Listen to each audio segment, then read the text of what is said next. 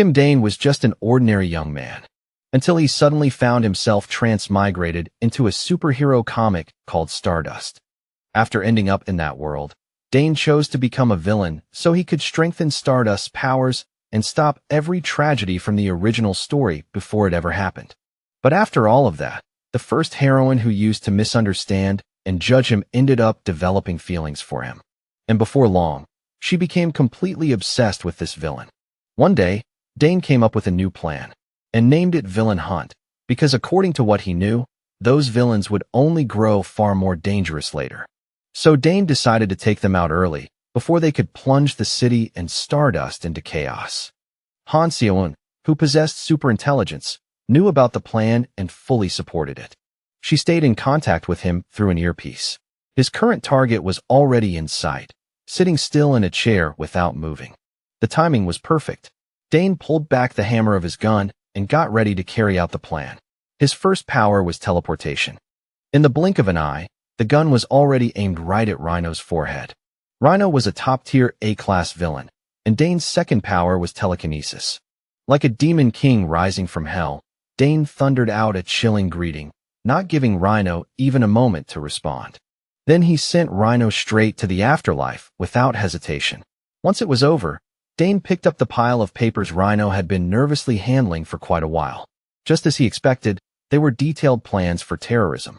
In the original story, this man called Rhino would later become an S-class villain, put on a rhinoceros mask, and slaughter hundreds of people. At the same time, Han Seon warned him that the police and the heroes had already arrived. Before leaving, Dane also smeared a bloody message across the doorframe.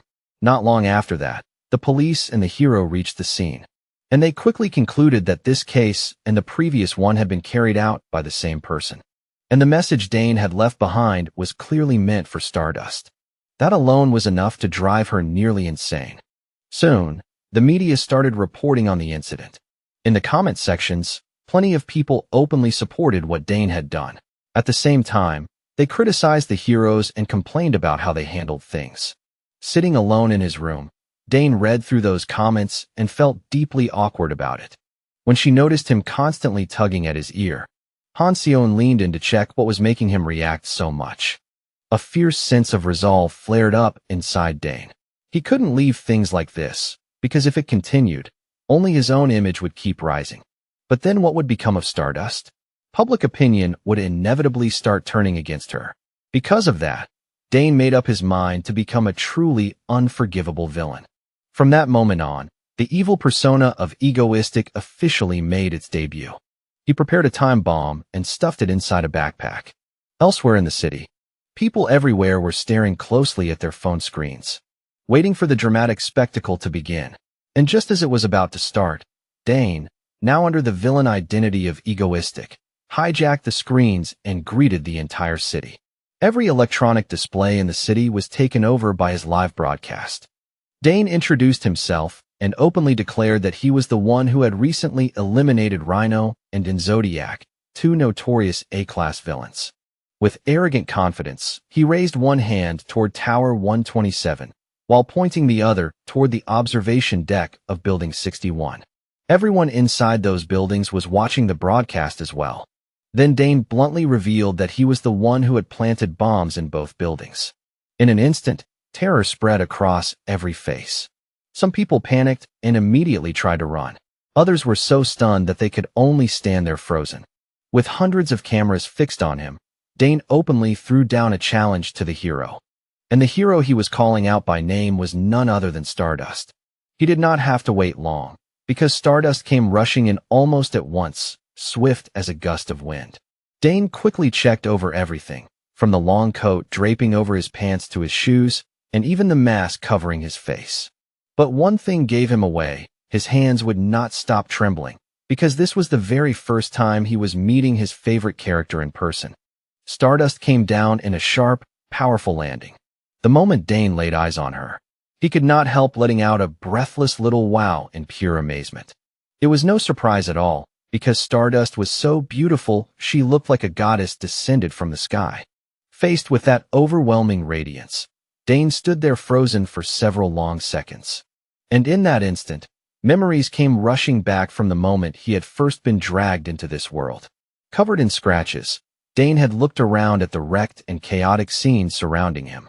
At the time, all he wanted was to somehow return to the world he had come from. But when he arrived at one place, the glow from a screen lit up Dane's face in the dark. That was when he recognized Stardust, the heroine he had once only seen while reading the comic. At that very moment, Dane let go of his desperate wish to return. If he became a hero, then maybe he could stand by her side. But as someone who had read the original story, he knew that even if he chose to become a hero, he still would not be able to save her. So in order to protect Stardust, Dane decided he would become a villain devoted to her alone. That takes us back to when our male lead, Dane, was only 15 years old. The wild laughter of the person shining on the TV screen was so intense it made your stomach twist, and it just would not stop. His face still looked utterly delighted, laughing like he had completely lost control. Back then, I genuinely could not understand it. Was Jackie really insane? Even for a villain, that kind of character felt way too extreme. But now that I understand how a villain thinks, I find myself joining in with a dreadful laugh too, haha. And that was despite the hero in front of him glaring as if she was ready to beat him senseless at any second. The whole world seemed to stop for a moment, including the terrified crowd below. It felt as though only one hero and one villain remained on that rooftop. So let us rewind to a few minutes before the two of them officially faced each other. Dane pointed at Stardust with a smug expression. I know exactly what you're thinking right now. Even my subordinate managing this broadcast has a detonation role, so don't even think about trying to overpower me by force. At those words, the hero's advancing steps halted for a brief moment. He spread both arms wide while a swarm of drones buzzed behind him. This stage I prepared exists only for Stardust. So what do you think? Her face immediately tightened into a frown. Bastard, let the innocent people go first. After that, we can fight as much as you want. Dane kept a calm smile on his face. Leaning forward, he raised a hand and looked straight into the camera. Yes, of course I have to let them go. That's what the righteous hero Stardust wants. So everyone, pay attention. Look at me now. I'm going to unlock the elevators in each observation tower. Then he snapped his fingers with a sharp click. A mechanical sound immediately rang out from the elevators in both buildings. Stardust's brows drew together slightly, because she knew these villains too well. There was no way it would end this simply. The people trapped inside the buildings rushed toward the elevators the moment they started moving again. Then someone suddenly shouted for them to stop. Wait, this is still part of Dane's plan. If we leave now, then this won't be fun for him anymore. The down button is already lit. With excited energy, he told them to just press the bomb button on the other observation deck. And then it would explode just like that. Simple enough, right? His voice almost sang with excitement. Let's see now. There are still dozens of minutes left before the bomb goes off. And before that happens, hurry up, press the button, and go down. Dane sounded like a devil whispering temptation into human weakness. Hurry up. They're all complete strangers to you anyway, aren't they? On the giant screens, the chaos inside the buildings played out live. Children cried loudly while the adults shouted over one another in panic. Stardust gritted her teeth and cursed those bastards under her breath. Pretending not to care about how furious she was, Dane said, Today, right here, I'll show everyone the ugliest selfishness humans can reach. This is egoistic's game. The people inside the buildings had completely fallen into panic. If someone over there presses the button first, then we'll die horribly. But we have to live too.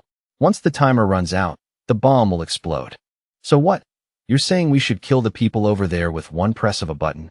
Everyone was shaken, frightened, and full of doubt. They kept wondering whether the people on the other side would press it first. But there was no time to keep hesitating like this. The bomb would go off in a few dozen minutes. So what were they supposed to do now? They're going to press it. The situation had become completely chaotic now, and some people were already starting to lose control.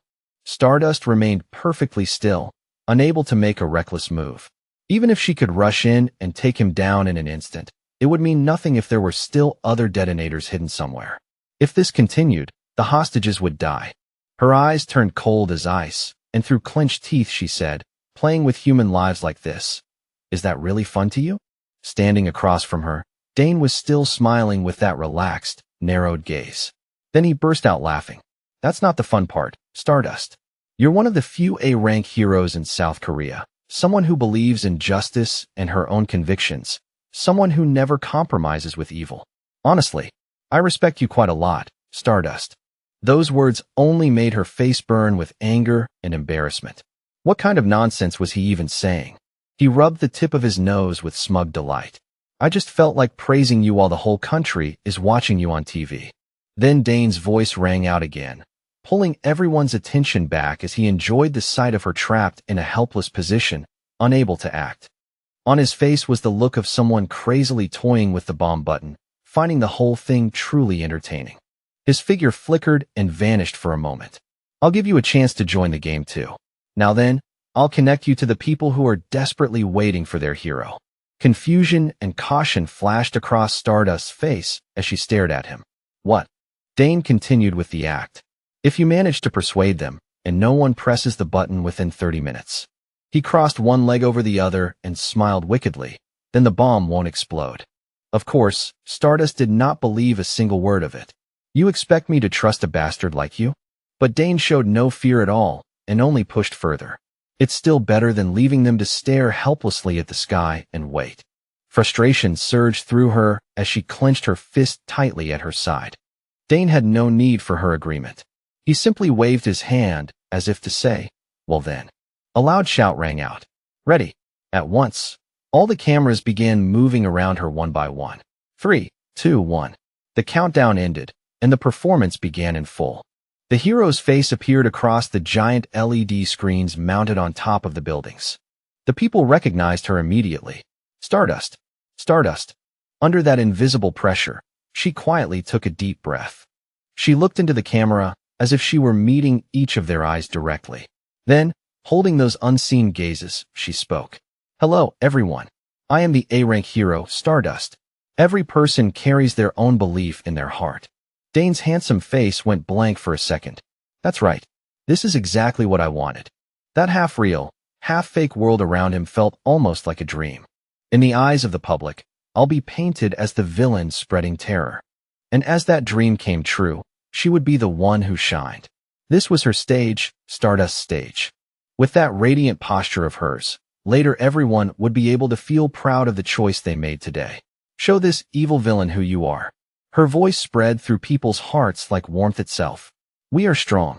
Little by little, their eyes grew steady again. Our faith will not break. We will never bow to evil. Thank you, everyone. Dane responded with a strange, knowing smirk. The countdown on the screen had already fallen to 5. The people trapped inside the buildings held on to one another tightly and prayed. Stardust watched the screen with worry written all over her face. The moment the number reached the end, everyone shut their eyes and braced for what was coming. Every single person was caught in tense uncertainty, unable to know whether punishment was about to fall or whether the villain had actually told the truth. And that was the very moment Dane stepped onto the stage himself, right then and there. The entire camera feed lurched and dropped along with his unbelievable scream. No way. People this selfish. The camera caught his confused, twisted expression of pain. There's no way they'd just accept death like that. No, impossible. At least one person must have pressed the button.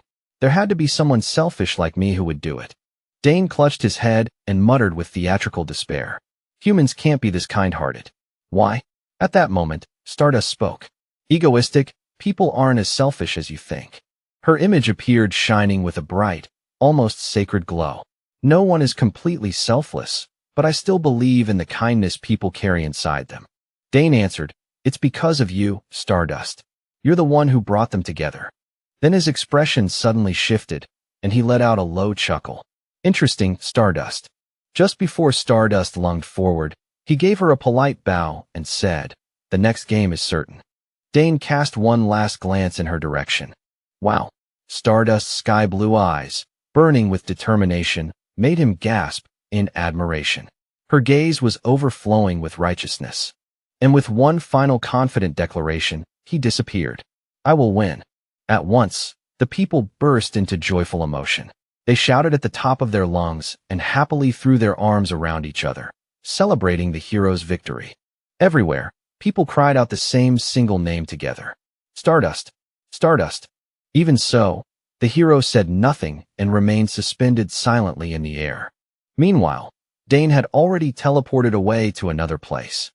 The moment he landed, his strength gave out, and he crumpled down helplessly on the spot. Letting out a miserable groan, he lamented, "Oh no, I'm finished." This was exactly the price of teleportation, the brutal side effect of instant movement, where the farther the jump, the more damage it dealt to the body. The heavier the body, the worse it got. He could barely drag himself forward and would probably end up stuck in bed for several days. A girl clicked her tongue and said, "I told you to stop wearing that thing already." The white-haired girl looked down at him with utter disdain. "So ugly." In a weak voice, Dane begged, "Hansun, I'm seriously about to die here. At least give me a glass of water." But the girl coldly brushed him off and walked away. "Drink it yourself." Left frozen there, he could only stare while the large LED screen switched over to breaking news. A terrorist attack had struck a building, yet the number of casualties was 0. On the screen, Stardust floated silently in midair.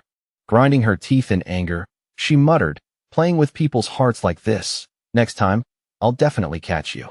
She engraved that name into her memory, determined not to forget it until the day she caught him. Egoistic.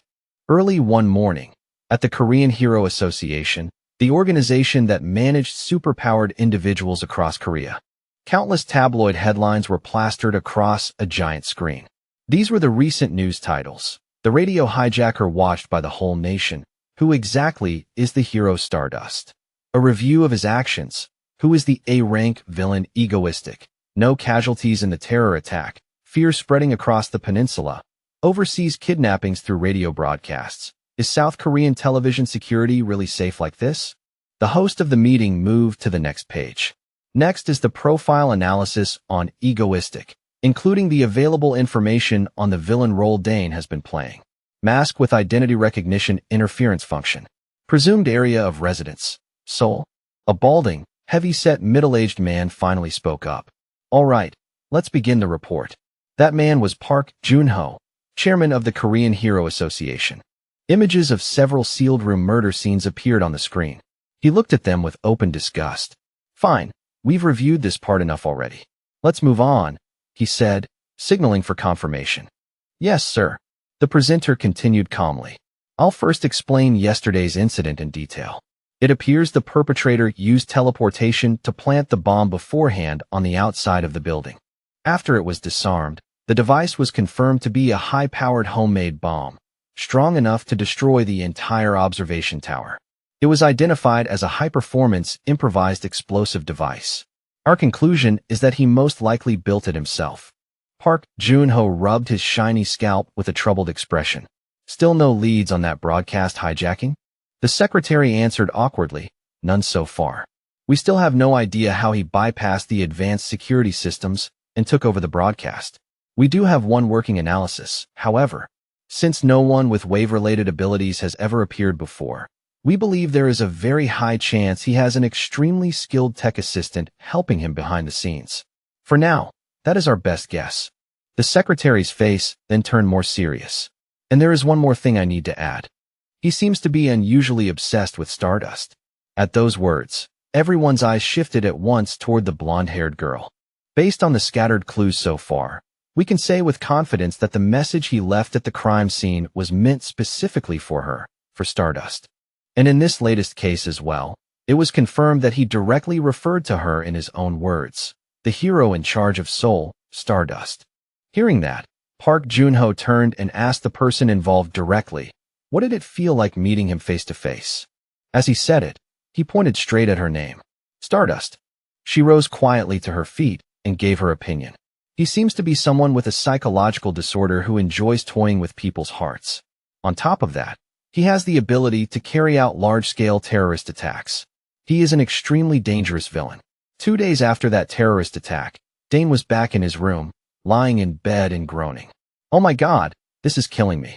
Forcing himself upright, he staggered into the kitchen to look for something to eat. Just as he was chugging a bottle of orange juice, a sudden voice rang out. "He's doing this again." Dane jerked in surprise, spat out the juice, and hurriedly defended himself. "No, that's not it, Han Seo-eun. I'm really not like that." Let me introduce this girl properly. This is Han Seoeun, a person with superintelligence. At first, I really wasn't used to her calling me Appa, just like she did in the original story. According to the original plot, she would one day grow into an S-class villain and genius hacker. Well, that was how it was supposed to go, but now I've kept her by my side. The girl angrily started making a fuss. This is my house. Don't act like it belongs to you. Because in truth, the two of them were currently inside Han Seoeun's underground base. He only smiled casually at that. Haha, well whatever. I'm still the one paying for the living expenses and everything else. Han Seoeun immediately cut him off with a scowl. TCH, whatever. Just shut up and drink it, okay? Dane smiled softly at the girl's oddly cute threat. Then he gently reached out and patted her on the head. All right, I got it. But the warm little moment did not last long before the girl shyly pulled both his hand and the water bottle away. Something else is happening. Hurry up. The door to the sleek electronic control room slid open, then shut behind them. Han Seoeun sat down in front of the advanced control screens. Remember the girl named Lee Soo-bin I mentioned before? She's the candidate I'm thinking of bringing in as our assistant. Dane barely needed a second to remember. The girl active on the deep web. Looks like she's a fan of mine. After making a few quick moves, the girl pointed at the screen. Look, she's here. The announcer's voice echoed through the room. Fanatics following Egoistic are carrying out a hostage terror incident in the heart of Incheon. The ones who planted bombs inside that building. Dane froze, then stepped closer to the screen in disbelief. What the hell is this? These lunatics. Is that girl being held hostage in there? Han Seoeun pointed toward the trembling gunman. No, it's the girl wearing the mask. The announcer continued reporting. The fanatics supporting Egoistic have declared that there will be no negotiations. They seek only terror and death. The police have confirmed that at least 3 people have already died in the attack, and around 300 hostages are still trapped inside the building. At those words, his voice fell silent. Han Seoeun, what's our principle again? The girl immediately recalled the strict rule her appa had drilled into her. Never, under any circumstances, harm civilians. A dangerous light flashed in his eyes. Then we clean them out. Help me, Han Seoeun. Han Seoeun gave a firm nod without hesitation. Even then, he was still thinking over how to deal with that other person, while the girl kept watching the situation carefully before making her judgment. At the scene of the hostage terror attack, Stardust stood in front of the burning building, its flames reflecting in her eyes. She pressed her lips together and stayed silent for a long moment before finally speaking into her radio. Headquarters, I'm requesting permission to breach. The other side is still refusing, and we're waiting on final orders. Once the police finish their last round of negotiations, we'll be cleared to move in, with permission to eliminate targets if necessary. This incident only made her hatred for him grow even deeper. It was all because of that bastard. Up until now, most terrorist incidents have been carried out almost entirely by villains with superpowers. But this whole spectacle had sent a massive shock through the villain world, one way or another. This time, he had not relied on powers alone. Instead, he used bombs and hostage-taking as weapons to pressure the heroes. The image of him driving us into a corner had clearly inspired ordinary people too. She cursed in frustration, and sure enough, copycat crimes began the very next day. Then an urgent voice suddenly came through the walkie-talkie. Stardust, Egoistic has appeared at the scene and is live-streaming the inside on YouTube. Check it right now. She froze for a second. YouTube? Stardust immediately pulled out her phone. And there he was, the same new villain who had once mocked people's deaths, now appearing on screen again. Viewers poured into the stream in an instant. What is this? Is villain Egoistic live-streaming a terror attack? The world's #1 villain. The chat was packed with lunatics. This is a crime scene. Yeah, as long as it's not me. Release Kim Sun-woo. Release Kim Sun-woo. Release Kim Sun-woo. Where are the moderators? Are they censoring the stream again? The video showed Egoistic inside the building, standing face-to-face with a group dressed exactly like him. They raised their guns and shouted, "Who's there?" Then they quickly realized who it was. The moment it clicked, they immediately burst into joy. Our hero Egoistic actually came down here himself. Egoistic. Not knowing what they were really waiting for, they celebrated his arrival for real. Who? He's going to slaughter all these fools right in front of us. There was not a trace of happiness on Dane's face as he looked at that group. Oh my god.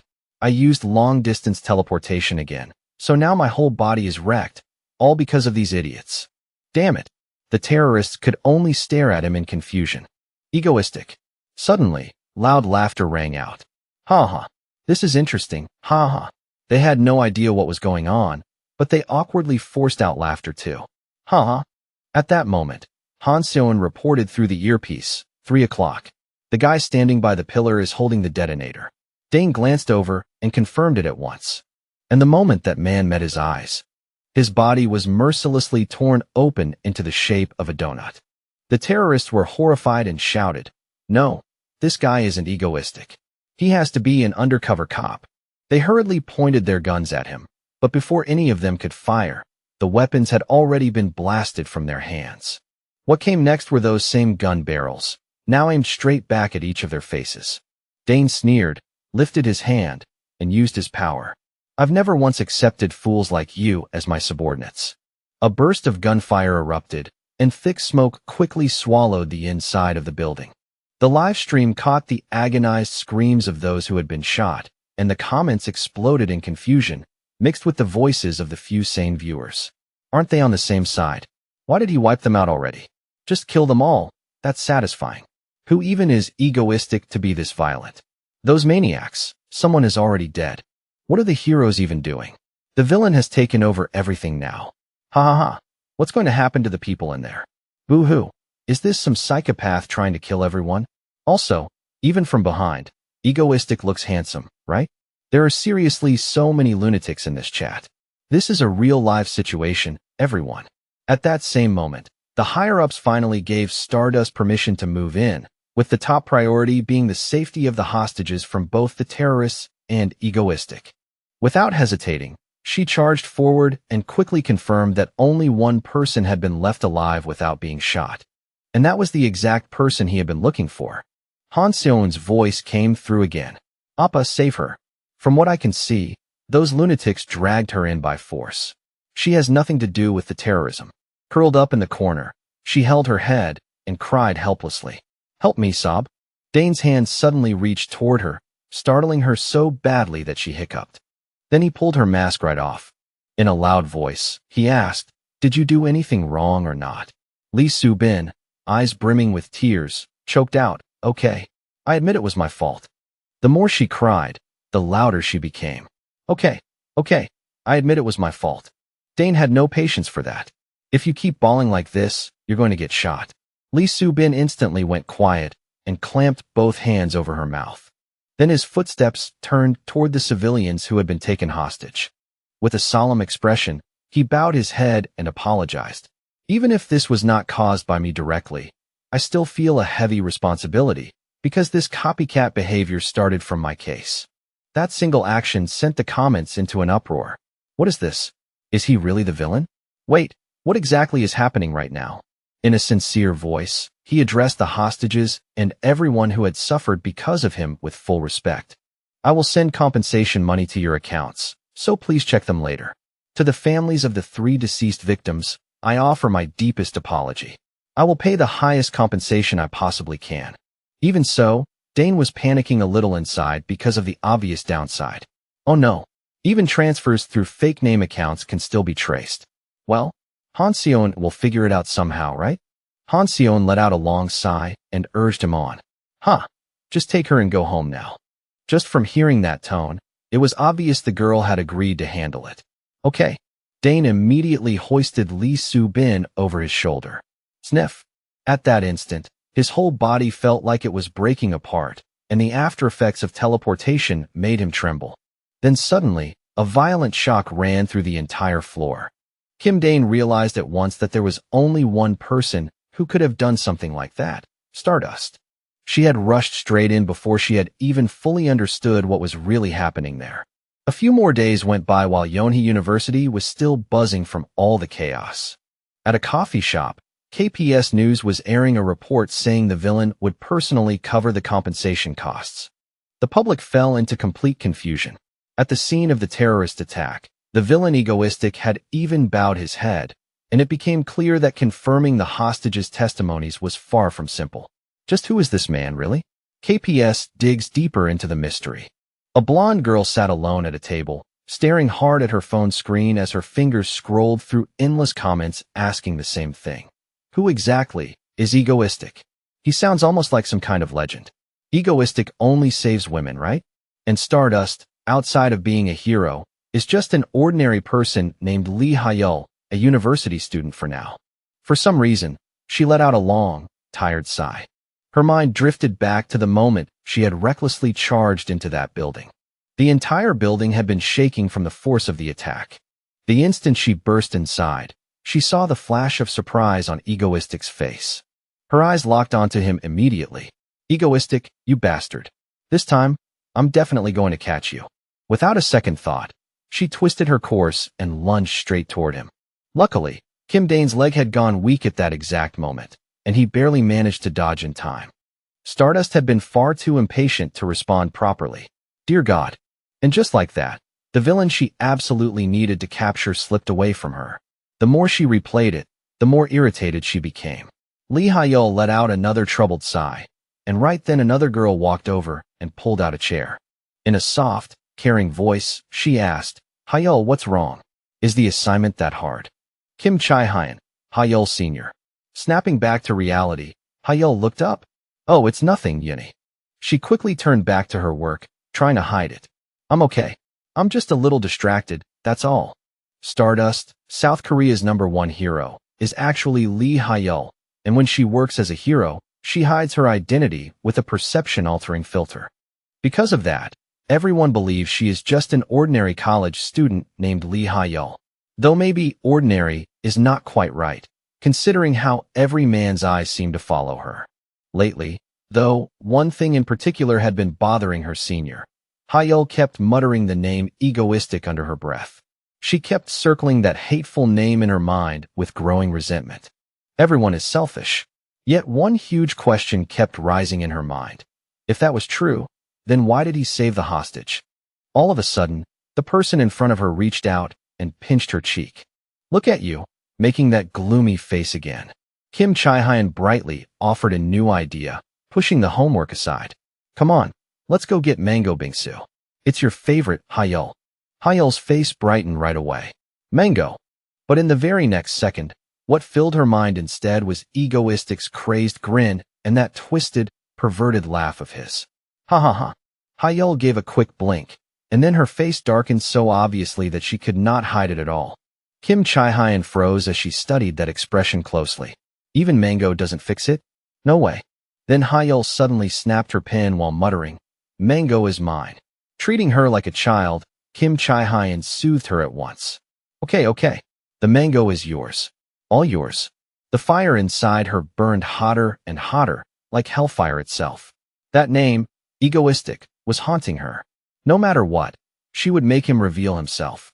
Even while still angry, she kept eating the mango ice cream with an oddly cute seriousness. In the middle of Seoul, where the villain kept lingering in the hero's thoughts, stood a house that looked perfectly ordinary from the outside. But when the front door opened, there was yet another door waiting right beside the entrance.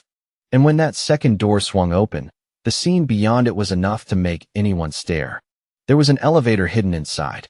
Once you stepped into the elevator and entered the code, the doors shut tight and the lift began descending. Dozens of floors underground, the destination was Egoistic space. Kim Dane lay proudly inside a glass chamber in the place casually called the Ego Base, while Han Seon looked annoyed. Hey, why are you just naming someone else's house whatever you want? Using the most natural logic possible, he answered. Why not? Between us, there's no such thing as your place or my place, right?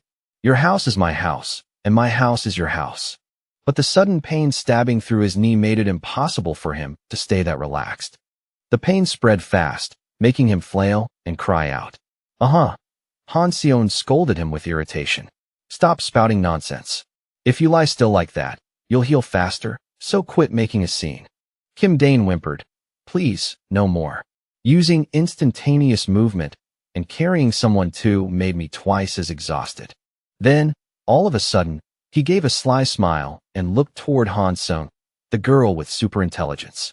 He was clearly sending a greedy glance toward the girl sitting on the sofa. How far did you get in your reading? His face looked thoroughly pleased. Though this was not why he had brought in an assistant, those fatigue recovery capsules really were amazing. Han Seon glanced at him and casually lifted a thumbs up. What's with that weird look? The door swung open without warning. The person he had risked everything to save stepped inside. I'm home. Then, noticing the fridge was empty, she paused. Lee Soo-bin shyly asked if anyone wanted some snacks. Kim Dane immediately shouted, Hey, aren't you supposed to be hiding from people right now, or something? She eagerly explained herself again. I covered my face before I went out. He stared at her in disbelief, even more alarmed. That somehow makes you look even more suspicious. Meanwhile, little Han Seon quietly set her book down and obediently ran over to grab the Melona ice cream. But seeing that reaction gave Kim Dane a strange suspicion. Was she telling him to bring this girl here so she could put her to work? He instantly teleported right in front of the little girl and demanded, Why did you tell me to bring this person here? Peeling open the ice cream she had just gotten, the little girl replied in a casual tone, Oh, I just want to ask for a little help. Kim Dane jolted in shock and shouted, What? Lowering his voice, he whispered seriously, That kind of thing needs careful thought before someone turns into a terrorist. I'm against bringing a terrorist into our house, Han Seon. Can you guarantee she won't start shooting inside? The little girl sighed and answered flatly, No, that won't happen. The little girl stated it with confidence. And this person has no intention of becoming a terrorist. Your henchman practically drove her into a corner. Then she pointed straight at the girl and said, Sister. No. Wait, brother. No. I mean, sister. It's Lee Soo-bin, right? Startled, the girl asked, How do you know my name? Han Seon's face made it clear that she already knew everything. I know all about you, Sister Lee Soo-bin. The little girl even knew the details from her family registry. Both your parents were researchers at Hainan Corporation, weren't they? Lee Soo-bin's face turned pale at once. How do you know that? Han Seon answered calmly. I've read the posts you wrote on the deep web. Those masking programs you used are full of flaws. Do you want revenge? Then the little girl stepped closer to Lee Soo-bin and asked in a low voice, Hainan Corporation, do you want revenge for what they did to your parents? I'm looking for the people at the top of that company too. I've suffered because of them as well. The girl extended her invitation clearly and firmly. We need to find those bastards and crush them before I can ever feel at ease, sister. Will you help me? In that instant, Kim Dane finally understood Han Seon's reason. So that was it. This girl was a victim of Hainan too, just like Han Seon.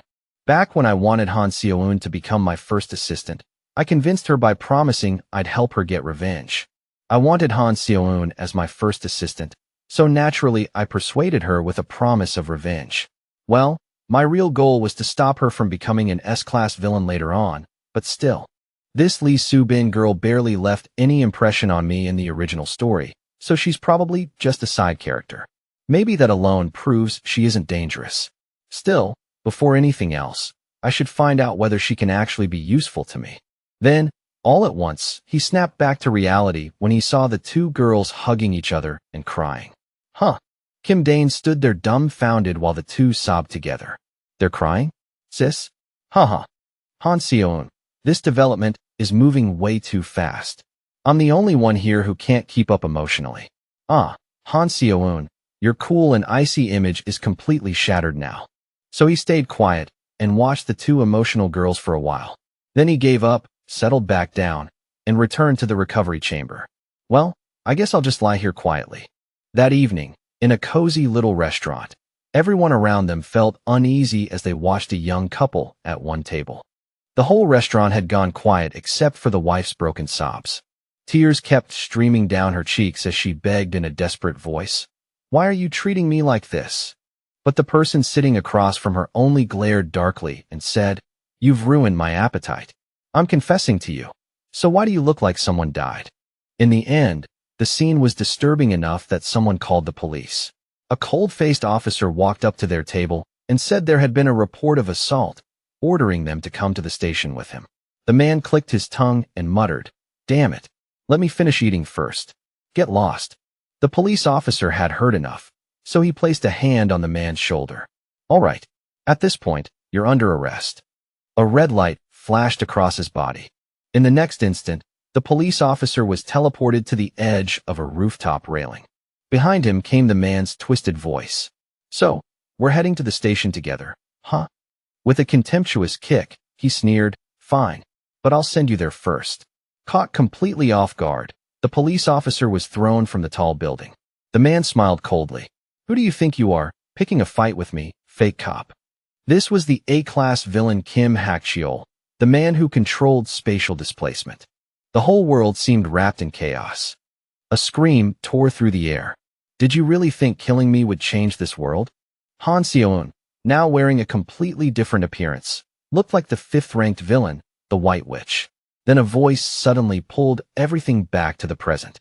Hey, 16-year-old Han Seon, who loved orange juice, shouted, you drank all my orange juice again, didn't you? Lee Soo-bin, awkwardly washing the dishes nearby, spoke up at once.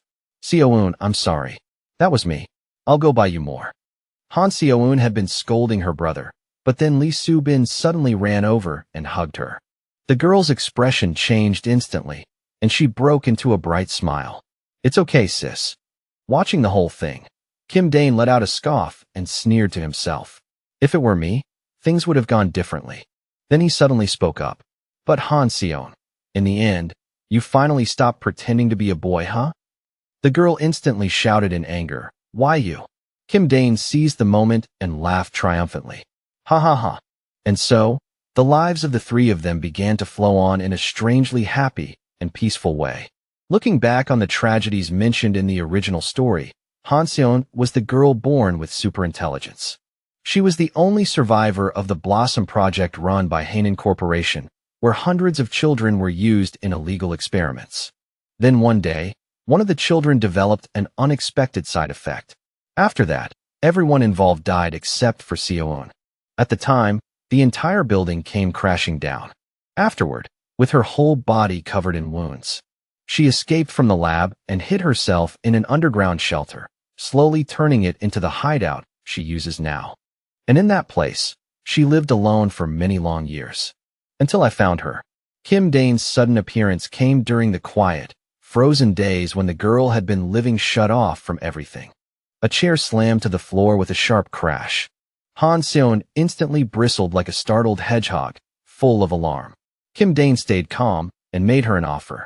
Don't you want revenge on them? I need your help too, Han Seon. Under the girl's frightened stare, he slowly held out his hand in a friendly, careful gesture. I'm not here to hurt you. And that was how everything began and led to the present. He had come to save her. Unlike the original story, where Han Seon was consumed by resentment, became an S-rank villain, and died so pitifully, I swore I would never let her fall down that path again. Though I do have one question. But now that you're my accomplice, does that make you a villain too? Well, whatever happens, let's stay on the right path somehow. Sensing his intense stare, Han Seon turned around and waved a hand at him. What are you looking at? You don't understand anything anyway. Kim Dane's eyes shifted to the other girl. Lee Soo-bin's parents had both been researchers, and both were dead now. He knew quite a bit about her too. She was majoring in computer engineering, so later on she would probably end up supporting Han Seon with the technical side of things. He casually took a sip of water. Even if she was a character he had never really known before and still seemed a little suspicious, he had to admit that her cooking was unbelievably good. Suddenly, Han Seon held out a tiny spider-shaped device. Here, it's an external tracking sensor. Kim Dane recoiled the moment he saw it. What do we need a tracker for? The girl clicked her tongue in annoyance. TSK. Did you already forget what kind of work we do? She pointed at the figure displayed on the screen. It's for the villain you picked from the list. He stared in surprise. The teleporter? It's him. Kim Dane understood the guy's power well enough and summed it up quickly. This man could teleport endlessly over short distances without taking any damage at all. He wasn't the kind you could tie down with normal methods. A seriously troublesome enemy. The little girl laughed with excitement. The more troublesome the opponent, the faster we need to get rid of him. He rubbed his head in misery. Do you even know how exhausting it is for me to keep teleporting nonstop? Han Seon simply cheered him on. Come on, egoistic. Time to work. Before long, they set out, heading for a small apartment tucked away in a remote area. Kim Dane peeked nervously from the rooftop. Han Seon, are you in yet? The little girl urged him on. What? You still haven't gone in? Hurry up. Even so, he stayed tense and uneasy. Was it really a good idea to teleport straight into the guy's living room? What if Kim Hak-cheol was already there? Han Seon sighed and reminded him again. I've told you over and over. You fire the shot fitted with the locator. Even if he dodges the bullet by teleporting, it'll still hit him. Kim Dane glanced at the gun gleaming in his hand. What? What? The little girl sounded even more irritated now. Because I designed it to move faster than the bullet itself. You study social sciences. Even if I explained it, you wouldn't get it. Just go already. Even then, he still hesitated. Wouldn't it be faster to just kill him somewhere out on the street? Han Seon looked ready to flip the table at his attitude. He never goes outside in the first place. He only uses teleportation. I already investigated everything and prepared this plan ahead of time. Ugh, I'm so nervous. The little girl, burning with anxiety, quickly grabbed a bottle of water and gulped it down. From the side, Lee Soo-bin cheered him on nervously. Come on, egoistic. You can do this. Hearing that, the little girl shyly joined in too. Why yeah, egoistic. Do your best. Kim Dane looked suddenly energized. All right, thanks. Let's do this. In the next moment, he teleported straight into the criminal's home. Kim Hak-cheol had just finished showering and jolted in shock the instant he saw him. Huh. Han Seon immediately shouted, Honey, fire. Kim Dane raised the gun and pulled the trigger without delay. At once, two tiny spiders shot out at unbelievable speed. But Kim Hak-cheol had already anticipated something like this, and in the very next second, he vanished from the spot. Kim Dane threw the gun aside and cursed. Damn it, Han Seon. Did the tracker lock onto him? On Han Seon's side, they grasped the situation immediately. It's locked on. Sister Soo-bin, report his location. Lee Soo-bin quickly tracked him down. Right now, he's 500 meters east of here. Without wasting time, Kim Dane moved at once. Okay. A second later, he appeared in the middle of a busy street. Huh? Who's that? What is that? The people nearby quickly recognized him. Hey, isn't that egoistic? Wait, it really is him. He frowned as he looked around at the crowd. Damn it. This wasn't part of the plan at all. And before long, news of his appearance spread all over social media. At a lecture hall in Yonhee University, Lee Ha-yeol was focused on her studies, completely unaware of what was going on outside. Then suddenly, a voice came over the radio. Egoistic has appeared in the city center. Hero Stardust, prepared to deploy under the association's orders. She shot to her feet in panic and blurted out, What? Everyone in the classroom turned to stare at her. Sorry, everyone. Lee Ha-yeol hurriedly packed up her things and rushed out. Sorry for the disturbance. She rushed out at once, wondering what kind of trouble he was stirring up this time. Egoistic. Han Seon carefully checked the tracker. Honey, he's over there, right at the intersection ahead. Kim Dane quickly spotted Kim Hak-cheol stumbling as he ran. Had the shot actually connected? Right at that moment, the traffic light changed to red. Without thinking, he leaped out recklessly to cut off Kim Hak-cheol's path. Before anything else could happen, Han Seon's startled voice rang sharply in his ear. Dane! He was so desperate to catch that top-tier criminal that he forgot the most basic thing and never checked the road before crossing. A truck came charging toward him at terrifying speed, and for a split second, it was impossible to tell whether he could react in time to survive. As he fled, Kim Hak-cheol suddenly found himself dragged back to that fateful day. Hey, Kim Hak-cheol, you must have been happy after robbing us and running off. Huh. Back then, Kim Hak-cheol had been weak and helpless, able to do nothing but groan and beg. I'll pay you back. Please, just spare me. When they felt his pleading still wasn't sincere enough, he shouted even louder. I'll pay. I swear. Those words only irritated the leader even more. Finally fed up, the man cruelly pressed a lit cigarette against the rope binding Kim Hak-cheol and sneered, I don't want it anymore. Seeing that, Kim Hak-cheol struggled even harder. No, please. I was wrong. Just this once, please let me live. But no matter how desperately he begged, the rope burned through, and he dropped straight into the sea. With nothing left to lose in that instant, Kim Hak-cheol spat out a bitter curse. Damn you bastards. Just before his face hit the water, he screamed out with every ounce of rage in his chest. I curse every last one of you to die. At that exact moment, Kim Hak-cheol suddenly vanished. And just as those men were about to leave, he abruptly reappeared nearby. The bizarre sight made all of them go pale. What the hell is this? As for Kim Hak-cheol, he was equally stunned to find himself still alive and unharmed, unable to understand what had just happened. Huh? What? Once they recovered from the shock, the group quickly rushed at him and grabbed hold of him again. Before long, Kim Hak-cheol was surrounded, yet he himself had not moved even an inch. This power. After standing frozen for a moment, Kim Hak-cheol slowly clenched his fists, joy and excitement rising inside him. So now, no one in this world can catch me anymore. The instant that thought struck him, he vanished again, making the two sides slam into each other before he escaped. No one could catch him. Back in the present, the truck driver immediately slammed on the brakes the moment he saw someone in the road. But Egoistic had already disappeared, only to appear inside the truck's cabin a second later and startle the driver. Seeing that he was completely unharmed, Kim Hak-cheol burned with fury. Damn it! Realizing things had turned against him, he spun around and fled again. He had timed that perfectly, and still it didn't get rid of him. Damn it! The moment he got out of the vehicle, Kim Hak-cheol teleported onto the rooftop of a nearby building. Watching the situation carefully, he ground his teeth in anger. It was definitely egoistic. Could it be he didn't kill those two villains over some personal grudge after all? The more Kim Hak-cheol thought about it, the harder it became to swallow his rage. After all, he and Egoistic had absolutely nothing to do with each other. Down below, as Egoistic stepped out of the truck, he was instantly surrounded by a huge crowd of bystanders. Yes, I'm busy working, so I can't talk long. Oh my god. Hey, don't be scared. I'm not here to hurt anyone. Now then, straight to hell with you. A-rank villain with instant teleportation. The moment he heard those words, a wild thought flashed through Kim Hak-cheol's mind. Could it be that this guy specialized in hunting down villains and wiping them out?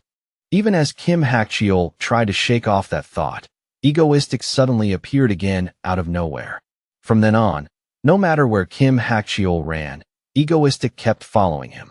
Trash belongs in the garbage, and worthless villains should be erased from this world. Come here. After hearing that and being chased so closely, Kim Hak-cheol snapped and grabbed a nearby civilian in desperation. Damn it. Today I'm the one getting cleaned up like trash? Why could he still hear that guy's voice right beside his ear?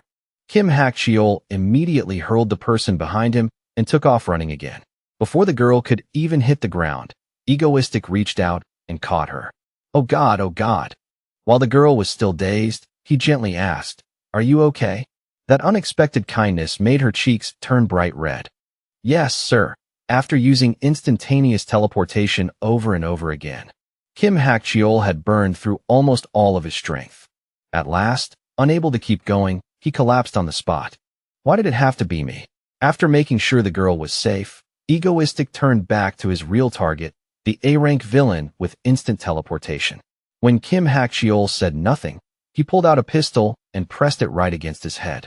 You've already confessed to your crimes. Even half unconscious, Kim Hak-cheol still seemed ready to argue when he was suddenly scolded like that. Egoistic sneered and shot back. Damn it. You're a villain too, aren't you? Yeah, but at least I'm not as pathetic and cowardly as you. After saying that, he turned and shouted loudly to the crowd watching everything. Everyone, this piece of trash stole tens of billions in assets and even murdered for innocent people. Those people were someone's husband, someone's father, someone's friend, someone's son. Are you really willing to forgive a cold-blooded murderer like this? The crowd answered without hesitation. End him. That's right, end him. Kill him. Kill him. Hearing those cries, Kim Hak-cheol struggled furiously. You bastards yelling for me to die.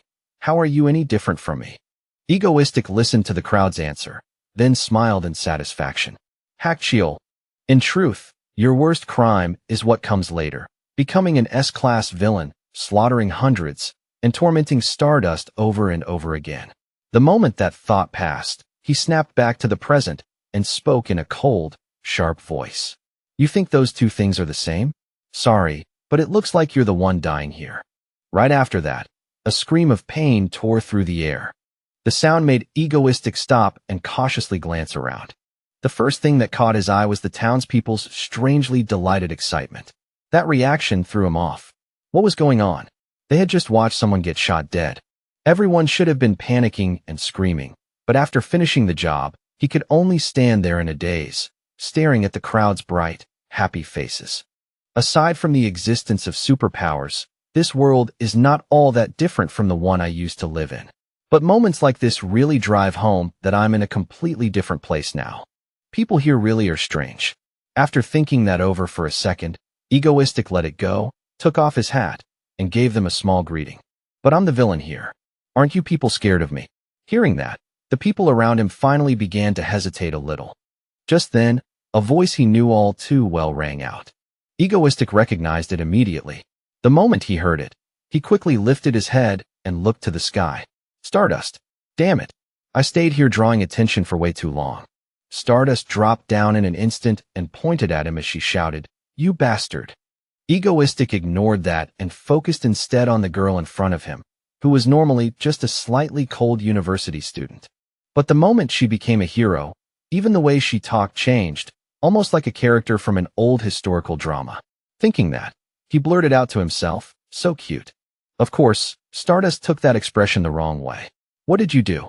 No matter how carried away he felt, Egoistic still wore his villain mask perfectly. Do what? What are you talking about? I just dealt with an evil A-class villain who was a murderer and a bank robber. I only did the kind of work a hero should have done. Stardust found herself unable to argue back. Seeing that reaction, he pressed on. I didn't actually do anything wrong, did I?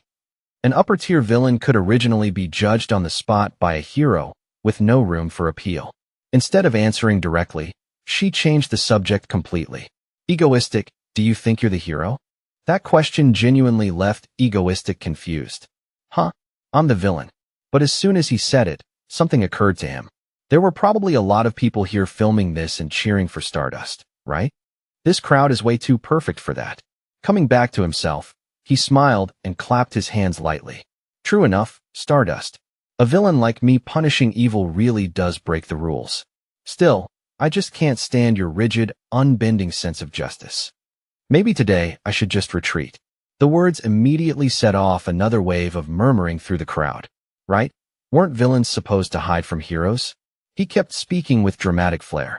After all, you were late, weren't you? You didn't defeat the teleporter.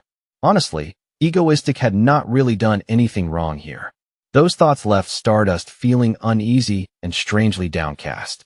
She was not the only one feeling unsettled. Even Egoistic felt like the whole world had gone insane. What is this? Something feels seriously off.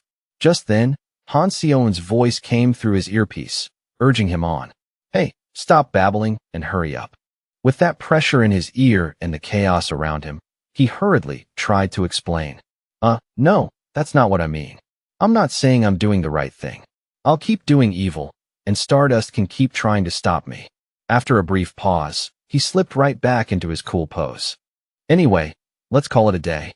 The moment he said that, he vanished on the spot with his power. With nothing left to gossip about, the crowd began to scatter, leaving Stardust standing there alone with her thoughts. We should probably leave too, right? Yeah, let's go. After everyone else was gone, she quietly walked over to where Kim Hak-cheol had collapsed, looking down at him with a troubled expression. Back at the base, the moment they arrived, Egoistic collapsed too. And Han Seon, who had already gotten everything ready, immediately shouted, Sister Soo-bin, over here. Hurry. The moment Lee Soo-bin heard her name, she ran over in a panic. What's wrong? Sitting down to check him, the girl explained that this was a side effect of overusing teleportation. After confirming it, the two girls grabbed him together and dragged him back into the room. Come on. 1, 2, 3. Just then, the phone in Egoistic's pocket started ringing. It turned out that an article about what happened that afternoon had already been uploaded to a free forum. A test of public favorability. Who likes the cool older brother type Egoistic more than that old-fashioned Aunt Stardust? Probably me. That evening, Stardust sat alone on top of a building, quietly reading that very post. After she finished reading it, she could not hide the sadness on her face as she remained sitting on the rooftop. Stardust was reminded of memories she would rather never revisit. Back when she was still 17-year-old Lee Ha-yeol, something deeply painful had happened. No mother, no father. Seeing the pain on her face, the thief holding the stolen wallet smugly thought she should have just handed it over quietly in the first place. After looking through what he had stolen for a moment, he tucked it away, pulled out a handgun, and threatened her coldly. Blame your stupid parents. Even with a gun pressed to her head, Lee Ha-yeol had already lost too much to feel fear anymore. When the robber failed to get the terrified reaction he wanted, he looked almost disappointed. Then he suddenly smiled brightly and put the gun away. Lucky. Really lucky, huh? After saying that, the robber flicked away his cigarette and turned to leave, letting the man who had killed her parents walk away free. Lee Ha-yeol burned with frustration, but in the end, all she could do was collapse and cry helplessly. If only I'd had the strength to protect my mother and father. No matter how much I regret it now, what happened is already done. Mother, father, I swear I'll put an end to that bastard. After saying that, Lee Ha-yeol could do nothing but collapse beside her parents' bodies and cry her heart out. Then, in the pitch-black sky above, a single beam of light suddenly appeared. A moment later, it shot down like a falling star, plunging straight into the narrow alley. Still crying, the young Lee Ha-yeol slowly lifted her head and stared at that strange light in confusion. The instant she looked up, a blinding flash burst into her eyes. In the next second, the entire alley was swallowed by an eerie, shimmering light. As the strange glow slowly faded away, Lee Ha-yeol had already lost consciousness, and her black hair had turned completely blonde. The next day, back at the secret base, Kim Dane finally opened his eyes after getting a full rest. Han Seon had been standing by the glass the whole time, waiting for that exact moment, and immediately brightened. He's awake. Before Kim Dane could even say a word, he was met by a visibly exhausted Han Seon leaning right into view. He had just been about to enjoy a nice hot meal when Han Seon suddenly rushed over with her phone, so he ended up eating while listening to her. Right away, the girl began reading from the article on the phone screen, neatly summarizing the facts about the villain Egoistic and his current public evaluation. As she carefully read it through, Han Seon listed one achievement after another. Kim Dane had taken down the A-rank villain Rhino, and he had also eliminated the A-rank villain in Zodiac. For the exhausted people of Korea, he had even stepped in during the observatory crisis and brought the whole special situation under control without a single casualty. It sounded like the article was over there, but the girl kept reading. At the same time, he had subdued a group of fanatics who caused chaos and took hostages, then even compensated the hostages afterward. After a short pause, Han Seon finished the rest of the article. It also mentioned an A-rank villain, Kim Hak-cheol, the instant teleporter who had hidden himself for a long time despite a bounty being placed on him. Even the authorities had judged him extremely difficult to capture. Honestly, Egoistic barely sounded like a villain at all. Still smiling as if that somehow was not shocking enough yet, the girl added one more piece of news. 7,842 likes and 12 dislikes. What do you think? Hearing that, Kim Dane quickly asked, then what about Stardust?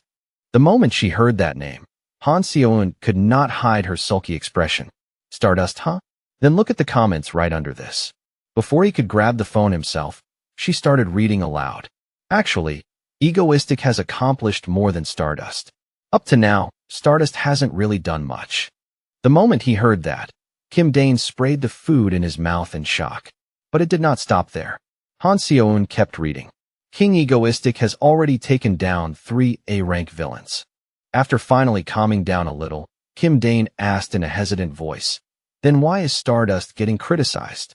Han Seon thought it over for a moment before answering. Maybe because, out of the 3 A-rank heroes, she's the least active. Shadow Walker and Icicle have each saved dozens, even hundreds, of people on their own. But Stardust still doesn't really have much to show. Once she had finished reading everything, the girl cautiously looked over at the person beside her. See? That's how people are reacting. Hearing all of those comments, Kim Dane looked utterly hopeless and could not hide it. Is that really what most people think? As if the situation still was not devastating enough, Han Seon directly pulled up another screen, this one showing a weird apple mango image, and proudly said, Egoistic even has an official fan club. That information completely shattered Kim Dane. He dropped to his knees, clutching his head and tugging at his hair. No, that makes no sense. These lunatics. What kind of world has a fan club for a villain? Unable to accept reality, he rose to his feet with his mind already racing. All right, we can't let this keep going. After thinking it through, Kim Dane decided to start preparing his next terror attack. Come on, Seo-eun, Soo-bin. Can you two handle it? Being called out so suddenly, both girls froze in panic. Huh? Me again? Seriously? Ignoring the gloomy look on both their faces, Kim Dane was already brimming with excitement and anticipation. Anyway, we have to show the people of Korea who the real villain is and who the true hero is. Just wait for me, Stardust. I'll put you back where you belong. At that very moment, someone else was quietly savoring a cup of mango smoothie. Seriously, this is so good. While taking a sip of water, Lee Hyul suddenly noticed something outside. The cherry blossoms beyond the window had fully bloomed, painting the whole scene with a soft, romantic beauty. It should have felt poetic and lovely, but all she could hear in her head were the people's comments, acting like he was some kind of great hero. Showing up only after the work is already done, huh? Sometimes she can't even catch Kim Hak-cheol, the instant teleporter. Remembering those words, Lee Hyul let out a long sigh. She was swept away by the tide of it, and one dark thought after another flooded her mind. The public was far more excited about Egoistic, the villain hunter, than about heroes who only dealt with criminals that ended up with suspended sentences. She had truly done her best, so why was she still the one being criticized like this? Not wanting to stay trapped in that negativity, Lee Hyul lightly slapped her own cheeks a few times to pull herself together. Just then, a familiar voice rang out. Hyul, why are you hitting yourself like that? The moment she heard it, she snapped back to herself. When she looked over and saw Kim Chae-hyun gently sitting down beside her, Lee Hyul gave her junior a bright, excited smile and said, "The weather's so nice today. Want to take a little break together?" Being invited like that, Kim Chae-hyun agreed without the slightest hesitation.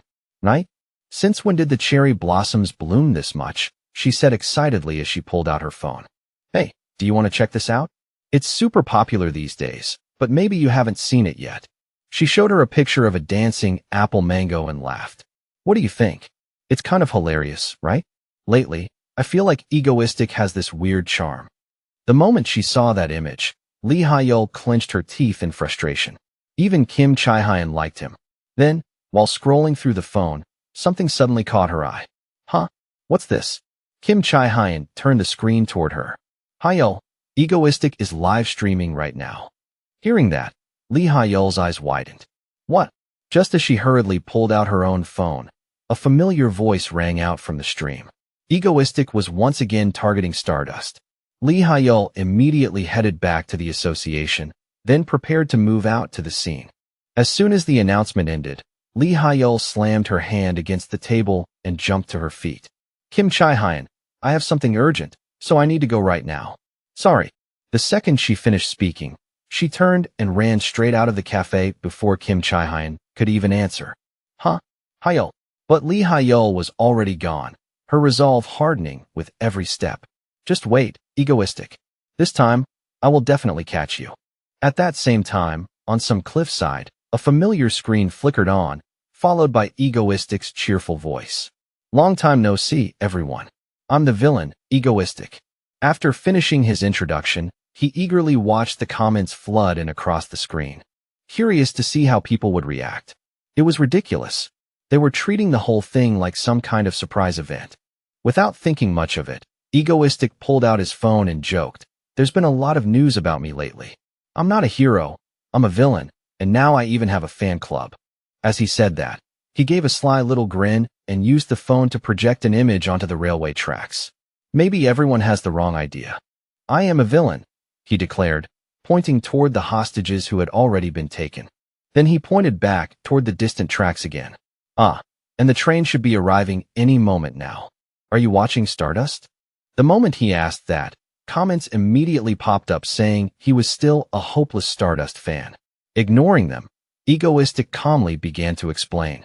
The rules are simple. You choose. Then Egoistic tilted the camera down toward the tracks, and started laying on the pressure. Keep the lever as it is, and one person dies instead of 5.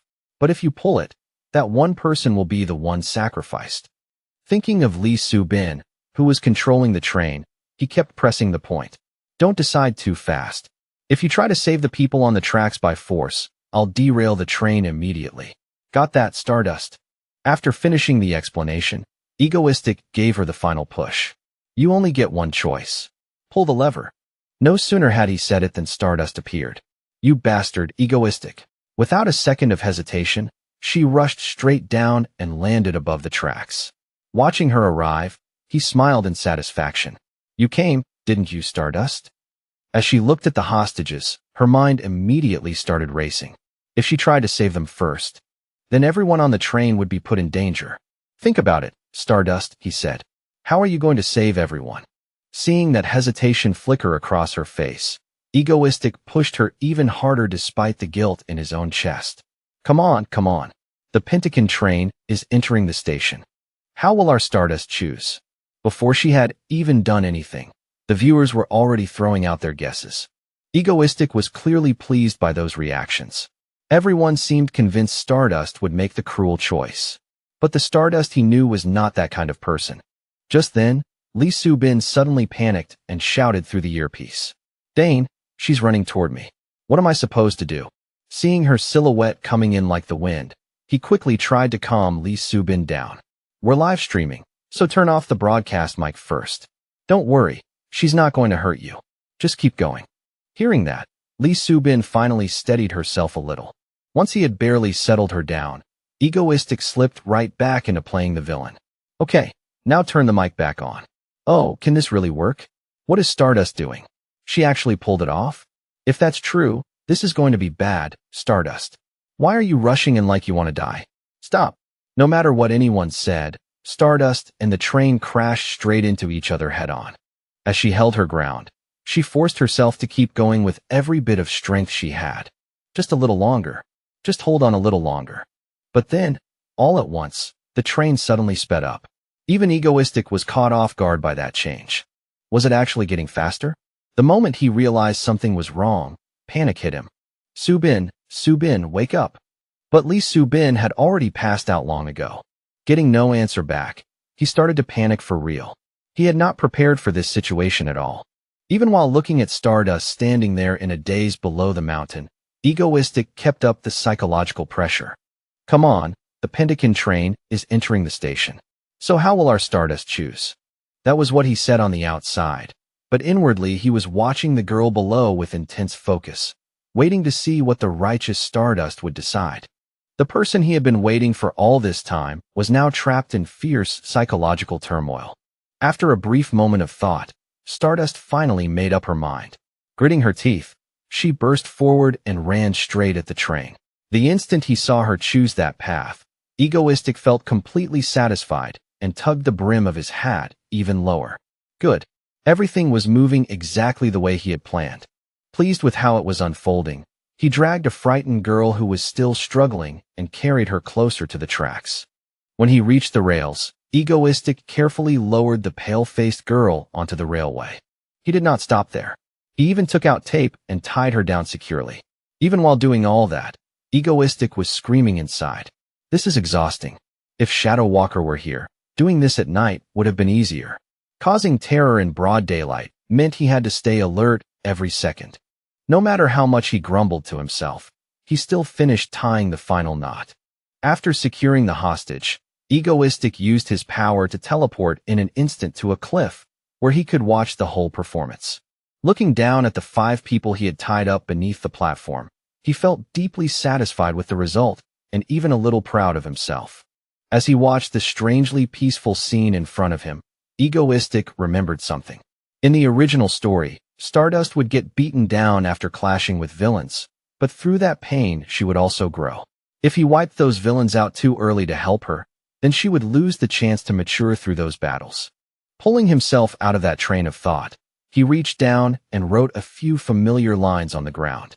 Once he finished writing, Egoistic smiled to himself with obvious pride. In his mind, this was a special physical training camp prepared just for her. Back in the present, When he saw Stardust throwing herself at the train with full force, even he was a little startled and hurriedly tried to stop her. "What are you doing? If you keep that up, you'll get crushed to pieces, Stardust." That sight also set off a huge argument among the people watching from home, and the comments only made everything feel more desperate. On the outside, he acted like this was not what he wanted, but deep inside, Egoistic was extremely satisfied with how things were unfolding, because this truly had been his plan all along. At that moment, Stardust slammed straight into the train and shattered the front section of it. Standing on top of the cliff, Egoistic watched closely and analyzed the situation. Her physical strength and even her flying ability were still lacking by around 2%. She was still only a hero hovering near A rank, so stopping a train like this should have been beyond her. But there was one thing about her that other people did not know. As he studied Stardust's strained face and tightly set expression, Egoistic made a sincere judgment. Whenever she was pushed into real danger, her powers would surge dramatically. Even as he thought that, Stardust was slowly being shoved backward. Even so, he still believed in her. She had to be able to stop this. With that strong belief in mind, the engine of the train began to rattle and clatter. But instead of slowing down, it pushed forward with even more force. That unexpected change made Egoistic start to feel uneasy. Was the train actually accelerating again? The moment he realized that, he hurriedly called for backup, but Lee Subin had already fainted ages ago. Subin, wake up." When no answer came back, Egoistic immediately fell into full panic. He had never expected things to turn out like this. Just like that, the worst possibilities started playing through his mind like scenes from a movie. If the people tied to the tracks really ended up dead, then no matter how beautifully the story was dressed up afterward, Stardust's image as a brave superhero would be completely destroyed. The moment that thought hit him, Egoistic grabbed his head and tugged lightly at his ears in frustration. What am I supposed to do? At the same time, the train kept racing closer and closer to the unlucky girl on the tracks. The instant Stardust noticed that, she clenched her teeth and forced out even more strength than before. But even then, the train refused to stop.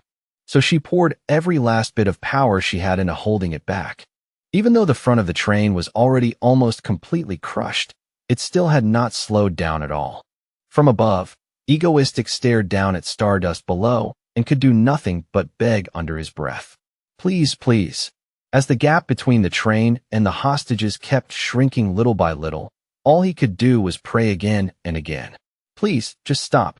Then suddenly, Egoistic noticed something. After all that desperate effort, Stardust had finally managed to stop the train, and the whole moment was captured on video. Seeing that unbelievable scene, Egoistic's face instantly lit up with relief and joy. It stopped. We made it out of the worst ending, at least for now.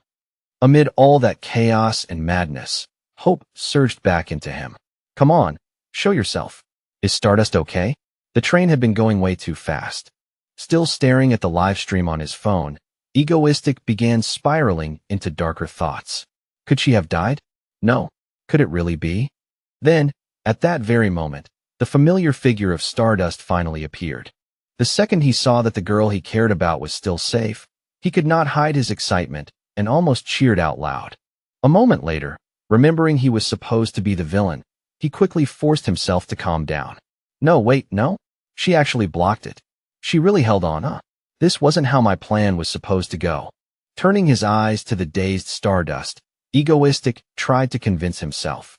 She had solved the dilemma in her own way, in a way only she could. Yeah, that's right.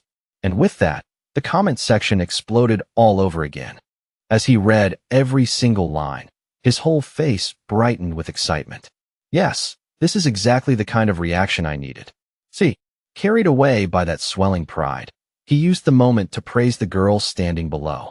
This is the hero called Stardust. Watch closely how her power bursts out from nothing but her desire to save people. After pushing herself completely to the limit, Stardust finally gave out and collapsed on the spot. Seeing that, his eyes filled at once with worry. Not caring how it looked anymore, he jumped straight down to check on her himself. As he moved closer, a quiet, weak scolding reached his ears, and it stung him a little. Damn you. Egoistic. No matter how shaken he felt inside, Egoistic still forced himself to focus on what mattered right now. All right, Stardust. You did really well. In a way I never even imagined. This is your victory. After saying that, he gently brushed her hair aside so she could rest, then quietly gave his final instructions. I'm leaving now. Get some rest. Other heroes will be here soon to help you. Once he had made sure Stardust could rest, he stood up, took off his hat, and ended things with a formal farewell. Yes, my terror attack ends here. Thank you all for watching. Right after that declaration, the screen faded to black and the broadcast came to an end. But one shocking comment remained behind. What is that weird atmosphere between those two? The next morning at the secret base, Han Seoeun came running around full of energy. Wake up, wake up. Come on, you lazy sleepers. Kim Dane and Lee Subin both looked completely worn out after what happened yesterday. Oh my god, I'm dying. Morning, Seoeun. Seeing them like that, the girl could not help second-guessing things a little. One terror attack, and everyone already looked this drained. Dropping the urge to nag them any further, Han Seoeun simply pointed at the table piled with food and called them over. Come on. The moment they saw the steaming dishes, both of their eyes lit up brighter than headlights. Seoeun, did you make all this? Kim Dane was fully awake in an instant. He stepped over and patted Han Seoeun on the head with warm praise. Thank you so much, Seoeun. It's nothing, she replied. After a brief moment of embarrassment, the little girl reached out and pinched his waist without warning. While Kim Dane was still squirming from that, Han Seoeun quickly sat down and urged them on. Hurry up and eat before it gets cold. All right. Soon, all three of them were seated around the table, starting breakfast together. Thanks for the meal, they said together. After that, each of them focused on enjoying the food in front of them. While eating, Han Seoeun suddenly noticed the remote control lying nearby, and immediately stretched out to grab it. Then she hurriedly finished her food and ran over to the sofa to turn on the TV and check the latest news. As the news broadcast came on, Han Seoeun excitedly pointed at the screen. Let's see how yesterday's achievement was reported. Next news. Hearing that, Kim Dane kept eating, but he could not hide the pride on his face. Surely his image as a villain had been burned deep into everyone's minds this time. Of course, Stardust's reputation must have shot up too. It was like hitting two targets with one arrow. Just then, Han Seoeun suddenly burst out laughing. The strange look on her face left Kim Dane confused. Huh? What is it? Pointing excitedly at the screen, the girl shouted. They're saying you two are dating. At that moment, the commentator's voice rang out from the TV. This is the story that followed after the A-rank hero Stardust stopped the train yesterday morning. First, please take a look at this photo. Immediately afterward, the screen showed the moment Egoistic brushed the girl's hair aside so she could rest, and the commentator continued speaking. Looking at this, it's hard not to say it clearly. The atmosphere between that villain and that hero feels no different from a couple in love. In another corner, Lee Hyul watched the entire news report, fury rising so hard she crushed the glass in her hand. Meanwhile, Kim Dane, the one caught in the middle of it all, was horrified, thinking, what the hell is this supposed to be? The host continued. In South Korea, the most beloved villain is Egoistic, while the rising rookie hero is Stardust. Lately, rumors of romance between the two have become incredibly hot. Reporter Park, what made those dating rumors blow up like this? Reporter Park pointed at the screen and kept talking. Look here. Do you recognize this? The host replied, huh? Ah, yes. That's a line showing the name Stardust. Reporter Park slammed his hand on the desk, jumped to his feet, and raised his voice. Wrong. It's not just some simple line. Sent to you, Stardust. This is the gift I give you. That is the real meaning behind it. Then the screen showed Kim Dane kneeling on one knee beside the unconscious Lee Hyul. In that scene, he said, all right, Stardust. You did very well, in a way I never expected. This is your victory. Pointing at that moment, Reporter Park declared with complete certainty, look closely. If this isn't love, then what is it? When Egoistic said those last words and gently closed Stardust's eyes, she quietly fell asleep. If those two aren't dating, then what else could that possibly be? Elsewhere, Lee Hyul was sitting alone in the study room, watching that exact discussion segment play out. Her mood was completely dark. Pressing a hand to her forehead, Lee Hyul thought bitterly, are all these people still in their right minds? There is no way I would ever date that insane villain. Absolutely not. Not even a chance. For a moment, Lee Hyul fell completely silent. Then she questioned herself. What is this? I'm obviously full of anger and resentment toward that guy, but somehow, there's also this strange feeling mixed in with it. While Lee Hyul sat there gloomily muttering to herself, a girl slowly walked over. Kim Chae-hyun looked at her with sympathy and said, Hyul, your soul must be exhausted from studying so much. Then Kim Chae-hyun pulled out a flyer for an ice cream festival and smiled brightly at her. Today, let me cheer you up. A second later, Kim Chae-hyun tossed the flyer down dramatically, her eyes sparkling as she said, Just trust me today. Let's go out and have some fun together. Elsewhere, from inside another house, the sound of non-stop whining could be heard. Come on, come on. Han Seo-eun was sprawled across the floor throwing a tantrum because she wanted to go out, while Lee Soo-bin had no idea what to do with her. Seo-eun, stop whining like that. But Han Seo-eun stubbornly refused. We've already done 2 terror attacks, and now I want to go outside. At that point, Kim Dane finally spoke up too. Ms. Soo-bin, Son, how about the 3 of us go out together? The instant Han Seo-eun heard that, she shot upright and stopped rolling around on the floor. The girl immediately shouted with joy, celebrating on the spot, and even Lee Soo-bin ended up smiling. Kim Dane was holding the same ice cream festival flyer Kim Chae-hyun had shown earlier. Smiling to himself, he thought, this never happened in the original story, but it probably won't cause any problems. On Lee Hyul's side, her mood had lifted a little too, and she looked around with growing interest. At the ice cream festival, there were people everywhere. The whole place was lively and buzzing. Kim Dane looked around and said in surprise, Wow, even though it's only weekday noon, it's still this crowded. Walking beside him with an ice cream cone in hand, Han Seo-eun asked in confusion, Dane, why are you wearing black again? Kim Dane smiled and answered, Seo-eun, men have to wear black. Han Seo-eun laughed right away. What kind of nonsense is that? Kim Dane found himself oddly surprised. Huh, why is she smiling so brightly? She's even calling me Dane.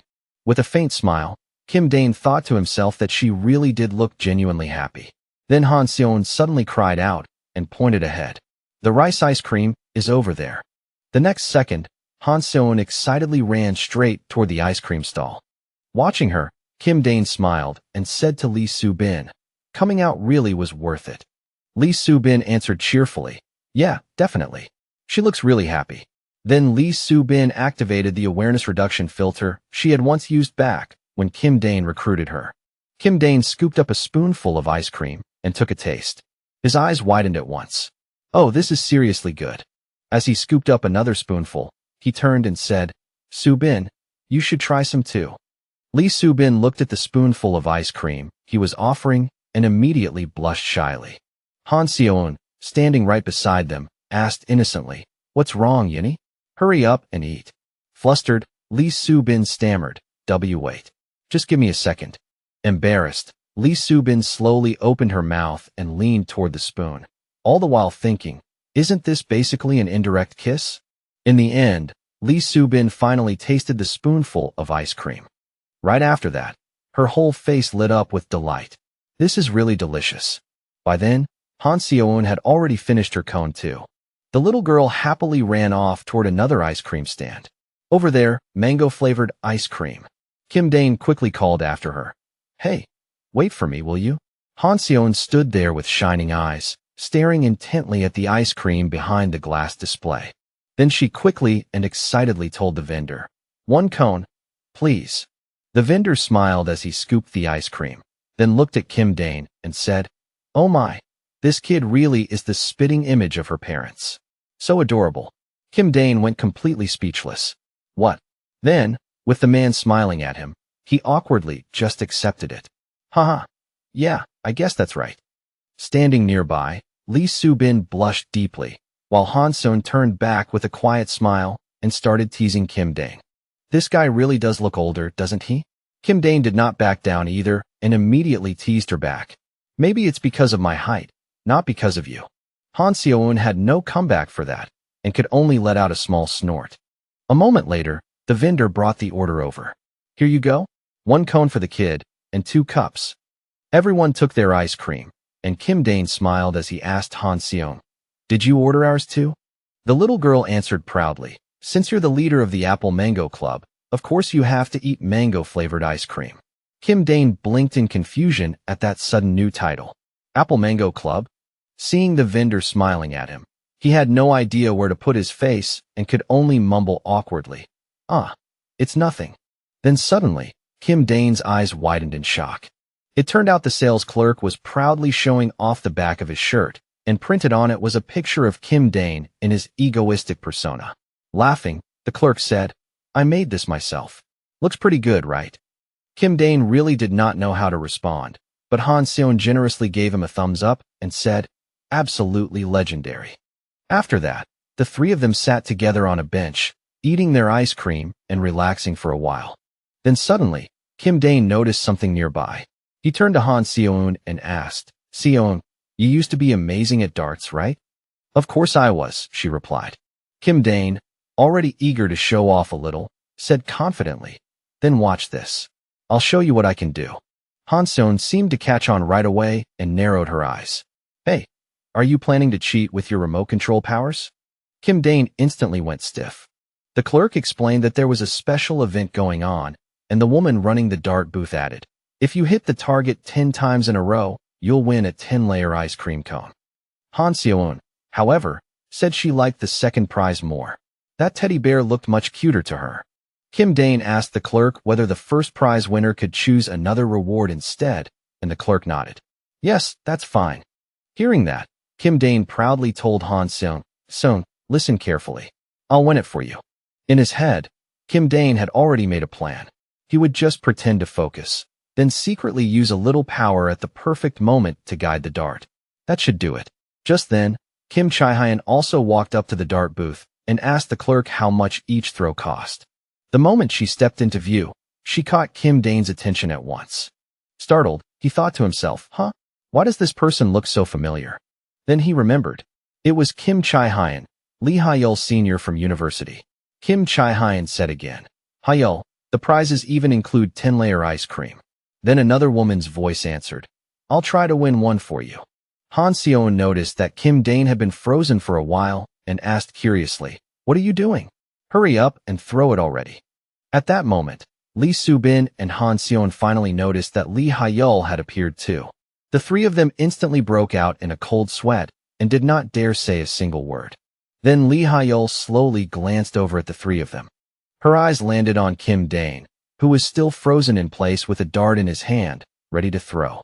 Kim Chae-hyun, full of excitement, pointed off into the distance and said brightly, "Hyul, there's rice ice cream over there." The two of them headed over to the ice cream stall, and Kim Chae-hyun lit up the moment she tasted it. It was unbelievably good. Still in a great mood, she turned to Lee Hyul and said, "Hyul, try this one too." Lee Hyul leaned down slightly and took a bite of the ice cream with her lips. The moment she tasted it, her cheeks flushed a soft pink and her eyes brightened. It really was delicious. Holding the ice cream cup, Kim Chae-hyun smiled contentedly until her eyes were almost closed. "Finally, your expression has relaxed a little, Hyul." Then it seemed like both of them noticed something at the same time and turned their heads together. Kim Chae-hyun grabbed Hyul's hand, her mood blooming like roses, and said, "Come on. Over there is the flavor you like most, Hyul." Her eyes were fixed on the mango-flavored stall ahead. "Hurry, let's go eat that too." The moment she saw the mango sign, Lee Hyul's eyes sparkled with pure delight. But not long after, her mood suddenly darkened again, and her face slowly fell. The staff member cheerfully turned around to show them the back of his shirt, which had a chibi egoistic printed on it.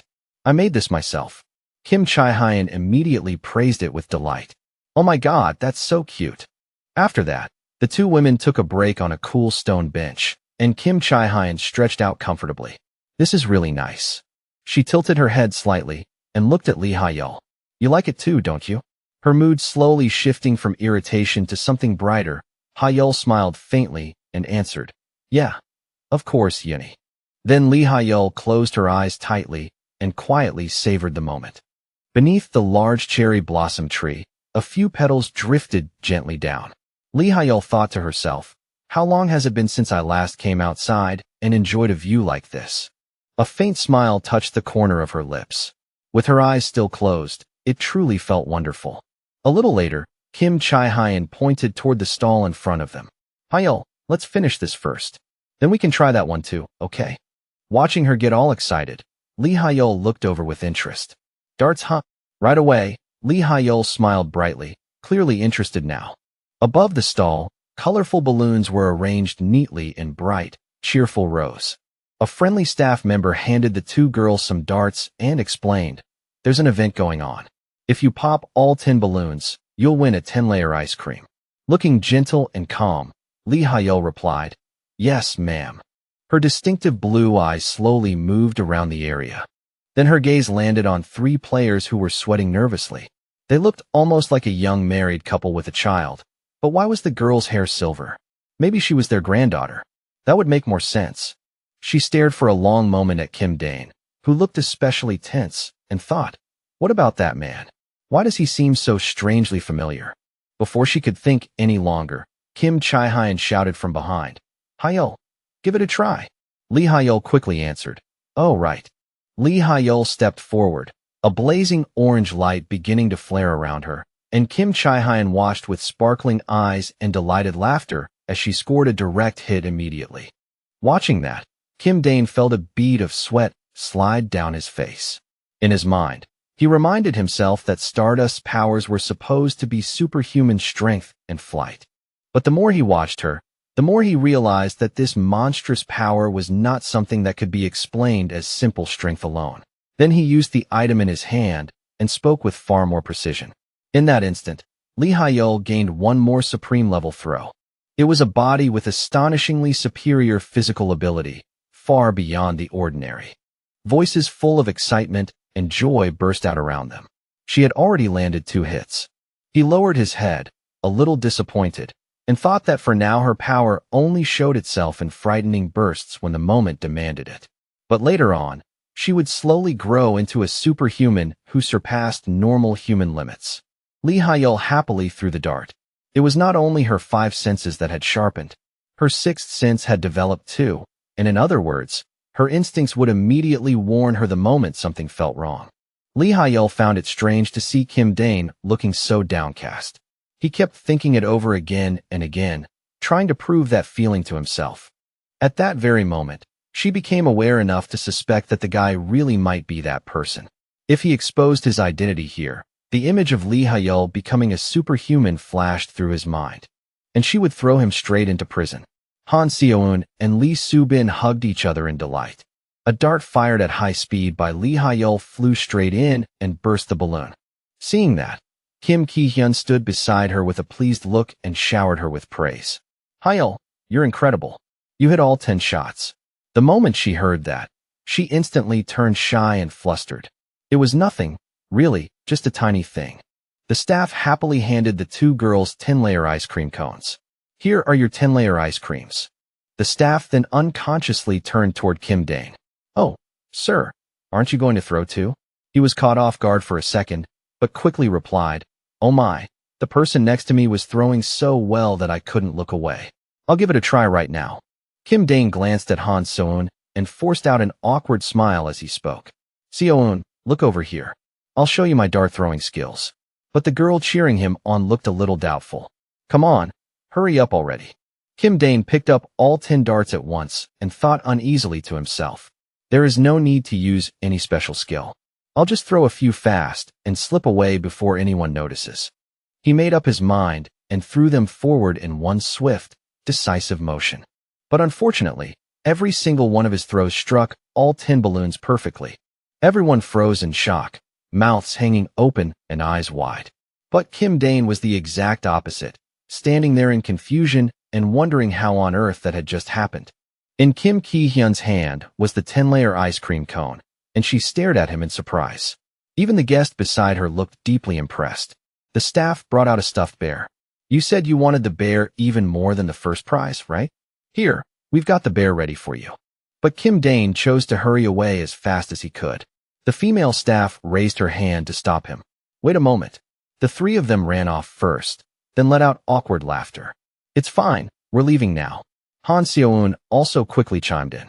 Yeah, just stay there, okay. In Kim Ki-hyun's hand was the long ice cream, and she smiled brightly. I'll take this over to Hyul for you. Lee Hyul held the bear in her arms and turned her face away. Yes. But halfway there, the towering ice cream cone lost its balance and toppled all at once. The colorful layers of ice cream came crashing straight toward him. Kim Dane instantly thought that if even a little of that touched him, it would be an absolutely terrible ending. Her eyes went wide and her mouth fell open at the same time. No matter what, she had to avoid it. Kim Dane's mind spun at full speed. He darted toward the side where no ice cream was falling, then threw himself flat onto the ground. Everyone who saw that hurried over in alarm. Han Seoeun panicked and cried out, "Sir." At the same time, Kim Ki-hyun stood there with her mouth open, feeling guilty. Are you okay? Kim Ki-hyun's eyes suddenly drooped, and she covered her mouth with one hand in concern. He quickly answered, I'm fine, so you really don't need to worry. Then Kim Dane slowly and carefully got back to his feet, touching the back of his neck with one hand. It's nothing. I just overreacted a little and had to dodge. Come on, let's get going. The girl with them had already noticed something and looked slightly irritated. What do you think you're doing? Please hurry up. If this keeps going, we're all going to die. Sweat was already running down Kim Dane's face, and before he could finish speaking, dark smoke began rising behind them. Let's get out of here fast. Lee Hyul shouted, and he immediately turned his head to look at that strange thing. Under a blood-red sky, thick black-gray smoke spread through the air, and the people around them scattered in panic. Then the sharp fangs of the green crocodile man came into view. It stood tall and leaned its body forward as it shouted, Stardust, Stardust, come out right now.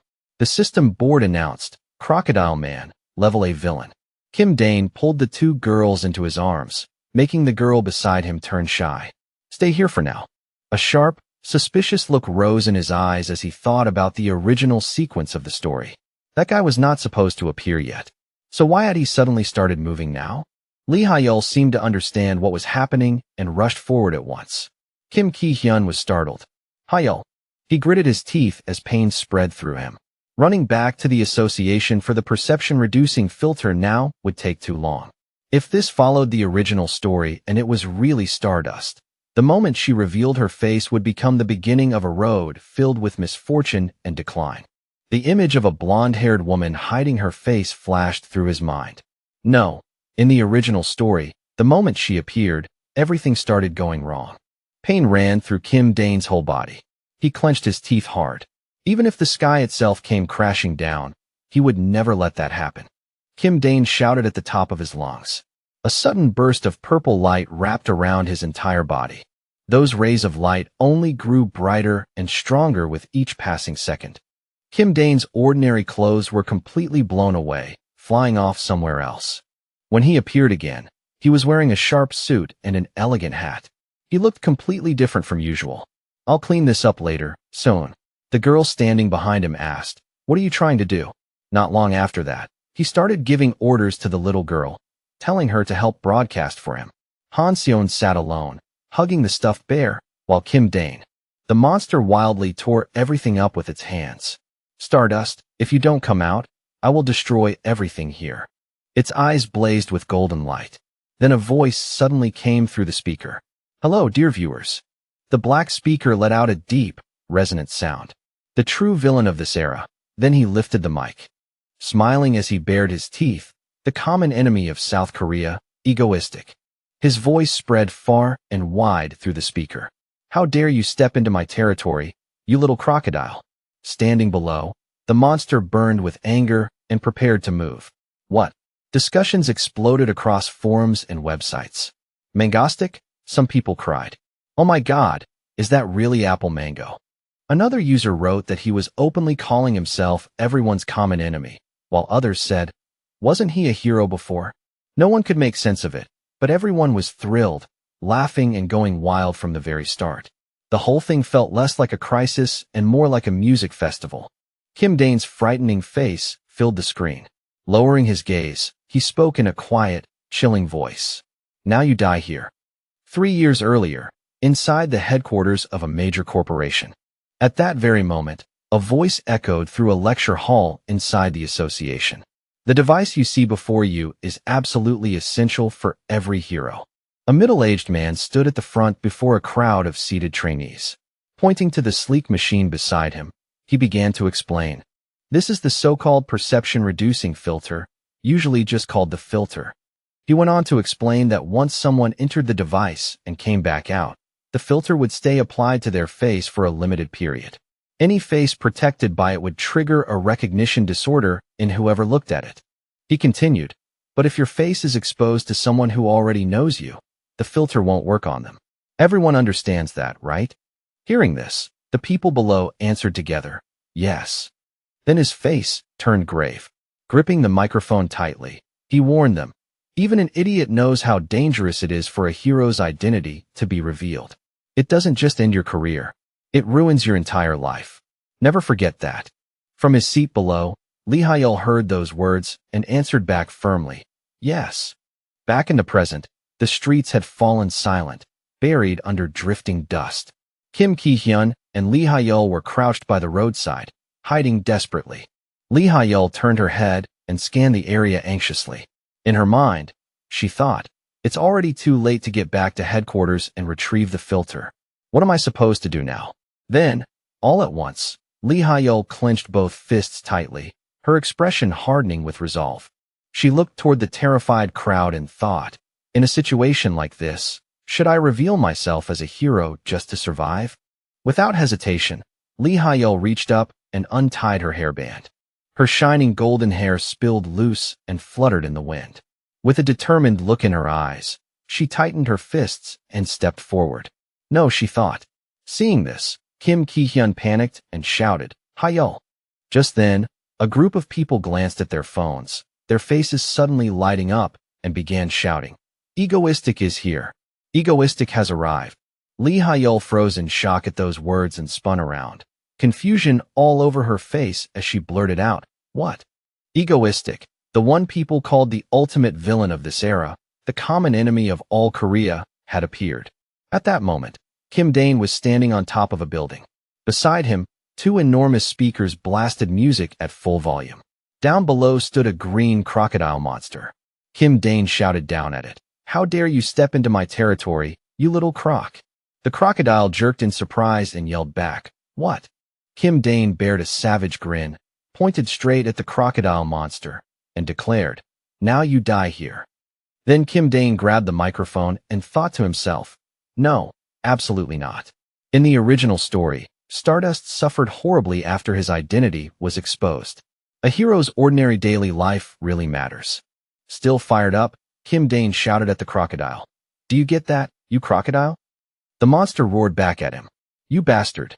Isn't the one always hanging around Stardust none other than Egoistic? In an instant, the crocodile monster shot upward like a gust of wind and rushed toward Kim Dane's position. Kim Dane frowned and said, Hey, why do you keep bringing up Stardust? A comment popped up. A crazed Stardust fan has arrived. Then, Hey, Mr. Crocodile. The crocodile charged at Kim Dane in fury and roared, I'm going to kill you. At that point, it rapidly began scaling the outer wall of the building. Using raw strength, it latched tightly onto the edge of the rooftop. Then, with incredible speed, it hauled itself all the way up to the rooftop where Kim Dane was standing. The moment it saw Kim Dane, it turned even more aggressive and howled, Get over here. Kim Dane instantly used teleportation and jumped backward. Seeing him retreat, the crocodile monster immediately lunged straight at Kim Dane. In the next moment, Kim Dane teleported again and reappeared standing on top of the crocodile monster. What exactly are you doing, you bastard? He said. With a pleased look on his face, Kim Dane slammed the crocodile monster hard on the head and said, You know my name, but you don't even know I can teleport? Stunned by the blow, the monster reeled in shock. It thrashed its arms and legs wildly, trying to strike Kim Dane, but every time it came close, he disappeared from sight before the hit could land. Enraged, it shouted, You damn fly, fight me properly one-on-one. Kim Dane answered coolly, Hey, I'm the villain here. As soon as he said it, comments started pouring in. The villain. He's still insisting he's the villain today too. Kim Dane stared at those comments in complete confusion. More kept appearing. But why did Egoistic run all the way over there? Then he thought, wait, I need to clear this up a little. If I let this go, people are going to misunderstand and think I came here because of Stardust. Suddenly, Kim Dane stopped moving and shouted at the crocodile monster, hold on. Listen to me first. The crocodile replied, fine. Talk fast. Kim Dane shouted back in an accusatory tone. All right, but first I need to ask you something. Why did you suddenly attack me? The crocodile answered right away without the slightest hesitation. Obviously, I've set my sights on Stardust. And since you seem obsessed with Stardust too, that makes you my enemy. Kim Dane froze in disbelief and thought, what is this? What kind of nonsense logic is that? A comment appeared. Even that idiot villain knows Egoistic likes Stardust. Another read. So he can teleport, but he also knows Egoistic likes Stardust? Ha ha. Then more flooded in. Are these two fighting over a girl? Is Egoistic basically here on Stardust's behalf? What is even happening? How did these two end up tangled up like this? Ha ha ha, why now?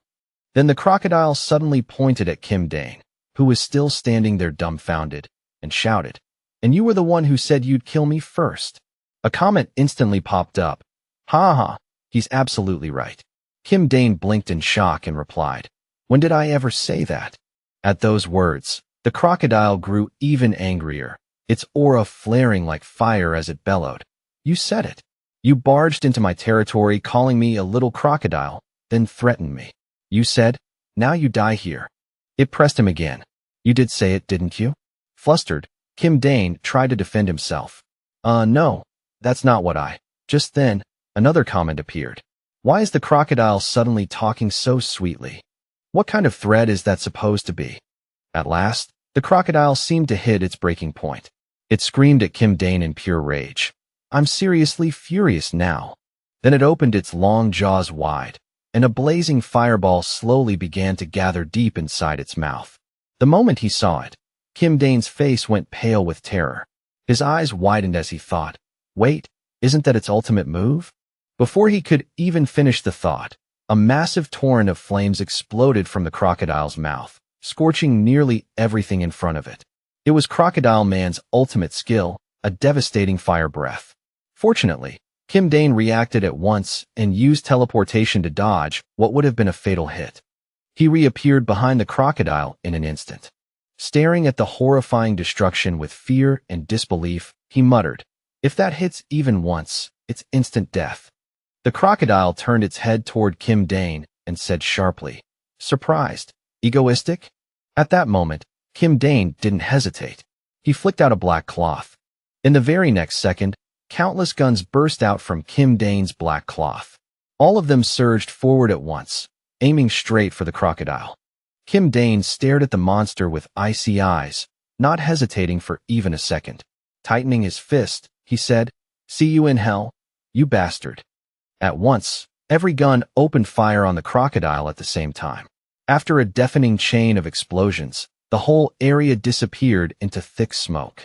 Kim Dane rose into the air, peering into the smoke as he wondered, is it dead already? But to his surprise, even after taking all those bullets, Crocodile Man was still alive. It burst out through the smoke and roared, you think bullets like that can actually hurt me? Then, all of a sudden, Kim Dane's mask slipped down right in front of the livestream camera. He immediately teleported away from the phone, then slowly pulled out a gas mask. Standing on higher ground as he looked down at Crocodile Man, he said, no, I just needed this to catch you off guard. In the next instant, Kim Dane hurled some strange object straight toward Crocodile Man. Crocodile Man saw it, scoffed at it, and immediately opened its mouth wide to swallow it whole. Then it shouted angrily, you damn flies and mosquitoes. A moment later, a powerful light burst from the strange object now lodged inside Crocodile Man's mouth. Crocodile Man suddenly looked as if it had been electrocuted. Its whole body convulsed in pain, and a golden glow spread around it. Seeing that, Kim Dane thought, yeah, you. In the original story, Stardust had such a hard time because of your ridiculously thick hide. Did you really think I wouldn't know that? Did you think I wouldn't come prepared? By then, after taking that attack, Crocodile Man's body was already covered in blood. It staggered in a daze for a moment, then collapsed and lost consciousness completely. Meanwhile, comments kept pouring in. Apple Mango. Apple Mango. The association needs to make Apple Mango a hero right now. And he still calls himself a villain. At that moment, the guns from earlier finally ran out of power as well and began dropping to the ground one by one. Kim Dane also slowly descended onto the rooftop along with the falling guns. By then, the rooftop floor was covered everywhere with guns. Kim Dane slowly gathered them up, his body trembling with fatigue. He had wanted to strike a cool pose using telekinesis, but his stamina had already been drained dry. At that point, even holding the phone felt difficult. Then Kim Dane suddenly remembered the phone that was still live streaming. He read one of the comments. So you came here to deal with the villain? The moment he saw that, he panicked and hurriedly tried to explain. Right. No. Wait, everyone. I just came because I hate that crocodile guy. Don't think I did this for Stardust or for the good of society. Then another comment appeared. Whatever he says, it all sounds true. Just then, a golden beam of light shot in from somewhere and landed on the rooftop where Kim Dane was standing. It was Lee Hyul. After a dramatic landing, she slowly straightened up. Then Lee Hyul walked slowly toward Kim Dane and asked him in a sharp voice, "Were you the one who took that guy down?" Kim Dane answered calmly, "Yeah, he was getting in the way too much, so I took care of him." Hearing that, Lee Hyul looked a little suspicious. Staring at Kim Dane coldly, she asked, "Why?" Kim Dane shrugged and replied casually, "Why what?" "Because he kept yelling that me and Stardust had some kind of lovey-dovey thing going on, and that annoyed me."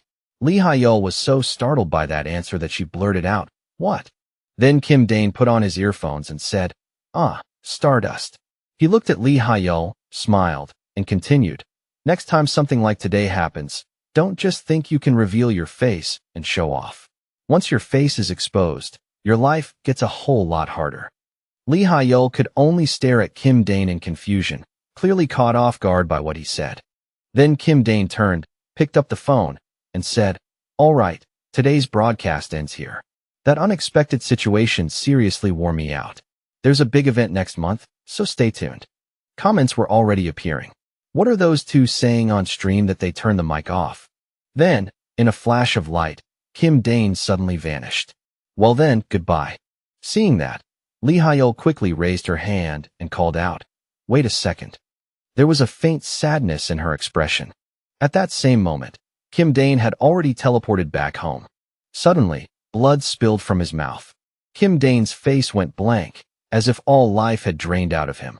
Hanson and Lee Subin saw him like that and rushed over in panic, their faces full of worry. "Brother Dane." And at that very moment, he collapsed onto the floor. Back on the rooftop, Lee Hyul found Kim Dane's mask lying on the ground and picked it up. She studied the mask in silence, deep in thought. How did he know what I was thinking? Why? Who are you really, egoistic? Lee Hyul was sitting in front of her computer, watching the news on the screen. Two breaking reports from KPS News were playing on the screen. Exclusive, chaos erupts at the ice cream festival. Top-tier villain Crocodile Man has been captured. He was subdued by Egoistic and transferred to the Eastern Hero Detention Center. The building destroyed by the crocodile 4 hours ago. A close-up look at Egoistic, who arrived faster than anyone else. Top-tier villain Egoistic. Is he really a villain, or something else entirely? When she searched for Egoistic, around 20 to 30 results came up. The official fan club Egoistic, Apple Mango, the Mango Association, the Hero Information Portal, the true hero of this era, for Mango and by Mango. And even a fan club created specifically to honor Apple Mango. Lee Hyul grabbed her head in frustration. Then, all of a sudden, one comment caught her eye. What exactly did the hero even do today? Lately, Apple Mango just walks around outside, and fans cheer for him blindly. If Korea keeps going like this, under that post was a joking icon comment from Duin. That's great, isn't it? Seeing it, Lee Hyul cried out, as if her eyes had taken damage. She lay down on the bed and closed her eyes, thinking that maybe she was the only person who still disliked Egoistic. She remembered the ice cream seller proudly showing off a Mango Association shirt and saying, "I made it myself." Beside him, Kim Ki-hyun had admired it too. "Oh, that's so cute." Then she remembered his warning. Stardust. Next time something like today happens, Don't just think it's fine to reveal your face and show off. Lee Hyul wrestled with the thought.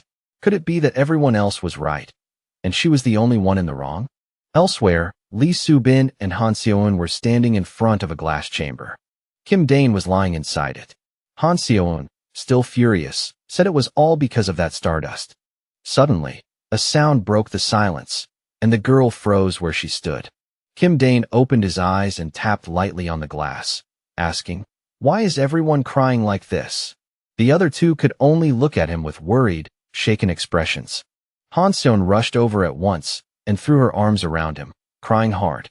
Seeing that, Kim Dane gently comforted her, saying, it's okay.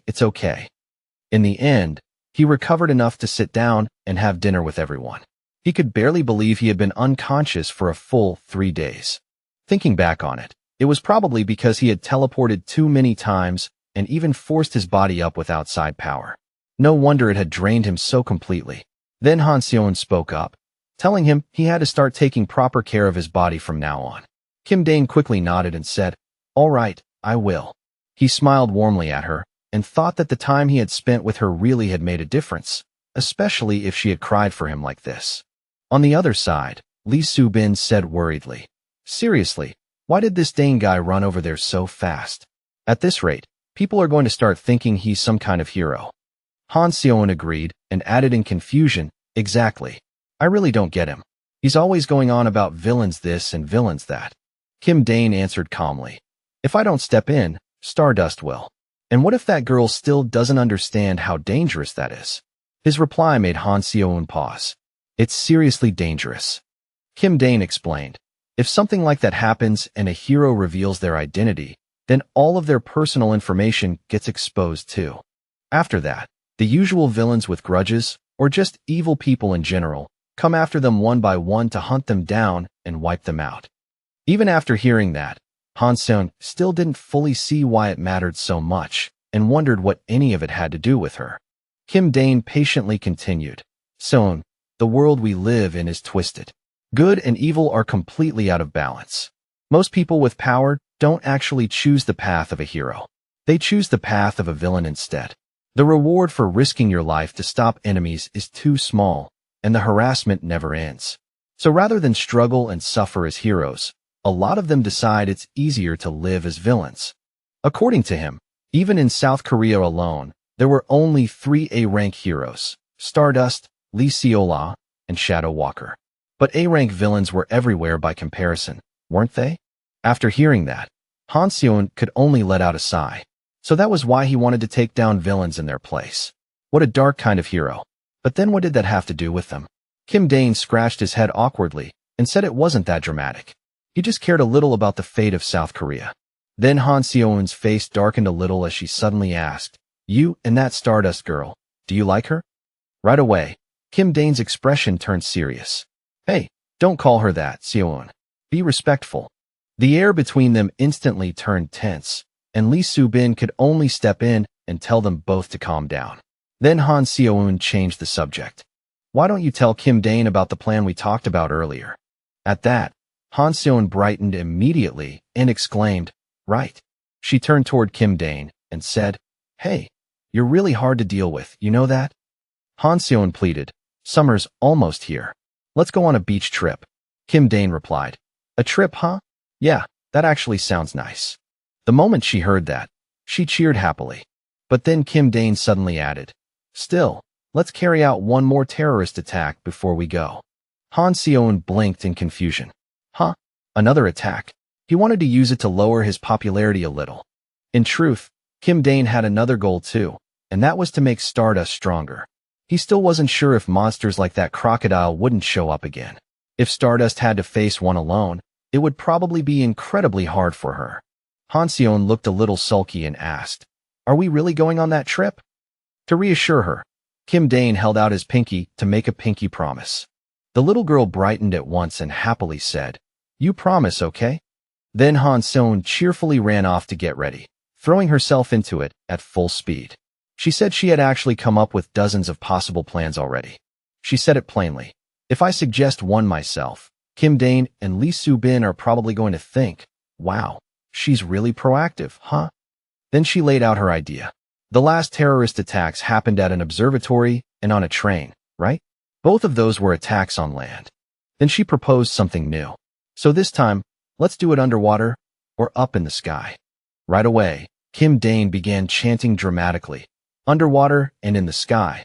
Come here, oh great god of terrorism, please grant me an idea. Then suddenly, it felt like an electric shock ran through him, and he shouted out loud, I got it. Lee Soo-bin grabbed his hand tightly and asked in alarm, what are you doing now? Kim Dane only replied, try guessing. What came to his mind was a plane crashing into the sea. That idea made Kim Dane and Han Seo-eun exchange sly little smiles, while Lee Soo-bin looked a bit frightened by the way these two villains were thinking. Meanwhile, a plane was flying high through the sky. Everyone on board looked relaxed, completely unaware of what was about to happen next. Then, without warning, the plane suddenly lost power.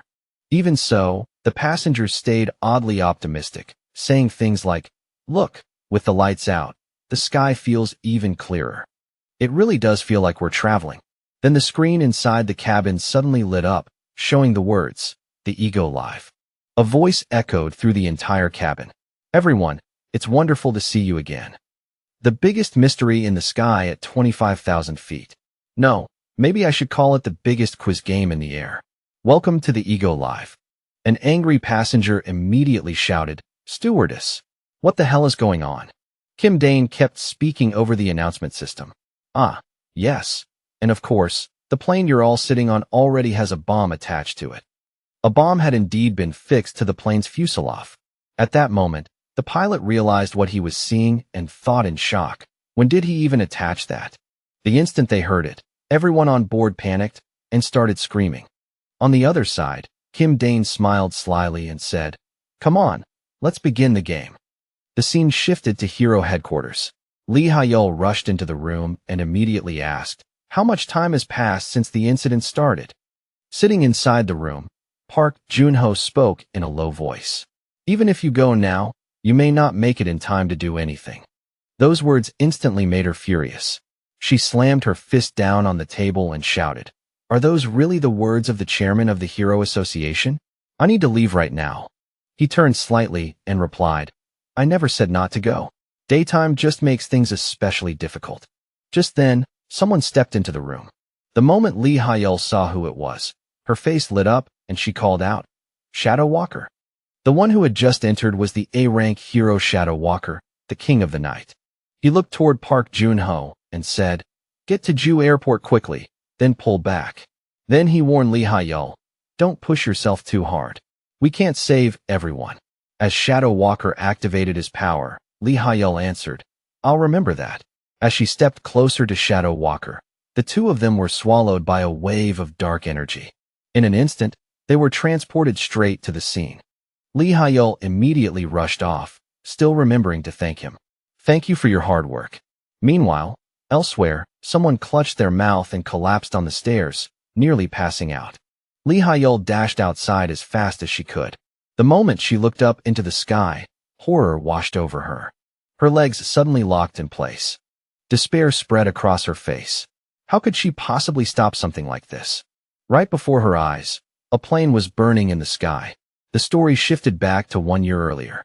Inside a building, several villains were gathered in a meeting. Everyone turned their attention toward the man seated at the top as he began to speak. The day we place all of Seoul, no, all of the Republic of Korea, beneath our heels is not far away. The man laughed triumphantly. He was Thousand, an S-class villain. Then suddenly, another voice rang out. Ahem, I have a different idea. At once, everyone became alert. Who's there? Someone shouted. From the corner of the room, Shadow Walker appeared and replied, A hero. Shadow Walker, the rookie A-rank hero known as the King of the Night, stood there with his arms folded and coolly said, You villains. Thousand stepped forward to intimidate him. Hey kid, do you even know whose territory you're standing in? One of the confused subordinate villains muttered. How did he even sneak in here? Suddenly, Shadow Walker's eyes turned into a glaring white as he stood perfectly still. Thousand charged forward, throwing a punch as he shouted, This is my territory, Thousands. He unleashed a heavy, powerful blow. and that force came rushing straight toward Shadow Walker, yet he did not move an inch. Then the attack stopped the instant it touched Shadow Walker. That left thousands staring in disbelief. He and his subordinates looked around in confusion, wondering where the force had disappeared to. Then suddenly, something strange began to appear beneath a figure's shadow. In the next moment, that person was swallowed whole by the shadow. The rest of the subordinates quickly met the exact same fate. Thousand immediately wrapped himself in power, realizing he could not afford to be careless. This was no ordinary opponent. Shadow Walker's dark power quietly crept up onto his shoulder. Then Shadow Walker appeared behind him and rushed in. But Thousand had some skill of his own as well. Like a porcupine, he fired power from his back towards Shadow Walker, thinking, "You're way too cocky." He smugly turned his head and sneered. "This brat really dares to bare his claws at me?" But when he looked back again, Shadow Walker was on the ground, wrapped in dark shadowy power. Then, all of a sudden, Shadow Walker vanished, and that made him panic. With blood-red eyes, Shadow Walker appeared behind him and said, "Hey, little porcupine. You said this was your territory earlier, right?" He stretched out his hand as gray power surged around it. "Sorry, but this place is my territory now." A dark hand spread out, wrapped around the man, and dragged him into another dimension. Remembering the sight of Shadow Walker lying on the stairs, breathing faintly and just out of reach, she thought he had to be dead for sure. All that time, Kim Dane had been watching the entire exchange between Lee Hyul and the King of the Night. To himself, he thought, "All right, the main character has finally stepped onto the stage." With a sly grin, he leaned into the microphone and said, "Well then, let's begin the final thrilling riddle." Everyone clutched their phones and prayed desperately. One man was sweating so hard from nerves that he could barely stay still. The story rewound to 30 minutes earlier, when everyone was still frozen in fear. A sharp electronic sound rang out, and Kim Dane's image appeared on the screen. Everyone stayed silent, tense and worried, too scared to make even the slightest sound. Then he began speaking. "All right, before the game starts, I'll explain the rules. Everyone, take out your phones and turn off airplane mode. You all saw the message that just came in, didn't you?" The passengers all looked down at their phones in anxious silence. The message read, "The Ego Live, a pointless quiz. There will be a total of 10 questions. If even one person answers every question correctly, the bomb will be disarmed. But if no one gets any question right, everyone will be erased. Send your answers to this number. Ready?" Then Kim Dane continued, "From this point on, silence, cheating, and discussion are all forbidden. Understood? The moment there's noise, you're disqualified immediately. Now then, let's begin question number 1. The first question appeared on the phone screens. How many people can the Titanic's lifeboats hold?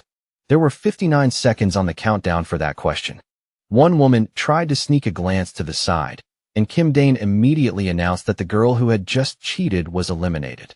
Then, when she panicked and accidentally made a sound, he coldly added, "That was noise, right? She's eliminated, so the man sitting next to her is eliminated too." People watching the live stream flooded the comments. "This really is a hellish survival game. Just watching it makes me nervous." Some even asked how anyone could be this cruel. Who said egoistic was a hero? He's terrifying. When the timer reached 0, Kim Dane announced, "All right, that one was too easy, wasn't it? The answer to question 1 is 9 people. Why? Because 9 sounds like rescue." Han Son watched quietly from the side, clearly pleased. A seating chart showing everyone on board then appeared on the large screen. He went on, "More than half of you have already been eliminated. And we're only at the beginning, but it's already this chaotic. I think everyone should be a little more tense now. Let's move on to the next question." As time slowly passed, the number of eliminated contestants kept increasing. Some people let out quiet sighs of relief after barely surviving a question. Others could only clasp their hands together and pray. At last, the final question arrived. By then, only one person was left. How is it? The tension is at its peak now, isn't it? Kim Dane looked at the screen and saw Lee Hyul stepping forward. Inwardly, he thought, "Good job." Then Kim Dane extended the time limit and said, "Since this is the final round, let's do a little interview first and see how it goes. Everyone's lives now depend on what you say. This is Kim Deok Bae from Bampodong." He is our last surviving contestant. So how do you feel? The moment his name was called, the man panicked. It was obviously far too heavy a burden for him to bear. Then Kim Dane teased him. Why are you reacting like that? I already told you what happens if someone makes a sound. Hearing that, the man and everyone else were terrified all over again. But then he let out a fake sigh and said, "Oh my," but that was only at the end of a sentence. Letting a tiny mistake like that slide should be okay, right everyone? Still, I don't really like it, haha. After dragging it out like that, he rejected the man anyway. The plane shook violently as people screamed in terror. The plane caught fire and began plunging freely toward the sea. Kim Dane laughed proudly. Now the performance is ready. It's time for the hero to appear, Stardust. But when Lee Hyul saw that scene, she was horrified. Despair was written all over her face. Because she had no idea how she was supposed to save everyone. Looking up at the object exploding in midair, Lee Hyul quietly asked, "What should we do now, President of the Hero Association?" From the other end of the line came a cold, dismissive reply. "What else can we do? Forget it. I'm busy writing a statement to deal with the criticism right now." Damn it. So this is the president's decision. She had no choice but to hang up. Lee Hyul's hands clenched tightly in anger. Then she dropped down helplessly, thinking that she had once managed to stop a ship moving at 100 kilometers per hour. But even after all that, was her current strength still not enough? Damn it. What was the right way to do this? Suddenly, an old memory seemed to rise up in Lee Hyul's mind. In that desperate moment, the helpless girl had cried uncontrollably from the pain of losing the people she loved. "Mom, Dad, no matter what, I'll kill that man." It had been a deeply tragic scene. In a dark, narrow alley, a girl held the lifeless body of the person she loved most. Remembering that painful moment, Lee Hyul slammed her fist down so hard that cracks spread beneath it. Grinding her teeth in hatred, she thought, it was the same back then, and it's still the same now. I couldn't save anyone. Then suddenly, her communication earpiece connected to something. To her shock, a voice spoke from the other end. "Hello, Miss Stardust. This is egoistic." Elsewhere, Kim Dane was stretching and yawning as he said that this terror attack was much easier to handle since they were doing it by remote control. Seo-eun, typing at the keyboard, suddenly stiffened and called out, "Hey, Dane." He turned with a puzzled look. Seo-eun spun around, pointed at the screen, and said with a bright smile, "Miss Stardust." "No, Sister Stardust is frozen on the ground." Kim Dane's eyes flew open in surprise. Then he suddenly sprang to his feet in excitement, shouting so abruptly that Seo-eun flinched. "What is it?" "Stardust." On the screen, Shin Hyul could be seen listening closely through her earpiece, her face tense and focused. Dane looked like he had realized something. He immediately turned and called out to the girl, "Seo-eun, can you connect to the earpiece Stardust is wearing?" Seo-eun's fingers flew across the keys as she answered, "Connected." "But why?" Dane pressed her at once. "There's no time. Hurry." Back on Shin Hyul's side, she went still when a voice suddenly came through the earpiece. "Hello, Miss Stardust. This is egoistic." She instantly flared up and hurled curses at him, calling him a rotten piece of trash. On the other end, Dane calmly continued, "You've got me curious. Why are you just standing there instead of saving them? It's already falling. The plane is about to crash." Shin Hyul glared furiously at the burning plane dropping from the sky. "This is because of you, isn't it? And now you want me to stop it?" Dane answered right back, "If you don't do it, then who will?"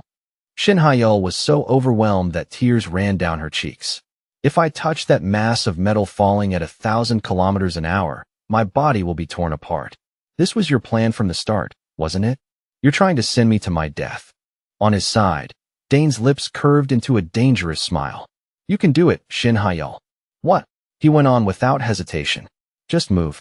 Clench your fist, fly up there, and save them all. You'll make it, because it's you. No one else, but you can do this." Shin Hyul only grew more shaken and confused. Damn it, what is this lunatic even saying? In a blinding white space, Dane stepped closer to her and asked softly, "Why would I ever want to kill you? Without you, Stardust, I'd be nothing more than an ordinary villain. You're the one who made me complete."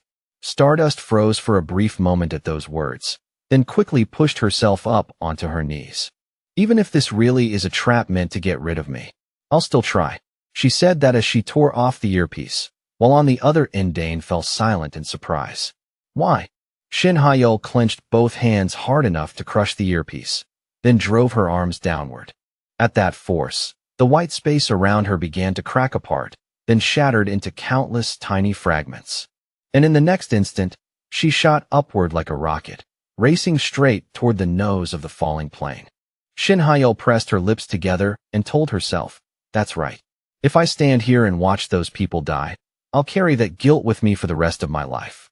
Dane's image rose in her mind, saying with complete confidence, "It'll be fine, because it's you. You can do it." Shin Hayeol's face hardened with resolve. It was better to give up her own life protecting them than to survive and drown in regret forever. Then the two forces slammed into each other, sending a massive shockwave rippling through the sky. I already killed them. If I just lose focus for even a little longer right now. For a brief instant, the image of a smiling family flashed through the scene. My darling kids. Mom. Dad. The man looked down at what was happening below, tears spilling from his eyes. Then he squeezed his eyes shut, as though he had finally given himself over to fate. Inside the plane, the little girl pressed her hands tightly over her ears, gritting her teeth as she fought to stay conscious while staring outside. Then all at once, she froze in shock at what she saw beyond the window. Tears streamed down her face as she thought, is the speed slowing down? The people outside, all watching in breathless tension, could only widen their eyes at the sight unfolding before them. At that moment, a staff member reported nervously over the radio, "We're not sure exactly what happened, but the plane is currently being supported from outside and is gradually descending toward the ground." A reminder voice echoed through the cabin, asking all passengers to keep their seatbelts fastened and remain seated while waiting for further instructions. High in the sky, Shin Hayeol was straining with everything she had, trying to bear the enormous weight of the plane as it dropped at a horrifying speed. Her teeth were clenched so hard her jaw trembled, veins standing out across her face. Just a little more, just a little more. The scene shifted elsewhere, where a blurred view slowly began to sharpen into focus. A flight attendant anxiously watched the man waking up. "Mr. Kim Deok-bae, are you all right?" The man called Kim Deok-bae, only just conscious again, held his head with a weary groan, then lifted his gaze and looked around in confusion. A moment later, the two of them came down from the airplane together. The flight attendant supported the shaken survivor, while Kim Deok-bae glanced around with a dazed expression. Still utterly bewildered, he blurted out, "What's going on?" Ahead of them, Shin Hayeol was on her knees on the ground, drawing everyone's stunned attention. Kim Deok-bae cried out, "Was it you?" The flight attendant turned to him with a baffled look. "Huh." Tears of joy streamed down Kim Deok-bae's face. "That's the one who saved us. A hero." Beside them, Shin Hayeol slowly raised her head and looked up at the sky, gasping for breath from complete exhaustion. With tears running down her face, she whispered under her breath, "Egoistic." Not long after that, the story exploded across the news. Clear shots of Shin Hayeol were splashed everywhere. America was shaken, Japan was left speechless, China openly praised her, and even France was forced to look at itself because of the hero called Stardust. China had no choice but to admit that, when it came to heroes, they had been completely outclassed by South Korea. Even 10 Japanese heroes together, they said, could not compare to Korea's best. Then the Japanese Minister of the Interior dropped a shocking statement. As that statement spread, the major broadcasts immediately picked it up and ran with it. Good morning, dear viewers. This is Morning 9 News, here to start your day. Yesterday morning, the villain Egoistic used a remote control to seize an airplane and sent it crashing down. Fortunately, every single passenger was saved in what can only be called a miracle. The one who brought that falling plane under control was none other than Stardust, the hero we proudly call our own. Many experts had predicted beforehand that, based on the powers she was known to have, stopping an accident like this would be impossible for her. But in the end, the plane gradually lost speed and, at last, Shin Hayeol returned home, and by then she had already heard the news reports about herself. She quickly switched off the TV, then quietly took a sip of water.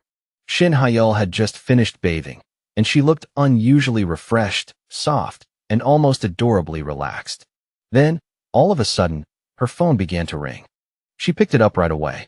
"Hello." After hearing the voice on the other end, she asked back in surprise, "Really?" On the other side was a blue-haired woman, confirming it for her. "Yes. I already asked Park Jun-ho to give Shin Hae-yeol some time off. Let's go to the beach, enjoy the view, and take a day to rest.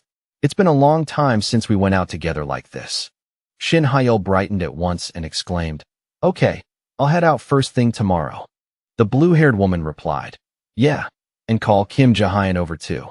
Later that night, Shin Hae-yeol stepped out onto the balcony to feel the breeze. But as the wind touched her face, her expression slowly turned serious, like something was weighing on her mind. Then someone's words rose clearly in her memory. "You can do it. Because it's you'll manage somehow." Shin Hae-yeol gave a faint, quiet smile, wondering if anyone had ever trusted her that much before. After all, he was supposed to be just an ordinary villain. Then suddenly, as if a thread connected in her head, she realized something. Wait, then why did he tell me to go save that plane? If he was certain I could stop it and save everyone, then why make it crash in the first place? Dane's words echoed in her head once more. "I'm just an ordinary villain. She's the one who completed me." Those words made Shin Hae-yeol press a hand to her forehead as a sharp headache hit her. Egoistic.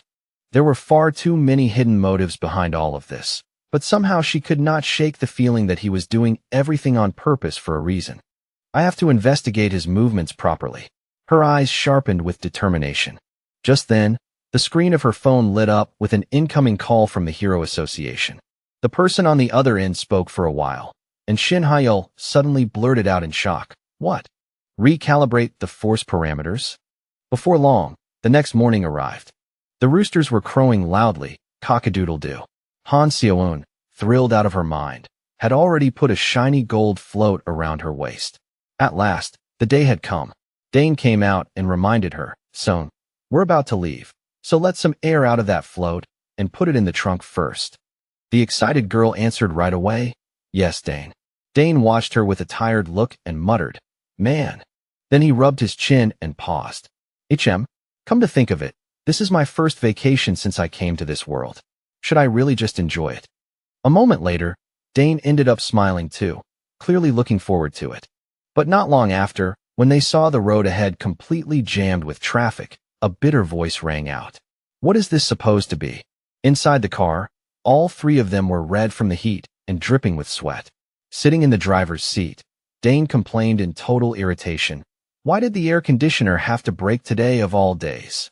Han Seo-eun looked like she was about to snap and suggested, "Hey, can't we just teleport this whole car at once?" Dane panicked immediately. "I'd die on the spot. Let's stop at a rest area and fix this first."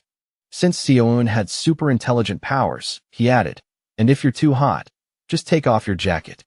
Seo-eun yanked off her jacket as she shouted, "If we knew it would be like this, we should have just taken the train. Why did we have to make this such a huge ordeal?" Dane rejected that idea at once. "No way. We brought too much stuff." Then Seo-eun curiously opened the gray case sitting beside her. "What's this? Wasn't this supposed to be vacation luggage?" It turned out to be a storage case for guns. Dane gave her a smug thumbs up. You never know what might happen. In the back seat, Seo-eun was practically boiling over with anger. The little girl shouted, "What kind of vacation is this supposed to be?" Dane hurried to calm her down. "Sorry, Seo-eun. Just put the gun down first, and then we'll talk." After dealing with one problem after another on the road, the group finally made it to their destination. Seo-eun changed into a cute swimsuit and, with her yellow float on, ran straight into the sea in excitement. The ocean.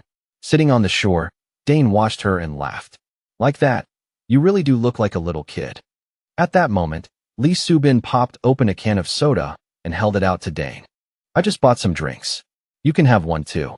She had changed into a beautiful bikini as well. Taking the can from her, he replied, "Thanks, Soo-bin." Then, all of a sudden, Lee Soo-bin kept staring at Dane so intently that he glanced back at her in confusion. "I've always been grateful to you." Dane blinked. "Grateful? For what?" Soo-bin answered softly, "Just for everything. Thank you for saving me back then. And thank you for always being kind to me." Faced with her beautiful, gentle expression, Dane reacted like a complete blockhead. He only smiled with his eyes narrowed and gave her a thumbs up. What are you talking about? I should be the one thanking you. You agreed to handle the housework for us, and your cooking is amazing. Lee Soo-bin shyly lifted a hand to brush back a strand of hair, hearing that seemed to move her deeply. At that moment, Dane swallowed hard, and his face turned a little suspicious as a thought crossed his mind. Could this be some kind of death flag from a comic, or is this setting up a betrayal? Then he nervously glanced down at the can in his hand. Could it have been poisoned? The strange look twisting across his face made Lee Soo-bin stare at him in confusion. The scene then shifted away to a large building in the middle of the city. Shin Hae-yeol had come there. Around her, employees were murmuring among themselves. There's no way we measured it wrong. The data clearly says she shouldn't have been able to stop that plane. Another one added, then maybe there's an error somewhere else. Or maybe we still haven't fully understood what her real limits are. At that moment, Shin Hae-yeol stood in front of the strength testing board, lost in thought. No, the ability test itself was not wrong at all. And yet, when I managed to stop a disaster that should have been impossible for me, there was clearly something different. As that thought settled in her mind, she gathered her power and prepared to test herself once again.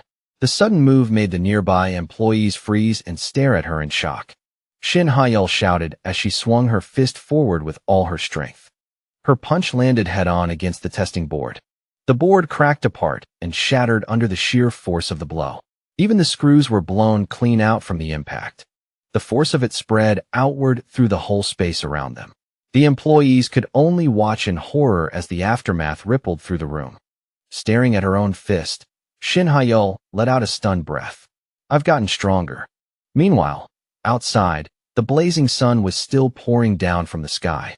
Seon floated lazily in the sea on her swim ring, while Dane kept an attentive eye on her from the shore. Dane laughed awkwardly and answered Lee Soo-bin a little nervously. Huh? I hope I can keep counting on your help from now on too. Seon quickly came ashore, pointed at the two of them, and called them out at once. Hey, you two. Are you seriously going to flirt while leaving me out by myself? Lee Soo-bin panicked and denied it right away, blushing. Flirt? What are you talking about? Dane only gave a calm, puzzled answer, which made her even more annoyed. The little girl shot back angrily. If this is a family trip, then we should all be playing together. Dane responded with a sly little smile. Oh, really? Seon frowned at that expression, suddenly feeling a little uneasy. A moment later, Dane turned into a scary uncle, scooping Seon up together with her float and making the little girl panic. What are you doing? Wait.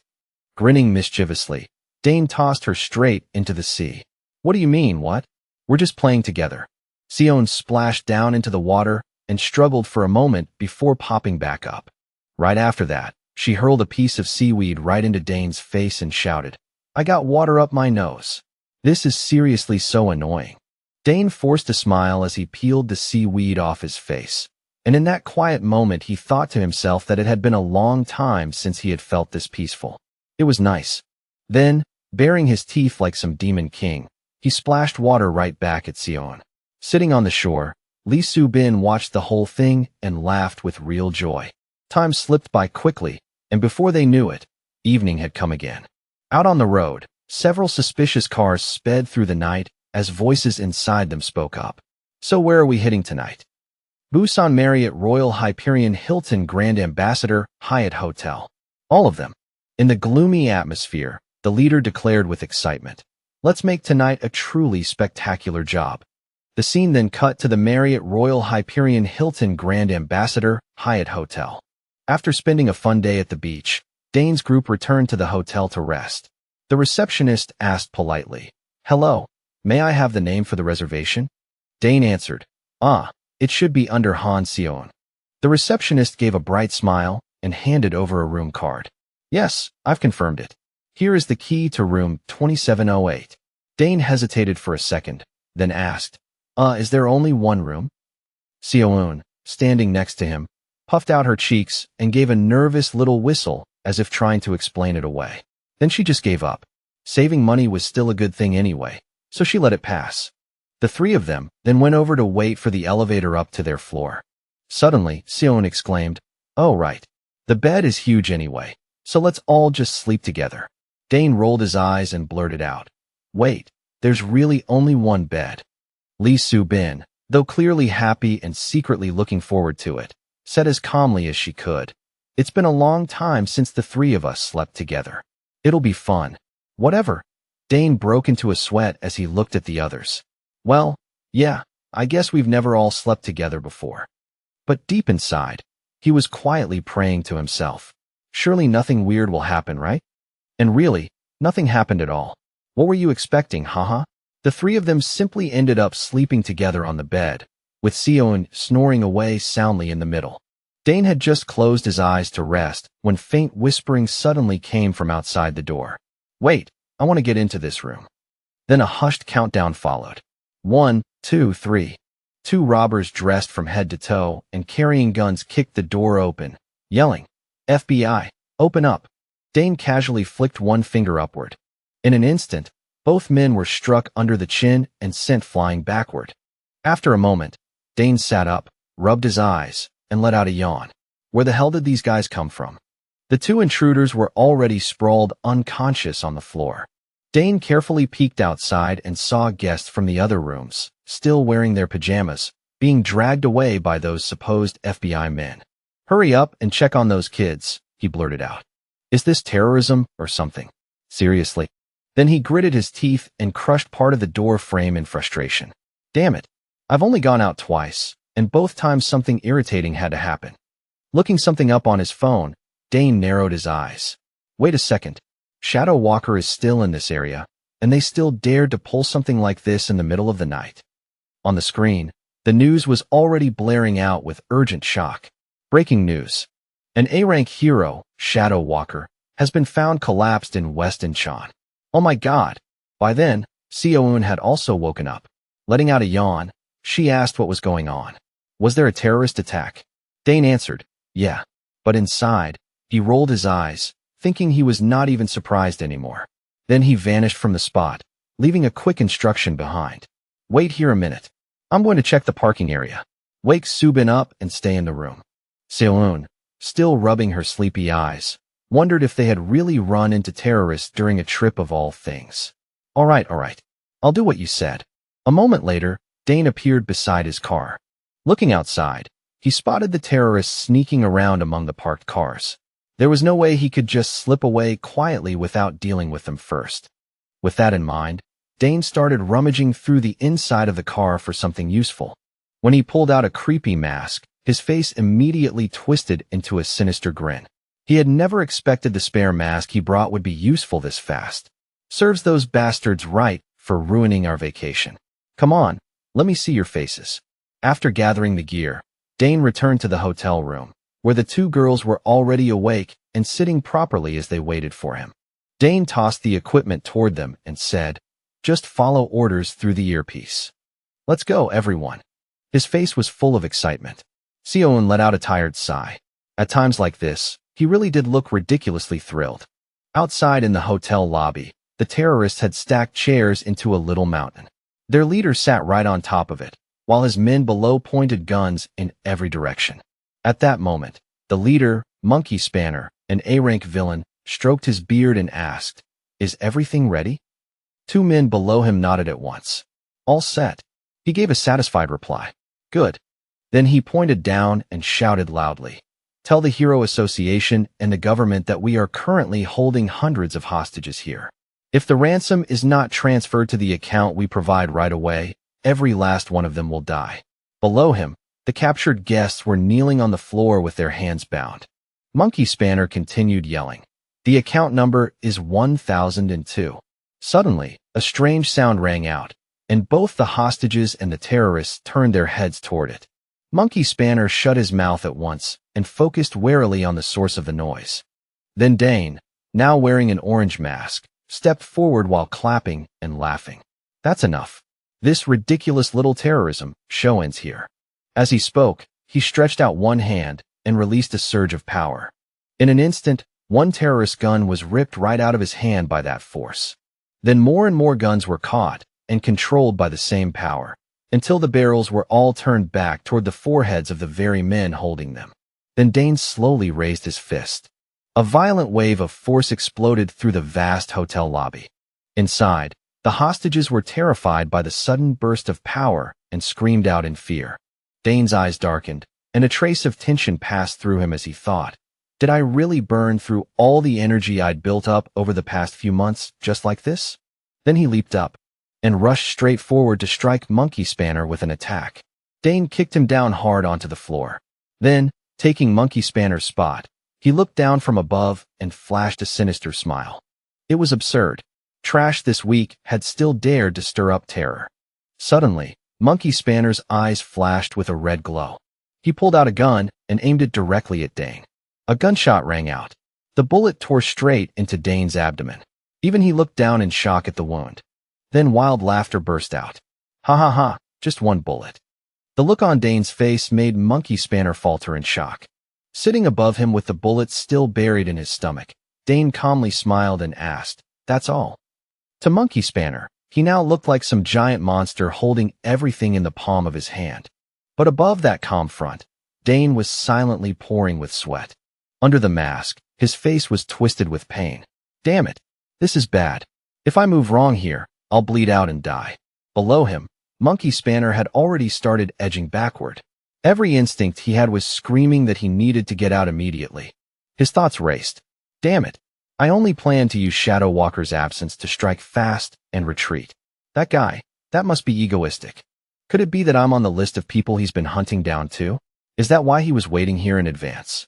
Above him, Dane fought through the pain and let out a laugh. You seem really nervous. I'll be generous and give you one chance to run, if you think you can.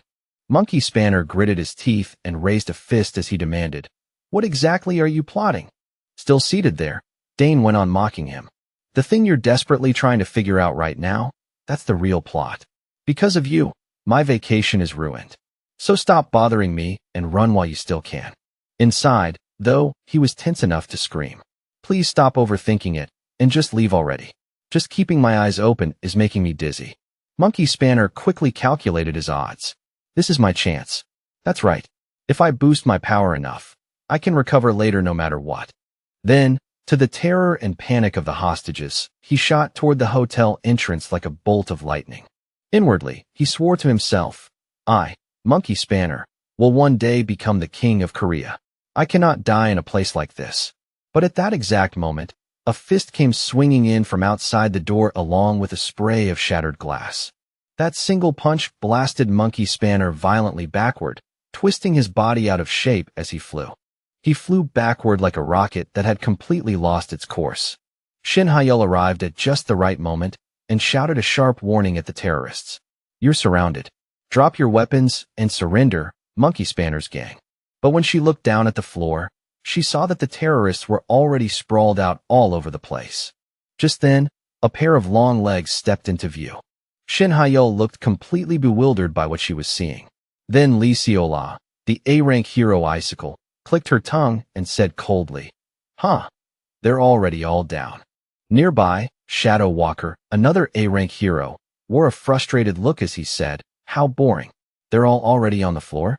We spread a little fake news, and they panicked and started terrorizing people right away. Then his eyes landed on Dane, who was sitting on top of the piled chairs, and he wondered, who is that supposed to be? At that moment, Dane wore a blank, almost dazed expression, with pink bubbles practically floating around his head as he quietly thought, Why is she here? Shin Hyul frowned and looked up at him. Who are you? Were you the one who took down these terrorists? Dane pressed hard against his wound and thought, if I lose focus now, I'll die on the spot. Luckily, it looks like they still don't know I'm egoistic, so I just need to stall a little longer. I only need enough strength to recover for 2 teleports. Elsewhere, Seoun and Su-bin listened tensely through the voices coming from their earpieces. Outside, Dane put on a dangerously confident act and replied, Who am I? I'm an S-rank hero who operates secretly in South Korea. That answer shocked the 3 people below, and all of them looked up at him at once. Shin Hyul immediately pointed at him and called him out. There's no record in the association of any S-rank hero like that. What kind of nonsense are you talking about? Who exactly are you? He calmly answered, I'm Stardust, an A-rank hero. Do you not understand what it means to operate secretly? Icicle, an A-rank hero. Shadow Walker, an A-rank hero. I'm a hero who was already active back in the generation before yours. Sion listened in total confusion and thought, Dane, what on earth are you even doing? Beside her, Su-bin frowned nervously. Outside, Dane kept acting arrogant. When you meet your seniors, you should greet them first. You kids really don't know anything. Shin Haiyul looked up at him with a face full of irritation, mixed with a trace of suspicion. He continued, shaking his head in disappointment. I can already tell from that look that you understand nothing. Fine then, I'll introduce myself properly. Listen carefully. I'm a hero. His gaze shifted for a second to a boy in a t-shirt, with the words Apple Mango printed across the back, and the image of a sweet fruit flashed through his mind. Then Dane blurted out the name on the spot. Apple Mango. The rescued guests listened, and the moment they heard that name, their expressions froze. Suddenly, Lee Seola heard something through her earpiece and answered, Yes. He says his name is Apple Mango. No, there isn't one. Then she coldly gestured toward him and exposed him. Hey, you up there. They say there's no hero with a nickname like that. So who exactly are you? Dane shouted back angrily. You insolent brat. I even know that the association president's real name was Park Manchun. Now it's Park Junho, right? My own name was Two Country Bumpkin, so I changed it too. Go check again. That statement stunned all three of them on the spot. Inside, Dane was tense as hell. He had not expected all that random information from the original source to actually be this useful. Lee Seola answered. Even so, the president says he doesn't know you. At that moment, one of the guests suddenly spoke up. Hey, heroes. I've been watching this whole thing for a while, and honestly, I'm getting irritated, so I need to say something. That voice, full of dissatisfaction, rang out clearly. That masked guy controlled all these criminals for us. So what exactly are all of you doing? Lee Seola began sweating nervously. Everyone should stay calm. Inside, Dane screamed with joy. Oh God, perfect. Just a little more energy, and I can get out. The man kept going with his story. I saw him make the guns float in the air, and then they started firing all over the place by themselves. What was that? He's kind of like that guy who always shows up on TV. Shin Haiyul instantly caught the important part, while Dane hesitated awkwardly. Uncle, the man below even gave him a thumbs up. And with that, his heart nearly leaped in joy before he screamed inside. Stop talking. Lee Seola gave a faint smirk. Now this is starting to feel suspicious. Dane silently tensed up and sweat poured down his face. Just a little more. The three below began gathering their power. First, they needed to restrain him. Then they could expose his identity and figure out the rest afterward. Lee Seola stretched out her hand, and an ice pillar shot forward, stabbing firmly into the floor. Inside, Dane gritted his teeth. 3-2. Shadow Walker silently closed in behind him. Dane clutched his wound tightly and shouted in his mind, Please move. Shin Haiyul's sharp eyes locked onto him. And then she shot toward him like a missile. Dane's face twisted with worry as the situation closed in on him. At that exact moment, Dane barely managed to use his power to move downward and slip free from their control. Seo-eun and Su-bin appeared just in time beneath him and caught him before he fell. Then the two of them vanished right away, taking the injured Dane away from the scene. A little while later, their car stirred to life, and several people rushed out from inside it. Han Seo-eun's eyes spun, and he nearly slipped in his seat as he hurriedly asked, Are you okay? Kim Dane's face was badly twisted with pain. Seo-eun, right now we have to erase every trace that we were ever in Busan. The hotel guest records too, and the CCTV footage. If they find out. He could not finish the sentence. The two girls looked up at him in shock and panic. Hey, are you okay? What's wrong? Blood kept pouring from the wound in his abdomen without stopping. Lee Su-bin shouted, We need to get him to a hospital right now. But Kim Dane tried to stop her at once. No, you can't. I don't even have the strength to move anymore. If we try, they'll catch us for sure and drag us back to egoistic space. Lee Su-bin clenched her teeth, her whole face tightening with strain. Then, gripping the steering wheel, she raised her voice and ordered Han Seo-eun, get the first aid kit first and do whatever basic treatment you can. With tears pooling in her eyes, Han Seon looked like she was staring straight into a nightmare from the past, and she began to sob. Lee Soo-bin twisted around and shouted at her urgently, "Hurry!" The girl quickly forced herself back together and wiped her tears in a rush. "Why yes, yes." With a grim expression, Lee Soo-bin pressed harder on the accelerator. "I'll get all of us out of here first." Along the road swallowed by darkness, the car shot forward so fast it almost seemed to be flying. Earlier, back in the hotel lobby, the police were calming the hostages one by one and assuring them that things were under control. Lee Seola stood off to the side and let out a tired sigh. Seriously, this was supposed to be a rare vacation, and those villains still won't let us rest for even one day. Shadow Walker frowned deeply and asked, "Can I take a short break?" She turned to him and answered, "Ah, sure. You've done a lot already. I invited you here so you could relax a little too." Lee Seola then turned toward Stardust and said, "Since we're already here, Stardust." Meanwhile, Lee Hyul stood there with his lips pressed together, lost in thought and paying no attention to what was happening around him. At that same moment, a car was driving down the road. The driver kept yawning, exhausted and drowsy, and thought about chewing a piece of gum to stay awake. Then all of a sudden, he spotted another car charging up behind him in the rearview mirror. "What the?" he shouted. "That car is coming in like it's on fire and blowing right past us. Is that driver insane?" The speedometer had already climbed past 220 kilometers per hour. Han Seo-eun tried desperately to treat Kim Dane's wound, while Lee Soo-bin gripped the wheel with a terrifying look on her face. By then, his whole body was stained with blood. Even after being wrapped, the wound would not stop bleeding, and sweat kept dripping down him from the sheer pain. Meanwhile, Lee Hyul clenched his fist hard and said in a grave voice, "We need to keep a very close eye on his movements." The scene shifted into the past. In Kim Dane's room, voices rang out excitedly. "It's that villain again, that villain again. He'll use any method at all to get at Stardust." Kim Dane snapped the book shut with force. Then he lay back on the bed with an empty, hollow expression and murmured, "So this is how it ends." This was Kim Dane at 19, back in the past. Dark circles hung heavily under his eyes as he thought about it. To him, this whole matter felt like nothing but pure despair. An ending like that was unbearable. A moment later, the book slipped from his hand and dropped to the floor. Kim Dane rolled over on the bed again and again, muttering in misery about Stardust. He mumbled a few more words under his breath, and before long, he drifted off to sleep. Just then, a streak of light flashed across the night sky beyond the window. And with that, the scene returned to the present. Somewhere in an apartment complex, Han Seo-eun was carefully tending to Kim Dane's wound. The girl's face had gone pale from pushing herself far past exhaustion. Lee Soo-bin brought over a tray of food, but the girl refused it immediately, saying she could not eat. Still, she was gently persuaded. "Seo-eun, eat a little. Kim Dane will wake up soon." At that moment, Kim Dane lay unconscious on the glass bed.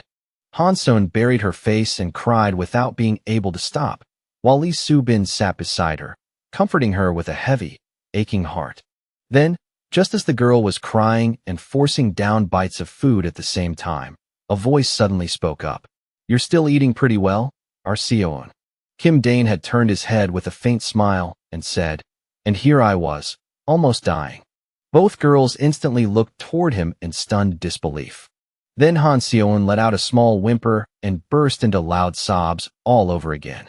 The little girl cried out and flailed at Kim Dane, hitting him as she struggled through her tears, while Lee Soo-bin watched beside them with wet eyes. He could only give a bitter laugh and yelp in pain. Ow! Outside, the world was still wrapped in pitch-black darkness. An image of Kim Dane appeared, wearing a white mask while holding a golden mask in his other hand. Online, talk about him was spreading everywhere, with people questioning whether a terrorism incident with no casualties could really even be called terrorism. Lee Hyul sat in front of the computer screen, searching through information, and quietly said, "Indeed. There were no casualties in the plane incident either. So if Egoistic's call had failed and I couldn't move, then what?" An image of Kim Dane appeared and smiled as he said, "It'll be fine, because it's you. You can do it." Lee Hyul lowered his gaze with a tense expression. He believed he would succeed no matter what. almost as if he already knew his abilities were going to grow stronger. Then she suddenly curled her lips into a faint smile and said, "How would you know? It's probably just a coincidence." Then she slowly balled her hands into fists again, but one thing was impossible to deny now. She really had become stronger. A moment later, she picked up someone's information file and looked through it. There was still another point that bothered her. It was about the villains Egoistic had killed. That man had once possessed enough power to trigger a disaster on a massive scale someday, and she had seen that with her own eyes. Egoistic was clearly not a hero, but calling him nothing more than a villain still did not feel complete. She had a strong feeling that he was laying out some huge game, like a grand chessboard no one else could fully see yet. No matter what happened, she decided that the next terrorist incident had to reveal who Egoistic really was. Lee Ha-yeol's resolve only hardened. On Han Seon's side, the girl was also quietly staring at her phone, wondering what the real purpose behind all those terrorist attacks could be. Egoistic even knew the real name of Hero Association Chairman Park Jun-ho. It was Park Man-chun. Some people were even spreading a conspiracy theory that Egoistic had once been a level 5 hero, but after clashing with the association, he crossed over and became a villain instead. The rumor that Egoistic stood in opposition to the Hero Association was spreading further. The three of them were sitting at the dining table, and the moment Kim Dane heard that, he nearly choked on his food. Seoun, I think I'm gonna throw up. Just eat your meal." Lee Soo-bin forced a smile and put her phone away. "Seoun, for now, don't push Dane anymore. He's really exhausted right now." But the girl still looked deeply unhappy and asked, "What exactly are you planning to do? Are you seriously going to start with that, 'I'm the villain, so I have to do this thing again,' and keep carrying out terrorism in that condition?" Once again, Kim Dane flinched at the look on her face. "Soon, you." But the words would not come, and he fell silent. Then suddenly, both girls sitting across from him fixed him with sharp, piercing stares. Kim Dane had no choice but to decide. "We'll rest for a while. About 3 months." The moment he said it, both of their faces loosened in visible relief. "Really?" Still chewing his food, he nodded and added, "Yeah, let's stay low for a bit. With how much public attention there is right now, if I disappear for a while, things should calm down." But in his mind, he was quietly thinking something else. During this break, they would need to recruit new members. An image of a mysterious person appeared in his thoughts. Kim Dane calculated that if things kept going like this, that person would one day become a villain who threw everything badly out of balance. If they could not kill him, then they had to bring him over to their side. Before long, 3 months passed in a flash, and then an announcement rang out. "A villain has appeared. Stardust, prepare to sortie." Lee Ha-yeol quickly asked, "Is it Egoistic?" But the answer that came back was no. "It's a villain calling himself Rock Bottom." Hearing that, she answered with clear disappointment. I see." Not long after that, Lee Ha-yeol was once again in hero form, tearing through the sky like a rocket. As she sped off, one thought kept turning in her head.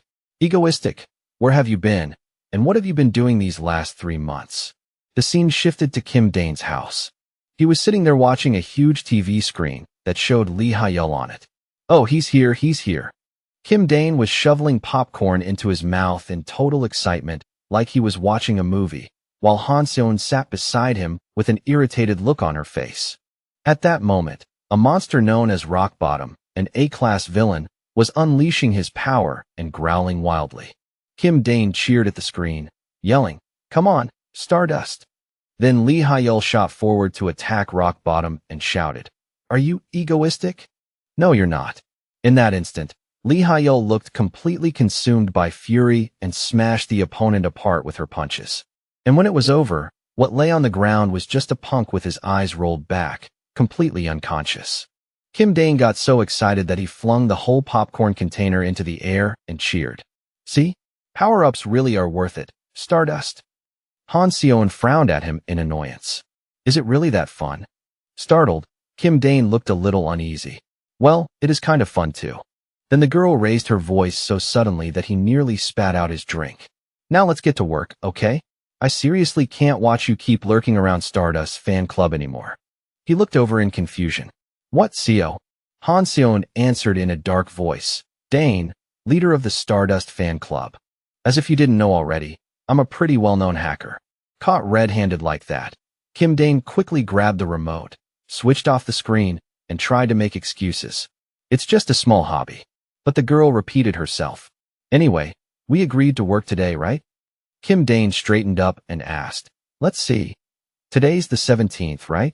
The girl immediately brightened with excitement. What is it? Terrorism. Kim Dane denied it. No, Han Seon kept pressing. Then is it about eliminating villains? He shook his head again. Nope, not that either. Then Kim Dane broke into a bright, easy smile and said, actually, today is about recruiting new members. The scene changed to a high corner overlooking the town, where an elderly couple stood admiring the view below. The man let out a nostalgic voice. Oh, this place really hasn't changed, has it? The scenery looks exactly the same as it did 20 years ago. Just then, someone suddenly bumped into him.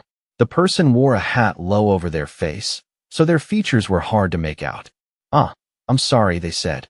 He waved it off lightly. It's all right. I'm fine, student. But after the girl passed by him, a wallet was already sitting in her hand. The girl had vivid green irises that stood out sharply. When she glanced down below, she spotted a group of people waiting there. It was obviously a bunch of thugs, each one with a cigarette hanging from his mouth, all staring up at her with crooked, mocking smiles. The girl gritted her teeth, anger flashing across her face. Just then, a boy with green irises just as clear as hers came running over with a bright smile, calling out, Sis. This boy's name was Lee Ki-hyun, and he was 13 years old. She pinched her little brother's cheek and asked, Are you having fun? The boy answered brightly, Yeah. Then her eyes fell on his injured knee, and she pointed it out at once. Your knee is scraped. Where did you get hurt? Ki-hyun answered with complete innocence. I slipped and fell on the way home. The girl raised her hand and used her healing power on him, then gently reminded him. Really, be more careful next time. As he watched the wound on his knee slowly close up, he let out a surprised, wow. Not long after that, the cut had vanished completely without a trace. Then the girl quietly took off her hat. After that, she placed it on Ki-hyun's head and said, You should go home first now. The boy obediently nodded. Okay. With the hat removed, her orange hair fell into view, revealing a beautiful young girl. She smiled brightly and said, I'm going to buy something tasty and come right back. This girl was Lee Haru, who would later become the antagonist known as X-Saint. Some time later, night had already fallen, and Lee Haru finally came back carrying a bag of food. The moment she opened the door, she called out with a bright smile, Ki-hyun, I bought a whole bag of delicious pastries for you. But the instant she saw what was inside, Lee Haru's face went completely pale. Then a voice came from the room. I knew it. This little brat. The bag of food slipped from her hand and hit the floor. Inside the room were the stray dogs from the dam area, a whole gang of them. At that moment, Ki-hyun was being held by a masked man, while another one spoke up coldly. You've still got the nerve to pickpocket in our territory? If I find out you're hiding anything else, I'll send you straight to heaven, got it? The man's uneven eyes looked almost ridiculous, but the danger coming off him was very real. Even though Lee Haru was terrified, she still shouted, Enough!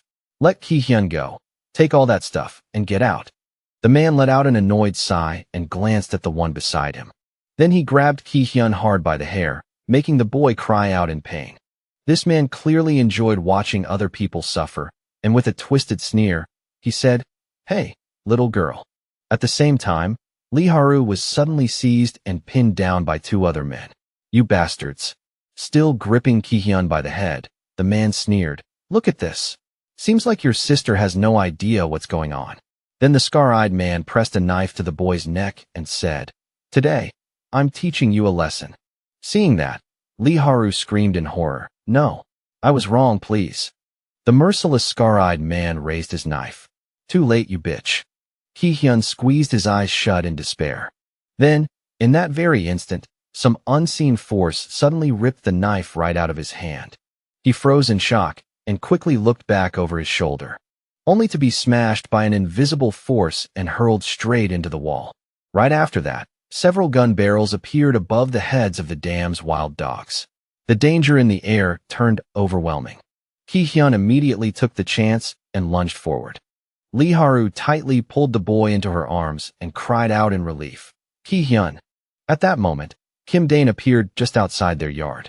He thought to himself, today is Friday the 17th. By now, Lee Haru's little brother should have been killed by that gang. Lee Haru would have fallen into darkness and started down the path of a villain. Good thing I got here early. If I'd been even a little later, it would have turned into a disaster. Ki-hyun looked outside, saw him, and gasped in shock. Could it be? Lee Haru turned at once and stepped in front of Ki-hyun protectively, then asked with suspicion, "Are you some kind of ghost?" Kim Dane smiled in a villainous way and said, sounding strangely pleased, "Very nice to meet you, Lee Haru and Ki-hyun. I've come to take both of you with me." Hearing that, Lee Haru frowned and snapped. "Why would we go with you? You're obviously one of those cruel villains too." Kim Dane calmly explained, "Of course it's to save the two of you. Didn't you just see what happened? Besides, if the police show up, it'll turn into a huge hassle." She refused immediately. "I'd rather die than go with you, you bastard. What are you trying to do?" Then Ki-hyun suddenly ran outside like a gust of wind. The sight hit Lee Haru like a bolt of lightning, and she hurriedly screamed, "Ki-hyun, no!" What appeared before her eyes was Ki-hyun running straight toward what looked like a dangerous, evil demon. But in the next moment, Ki-hyun had already reached Kim Dane, grabbed his hand tightly, and shouted, "Egoistic! You're in the Apple Mango group." The boy looked up at him with a face full of admiration and pride. Even Kim Dane felt a little embarrassed by how openly the boy adored him. Not long after that, Kim Dane brought the brother and sister to his hideout and introduced them to the others by saying, "All right then, these are our new members. Let's all say hello." Ki-hyun's eyes sparkled as he cheered. "Wow, and that means she's Egoistic's famous internet terror beauty too." Lee Subin broke out in a cold sweat at hearing that nickname. Internet terror beauty of Egoistic. Ki-hyun still looked full of excitement and admiration. So that person is the hacker? Meanwhile, Lee Haru carefully bowed and greeted them. Hello everyone. I'm Lee Haru, and this is my younger brother, Ki-hyun." Han Seon wore a serious look, almost like she was inspecting merchandise. Humph, a new member with healing powers, and she turns out to be a girl. A little while later, the five of them had grown more at ease with each other. Kim Dane happily opened the fridge. "Mango." Ki-hyun lit up at once. "It really is mango." Han Seon stared straight ahead, thinking to herself that it felt just like the first time she had met Kim Dane. But Lee Haru, sitting beside them, still looked tense and carefully on guard. Over by the fridge, Kim Dane tilted his head back and started drinking juice straight from the container. The second Han Seon saw that, she screamed sharply, "Don't just put your mouth on it and drink straight from it like that." Kim Dane jolted in surprise and sprayed it everywhere. "It's mango juice." This one's mine, Seon. Yours is in the fridge." Even though she knew she had overreacted a little, Han Seon still sulkily reminded him, "Then be more careful next time." Lee Subin gently carried over a plate of peeled apples and cheerfully asked, "Ki-hyun, do you want some fruit?" The boy's eyes sparkled even more. "Wow, thank you." Ki-hyun quickly grabbed a fork and stabbed a piece of apple with it. Lee Haru called out tensely, "Ki-hyun." At that moment, the boy had already opened his mouth wide, ready to take a huge bite. Then, while chewing, he looked over at her with a puzzled expression. Lee Haru turned her head away helplessly, still unable to relax. "Oh, it's nothing."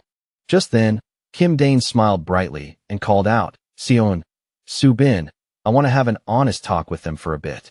Could you two step outside first?" Han Seon stuck out her tongue and teasingly mimicked him. "Could you two step outside for a bit?" Kim Dane was left speechless by her attitude. "Subin, please take her back to the nursing room first." After a little while, only the three of them remained in the room. Kim Dane sat across from the two siblings. He spoke first. "Lee Haru, you killed the orphanage director and ran away, didn't you?" Those words immediately made Lee Haru frown with caution. Kim Dane continued, "I already looked into everything. That director abused you all the time too. I didn't come to you by coincidence. I came with a purpose." She asked him suspiciously, "What purpose?" Kim Dane answered that it was to let the two of them live happily. Lee Haru frowned at him and stared, then asked in surprise, "What?" Kim Dane smiled and went on, Of course, I don't mean living down here in this cramped underground place. I've already prepared a teleportation gate. We'll move to a big house, live there, and you'll go to school too. Lee Haru stayed wary and asked, "Why would you do all that for us? We only met today."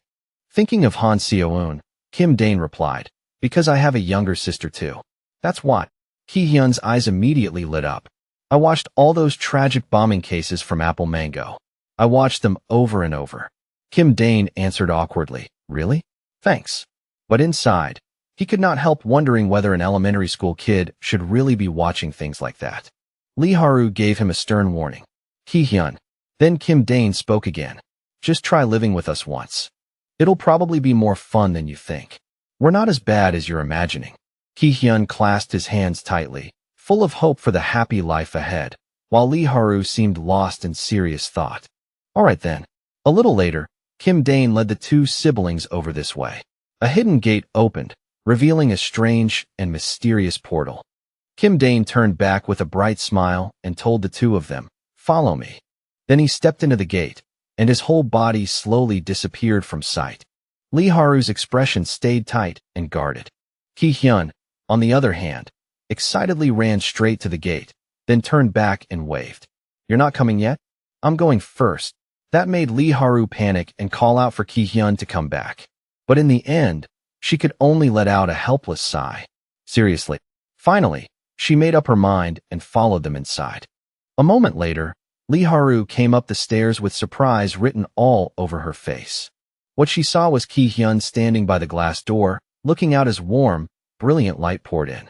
Kim Dane said, "Do you like it? This is going to be our home. Looks like Ki-hyun likes it. I'll stay on the 3rd floor, and you'll be on the 2nd. There are 2 rooms up there for you too. And don't worry about tuition. At your age, you should be in school anyway. I've got plenty of money." Lee Haru looked at him with open doubt. Kim Dane continued in a gentle voice, "If it feels awkward, just stay a few days first, and then decide. If you want to go back, you can say no anytime, all right?" Hearing that, Lee Haru stared at him with wide eyes. Then suddenly, anger rose in her again. Her pale face turned as she looked around, and the image of the scarred man pressing a knife to Ki-hyun's neck flashed back into her mind. "I'm going to make those bastards pay." Back then, the boy had his eyes squeezed shut in total despair. And then the image of Ki-hyun now appeared before her, looking bright and cheerful. Lee Haru finally nodded and accepted it. Thank you very much." Kim Dane patted her on the shoulder in reassurance. "It's nothing. Let's live well together." Elsewhere, Kim Dane wore a deeply satisfied villain's grin, pleased that he had successfully recruited the sister he had been aiming for. Then he suddenly scratched his head in confusion, as though he had forgotten something. What was it again? Night came again, with the moon hanging high in the sky. On the computer screen were posts like, "What you did yesterday, what the hero did today," the hero bulletin board, and "Is egoistic really gone?" Comment after comment kept pouring in, all worrying about where egoistic had disappeared to. Lee Hyul was still sitting in front of the computer, disappointment all over her face. Seriously, where are you? And what are you doing, egoistic?" Her tightly furrowed expression made it clear just how restless she was. She was getting so impatient she was nearly at the end of her patience. Inside a laboratory drenched in green light, the thick liquid in a gigantic tank began to boil violently. Bubbles rose and burst as though something massive was moving inside.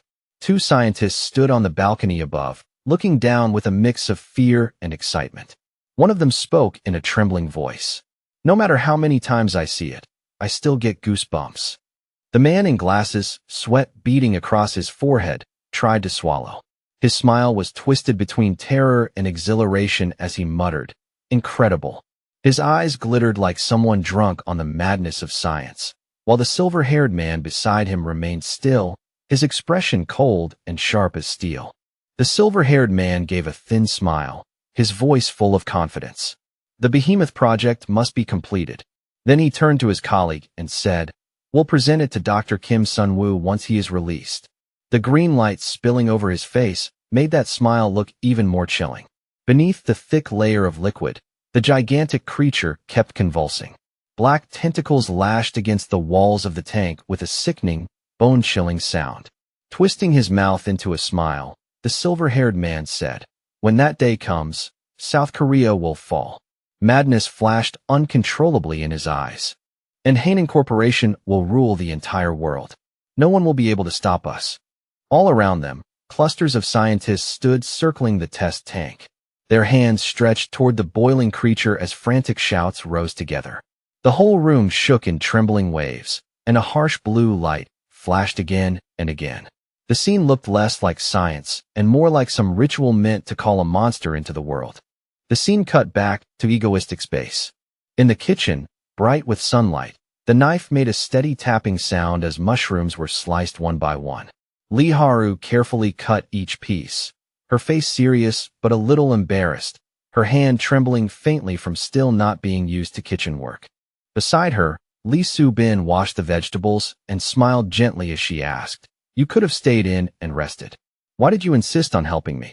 Flustered, Lee Haru answered, "No, I just feel more at ease when I'm helping." Her voice came out small and shy.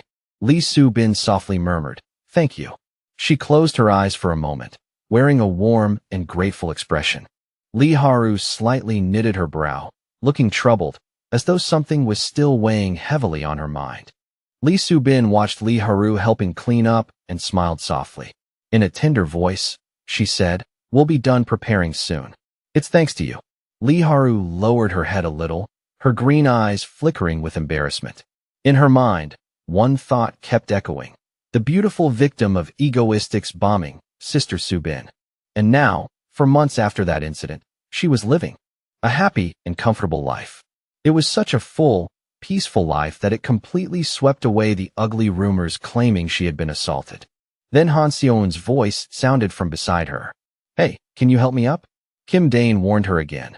"Try to stay steady when you walk, Seo-eun. You're just going to hurt yourself." Inside Lee Haru's head, the same stream of thought still continued. And egoistic's true identity was Kim Dane. Kim Dane dropped into a chair and spoke sharply. "This house is so bright, but you still go sleep in that pitch-black basement." Even so, he lightly tugged at Han Seo-eun. The girl answered tiredly, "You're the one who keeps calling it the ego base." After a few seconds of silence, Kim Dane suddenly changed his tone. "All right then, let's eat." He looked extremely excited at the food laid out in front of him. But Lee Haru's thoughts still did not stop. Someday, if he came back wounded, then with her healing power. She slowly raised a hand in front of herself, then clenched it tight with quiet determination.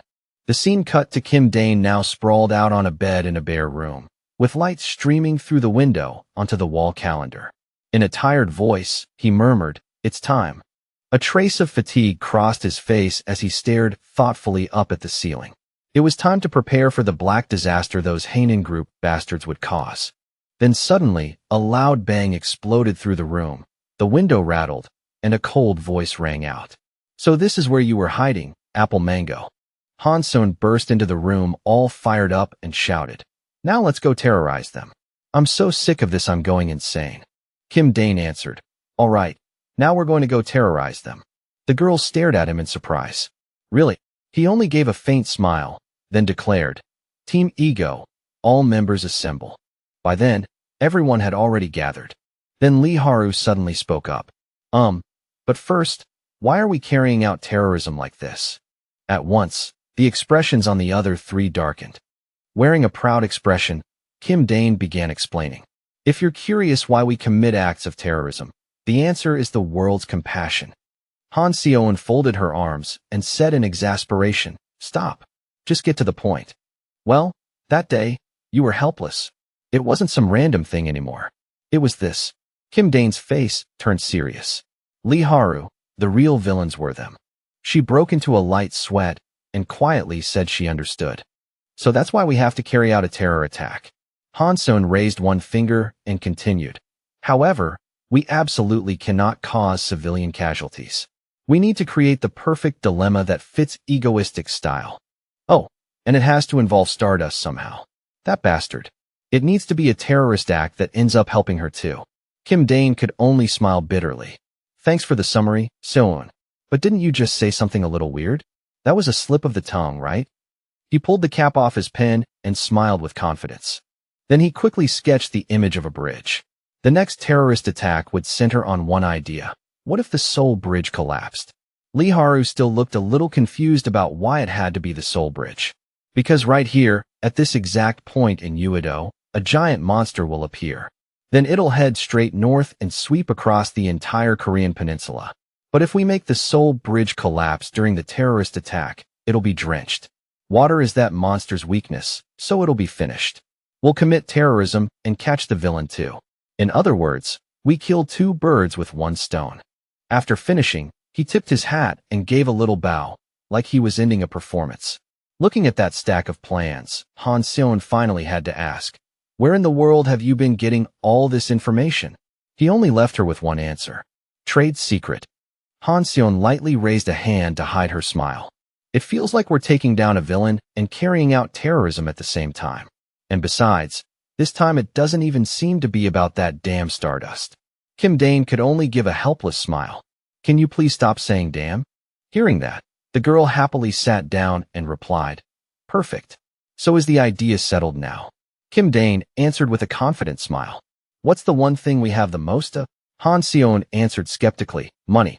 But Kim Dane dismissed that at once with the air of a rich man. "No, it's not money." At last, the day had come. His image appeared on every camera. He floated in the air holding a loudspeaker and a camera. Behind him stood the Seoul Bridge. Hovering high above, he began to speak. "Greetings, everyone." Chosen by the Hero Association as the most influential villain. His eyes narrowed slightly. "I, egoistic, have returned. You all know what I'm about to do here, right? What else would I be doing at Seoul Bridge? Ha ha. Of course, it's a bomb threat." One of the drivers shouted at the top of his lungs, "It's a terrorist attack." Even with disaster closing in, sunlight was still shining over everything. Kim Dane's face darkened as he lifted the switch and announced, "Everyone, hold on tight." The moment he pressed the button, a chain of explosions burst across the bridge in blazing succession. As the bridge lay ruined before them, his voice still rang out. "It seems the selection of new guests to assist in our little game is now complete." Down below, someone muttered in disbelief. Who in their right mind recruits guests like that? And his words kept broadcasting to everyone. The participants in this game are the good citizens of this country watching this live stream. Yes, that means you. The method is simple. Send your bank account number to the link shown in this video, and I'll transfer 100,000 won immediately. However, before 7 p.m. tonight, if the number of people who accept 100,000 won from me goes over 500,000, then I will blow up this bridge. Of course, that includes everyone traveling on it. And that message reached every single person watching. Some people panicked and worried, while others, eyes shining, quickly started typing in their account numbers. He was offering them a choice. Take 100,001 for free, or risk this bridge that could blow at any moment. Now make your choice. 100,001 or the bridge. The moment he finished saying that, the screen abruptly went black. But just before the feed cut out, he dropped one final line that sent the entire chat into chaos. "Oh, Stardust, you don't need to come out today. Just get some rest." The comments exploded at once. "I'll protect my woman myself." The villain is telling Stardust to rest. That's way too sweet. LMAO, like she'd actually stay home just because he said that. She's still a hero, you know. Finally finished, he stretched with his eyes closed and smiled to himself, figuring she was probably relieved not to have to deal with some insane villain today. But before he could even finish that thought, Stardust came tearing in from the distance at terrifying speed. And the sight of her made him blurt out without thinking, "Stardust." The instant he saw her, he awkwardly tossed the detonator control up into the air, and Stardust recognized the device at a glance. Looking at the girl standing before him, he thought quietly to himself, "It's been a while, Stardust." Her expression darkened, and she simply stared at him without saying a single word. Crushed under that deadly silence, all he could manage was a weak call. "Stardust." She still didn't answer. She only kept her eyes locked on him with a cold, razor-sharp glare. Dane, unable to understand what was going on, turned his head to look as well. At that moment, he looked unbelievably small under the pressure of this woman. What the hell is happening here? The scene shifts to a workplace. An older man calls out, "Hey, Kim, what are you doing? Sneaking off for a cigarette?" The young man over there grins brightly, raises his phone, and answers his captain. Look at this. They're replaying footage of Dane on the phone. If you type your account number in here, he'll really send you 100,001. The older man frowned at the screen and muttered, let me see. If more than 500,000 people take it, then he says he'll blow up the Soul Bridge. The young man answered, yeah, I know. That crazy guy really showed up again. He's pulling some terror stunt on the bridge right now. The older man beside him seemed to remember too. That villain who keeps trying to act insane. What a joke. Who's actually going to believe something like that? The young man, looking like he'd just struck gold, answered, I already did it. I got the 100,001. The captain heard that and immediately shouted, hey, don't do that. The young man instantly bowed his head in panic and stammered, sorry, captain. But then the older man's face changed right away. He pulled out his own phone and smiled. I entered mine the second you showed me. The young man relaxed at once and gave him a thumbs up. Captain, you seriously scared me. You're way too good at acting. After that, the two of them just kept chatting. We're really going to hit 500,000 at this rate. Forget that. Let's just have a company dinner tonight. The young man answered without missing a beat. Inside a kitchen, a mother was talking to her child on the phone. Hey, have you eaten yet? My bank account number? She looked completely confused. What's gotten into that boy all of a sudden? Since when was he sending me allowance money? Then the screen showed that 100,000 had been transferred in under the name Egoistic Team. She gasped in surprise. Oh my, really? But what is Egoistic Team? The scene cuts back to the burning bridge. Dane sat there shivering uncontrollably. Who would have guessed it'd be this cold today? Then his expression slowly turned serious again, because the image of Stardust came back to him. Her stare had been as sharp as a blade. It felt like if he really blew up the bridge, she would charge straight in, as though the very air around them had frozen solid. Why was she looking at me like that? Could the Soul Bridge hold memories that never existed in the original story? I really didn't expect her to be that angry. For a second, it almost made me feel guilty. But he forced himself to steady his resolve. There was no other choice. This was all for Stardust. If things followed the way the dark threat had been shown in the original, the power she had now would never be enough to stop it. In the original storyline, this was the first truly serious threat. It was the point where the comic stopped being a bunch of empty hero moments and stepped into something far darker. Pushing those thoughts aside, Dane pulled out his phone and checked how things were progressing. The number on the screen left him stunned. 450,000 people had already signed up, and there were still 3 full hours left. He slowly jumped down onto the packed dirt below, bit his lip, and muttered, these people are really something else. He rubbed the back of his neck and let out a soft breath, telling himself he wouldn't even need to lift a finger to beat them at this rate. Were they really this reckless? But once he stood in front of the camera, he still had to smile and say, Dear citizens of South Korea, I'm sure none of you would sink so low as to take that money. Below, the comments immediately rolled in. Exactly. Of course not. He rested a hand on the white car and continued speaking. You haven't forgotten, have you? We still have our newest guests waiting here, their lives hanging entirely on the whim of a ruthless villain. He glanced into the car and thought to himself that this part was no longer in his control.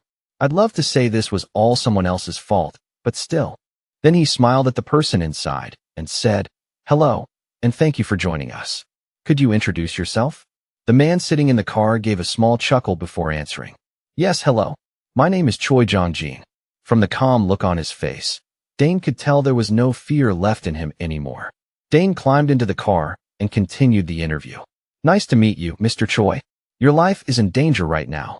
Aren't you scared at all? Not even a little uneasy? Hearing that question, Choi Jong-jin only laughed even more loudly. Dane blinked in surprise. The man was actually laughing. Choi Jong-jin seemed to shine with a saintly kind of light as he replied, As long as people don't take the money, then both I and the Soul Bridge will be safe, right? Even Dane was overwhelmed by that brightness and closed his eyes for a moment. I'll apologize to everyone here on their behalf. The comments began to pour in one after another. I was thinking of taking it, but never mind. You're a really good person. So I'm the trash here, huh? I'd rather take the money myself than let you suffer. I'm sorry. Seriously, I'm sorry. Dane was left speechless for a moment. Well then, that was truly a noble statement from Mr. Choi, placing his trust in his fellow Koreans. Do you have any last words? Stardust kept her distance, but Choi Jongjin's voice still carried clearly to her ears. Go to Korea. I believe in you. A faint crease formed between her brows. What exactly are you plotting, egoistic? Kim Dane was still hanging around on the bridge, lightly bouncing in place as he waited. He was exhausted. Please, just this once, let people react normally. He turned his head and peered through the window into the next car. The moment they spotted him, shrill screams burst from inside the car, as if a celebrity had suddenly appeared right in front of them. The girls all started talking over one another in excitement. Apple Mango. Oh my god, he's ridiculously handsome in real life. After this, let's go buy a lottery ticket. We might die before we even get to scratch it. We're your loyal fans. But, is he really going to kill us? One of them asked nervously. He always saves people at the very last second, doesn't he? Another girl shot back. Hey, didn't you see him crush that plane before? Yeah, exactly. Their whispering only made Kim Dane more uneasy, and he could only think, this is such a mess. Using that moment as an excuse, Kim Dane quickly tried to slip away. All right, interview's over. We're done here. But one of the girls grabbed him at once. Wait, he turned back, already sounding irritated. Before he could leave, she hurriedly pulled out a tablet and asked him for an autograph. He even signed it for her. The people watching immediately started whispering among themselves. He really signed it. At this point, it was hard to tell who the real victim was. Back inside their car, they thanked him by handing over 100,000 won each. That made 400,000 won in total. Nice. Let's go get malatang later. You know we won't be eating anything if we die here today. Oh right. Kim Dane quietly made up his mind that he would never interview ordinary civilians like this again. This whole terror performance had been a total failure. Above them, the drone continued to hover in place. Kim Dane gave the next order, and Han Seo-eun brought the screen up. Kim Dane's image appeared across the giant display, and countless cameras instantly swung in his direction. Yes, everyone. The appointed time, 7 p.m., has finally arrived. The nationwide vote for option 100,000 and one on the bridge. Now, I will reveal the results. People immediately erupted into chatter. Come on, no way. It's already over 500,000. Don't let Choi Jongjin down, everyone. Sorry, Jongjin. Damn it, if Seoul Bridge collapses, how am I supposed to get to work tomorrow? Then the shocking result was finally announced. A total of 1,250,000 people had chosen option 100,001. And the instant he said it, fireworks burst across the sky. No one could believe what they were seeing. Citizens of the beloved Republic of Korea, even the girls from earlier, started screaming in panic. What is this? Egoistic snapped his fingers. Please enjoy this final fireworks show. A little gift for each and every one of your selfish souls. Right after that, explosions started going off one after another in rapid succession. Watching from afar, Stardust's face twisted with fury. He finally did it. Egoistic lifted his cap to his chest, gave a neat formal bow, and said, Your host, Egoistic, will be taking his leave here. At the same time, the camera shifted to the bridge itself, now blasted into wreckage. Oh my god, he really killed them. Some viewers couldn't bear to keep watching and fled the chat room. Kim Dane had been hanging there for far too long already. He was completely drained, on the verge of blacking out. He had truly reached his limit. There he stood beneath a sky full of fireworks, while everyone watched and left the fighting to Stardust. Then, all at once, a streak of light shot in from nowhere. Stardust was charging forward at terrifying speed. It turned out she was diving straight toward the falling car. She stretched out her hand, desperately trying to catch it. But she missed. Kim Dane immediately began casting his magic, cursing under his breath. Damn it! The falling car was slowly wrapped in Kim Dane's power. Both Stardust and Kim Dane were pushing themselves with everything they had. Thankfully, Stardust managed to get hold of the car in time. Little by little, she hauled both vehicles back upward. Kim Dane let out a shaky breath of relief. Thank God, everyone made it. But the moment that thought crossed his mind, all strength left his body. His heart felt like it had stopped. Then his whole body gave out, and he dropped straight down. Luckily, he managed to teleport away just in time. His body hit the ground with a heavy thud as he crashed into Ego Base. Lee Soo-bin and Han Seo-eun rushed out in panic, shouting, Dane! Blood and other fluids were spilling from his mouth and nose. His pupils had turned pale and unfocused. There was no sign of life in him. The two girls stared through the glass, overcome with fear and helpless dread at the sight before them. Inside, Kim Dane lay there receiving treatment. Outside, they could only pray in silence. "Please, open your eyes, Dane." Shinharu was standing outside the door too, lost in thought for a very long time. She slowly drew in a deep breath.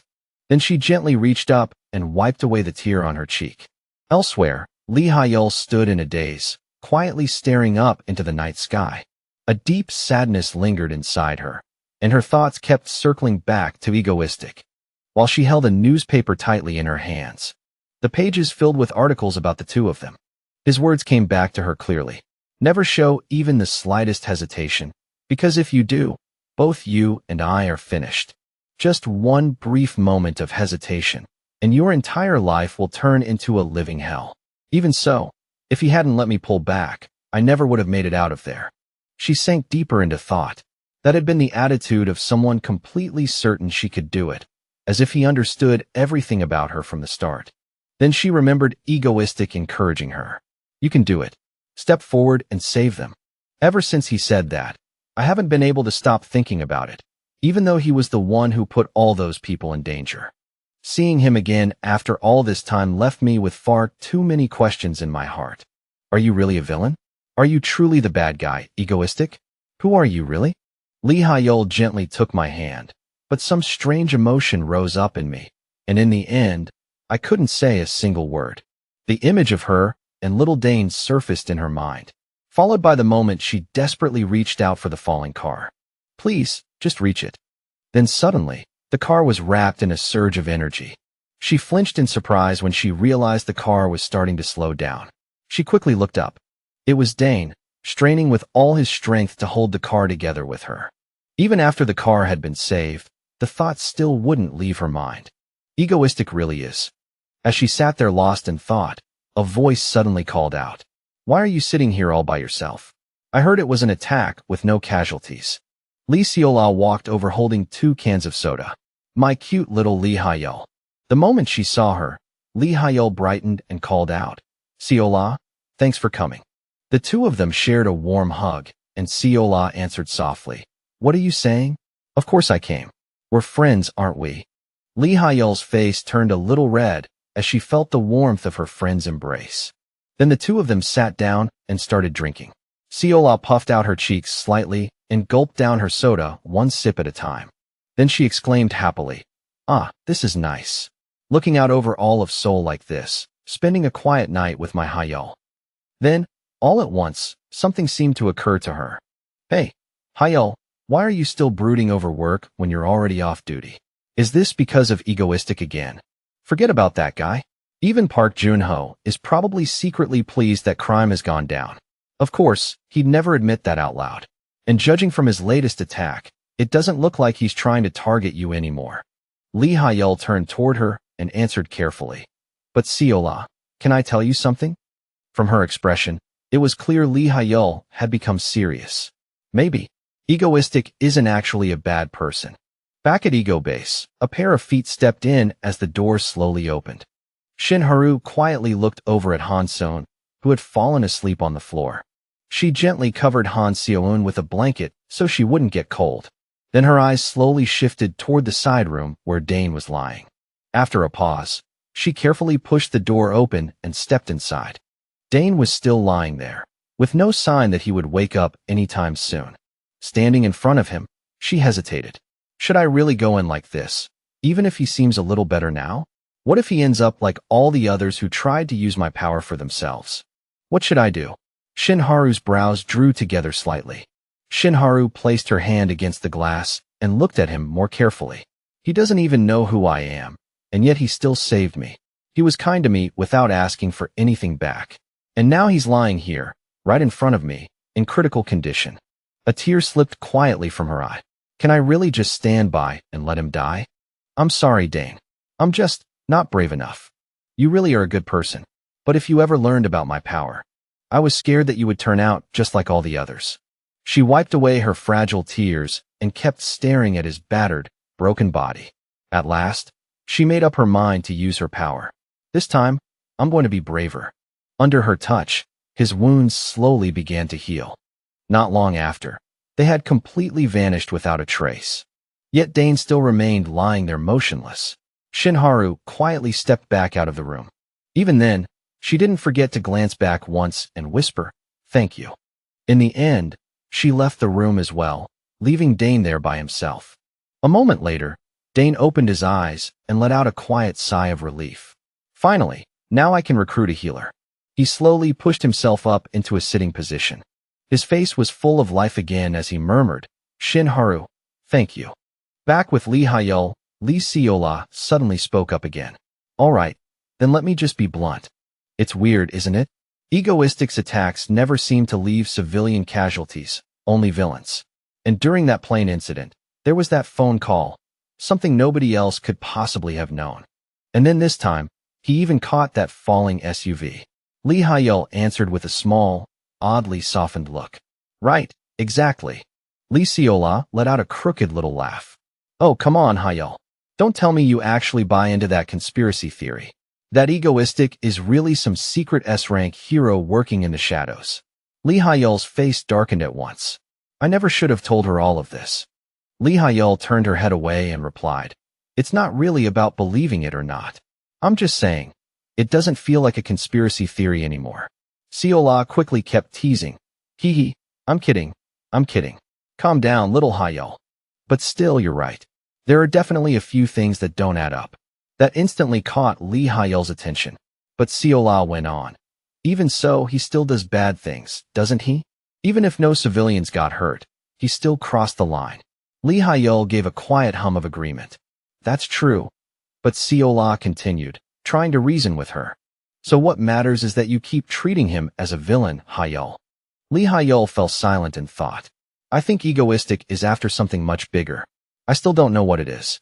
Before she could finish that thought, Seola's voice cut right through it.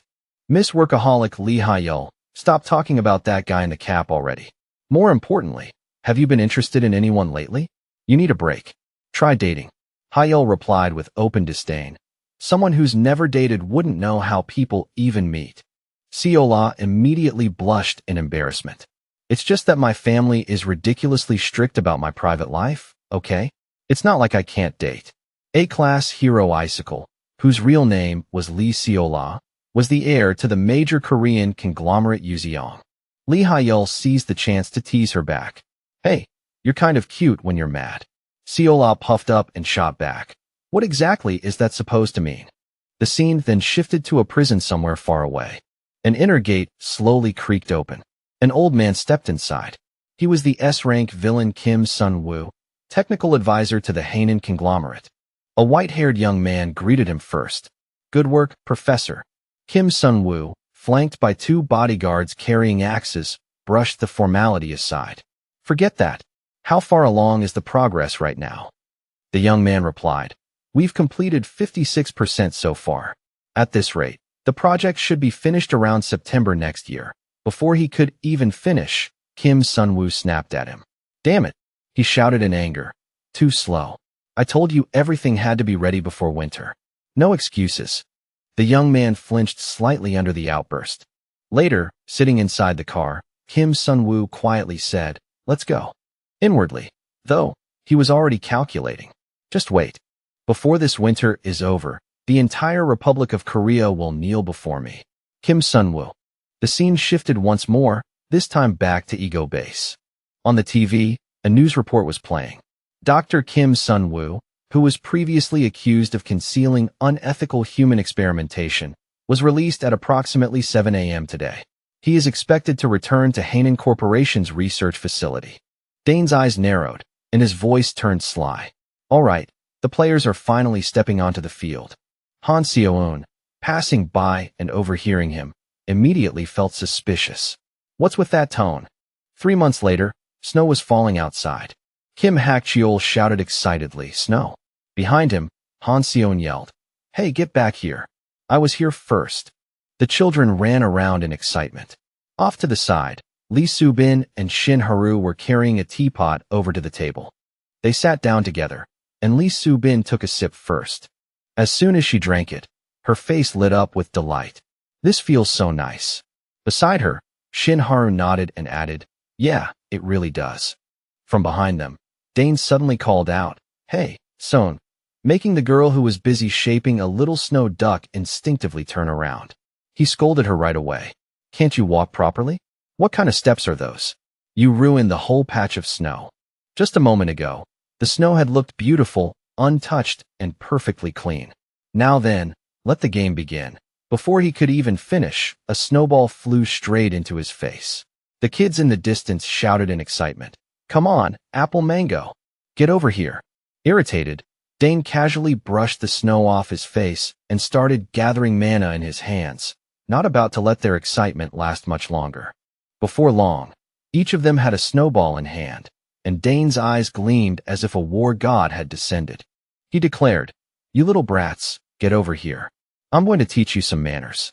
His body leaped into the air, his eyes shining dramatically as if he were about to unleash some flashy ultimate move. Special skill, super speed frost. Hanseon stared in disbelief and shouted, what even is that? That's totally cheating, Apple Mango. Behind her, Kim Hakcheol also joined in. That move is obviously abusing a loophole. The boy immediately raised both hands and shouted that he surrendered. Dane accepted that happily enough. Meanwhile, Hanseon turned toward her teammate in complete disbelief. Hanseon's face darkened as she gripped a snowball in each hand, ready for battle. Then Dane's devilish voice rang out. Seon, are you ready? The very next moment, Hanseon's whole body had been turned into an absurdly cute snowman. On the other side, Dane burst out laughing in victory. I'm starving. Let's go eat something light. Kim Hakcheol trailed behind unhappily, but followed anyway. Eating cookies in the middle of winter felt absolutely perfect. They couldn't help blurting out how delicious it was. They were so busy eating that none of them noticed the white figure slowly drawing closer. Dane turned around with a blank look and said, can you ask Haru to bring a few more?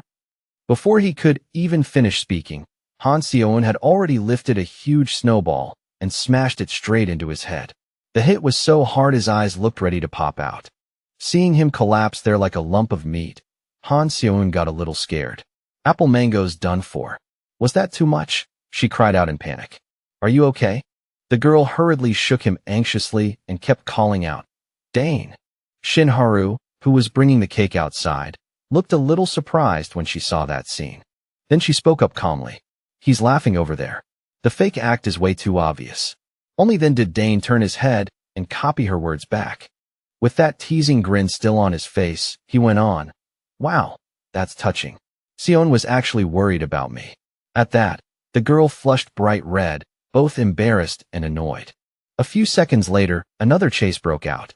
Hanseon came running after Dane with a giant snowball piled with 2 cups on top, making it look like some weird shrimp head. He ran while shouting back, no, seriously, that really hurt. But she didn't believe a word of it, and snapped, shut up. Watching it all, Dane found himself thinking that over the past 3 months, they had really relaxed and enjoyed the winter. At one point, I did consider staging another terror attack, but Stardust has already become as strong as she was in her 3rd year in the original timeline, so there's no need for that anymore.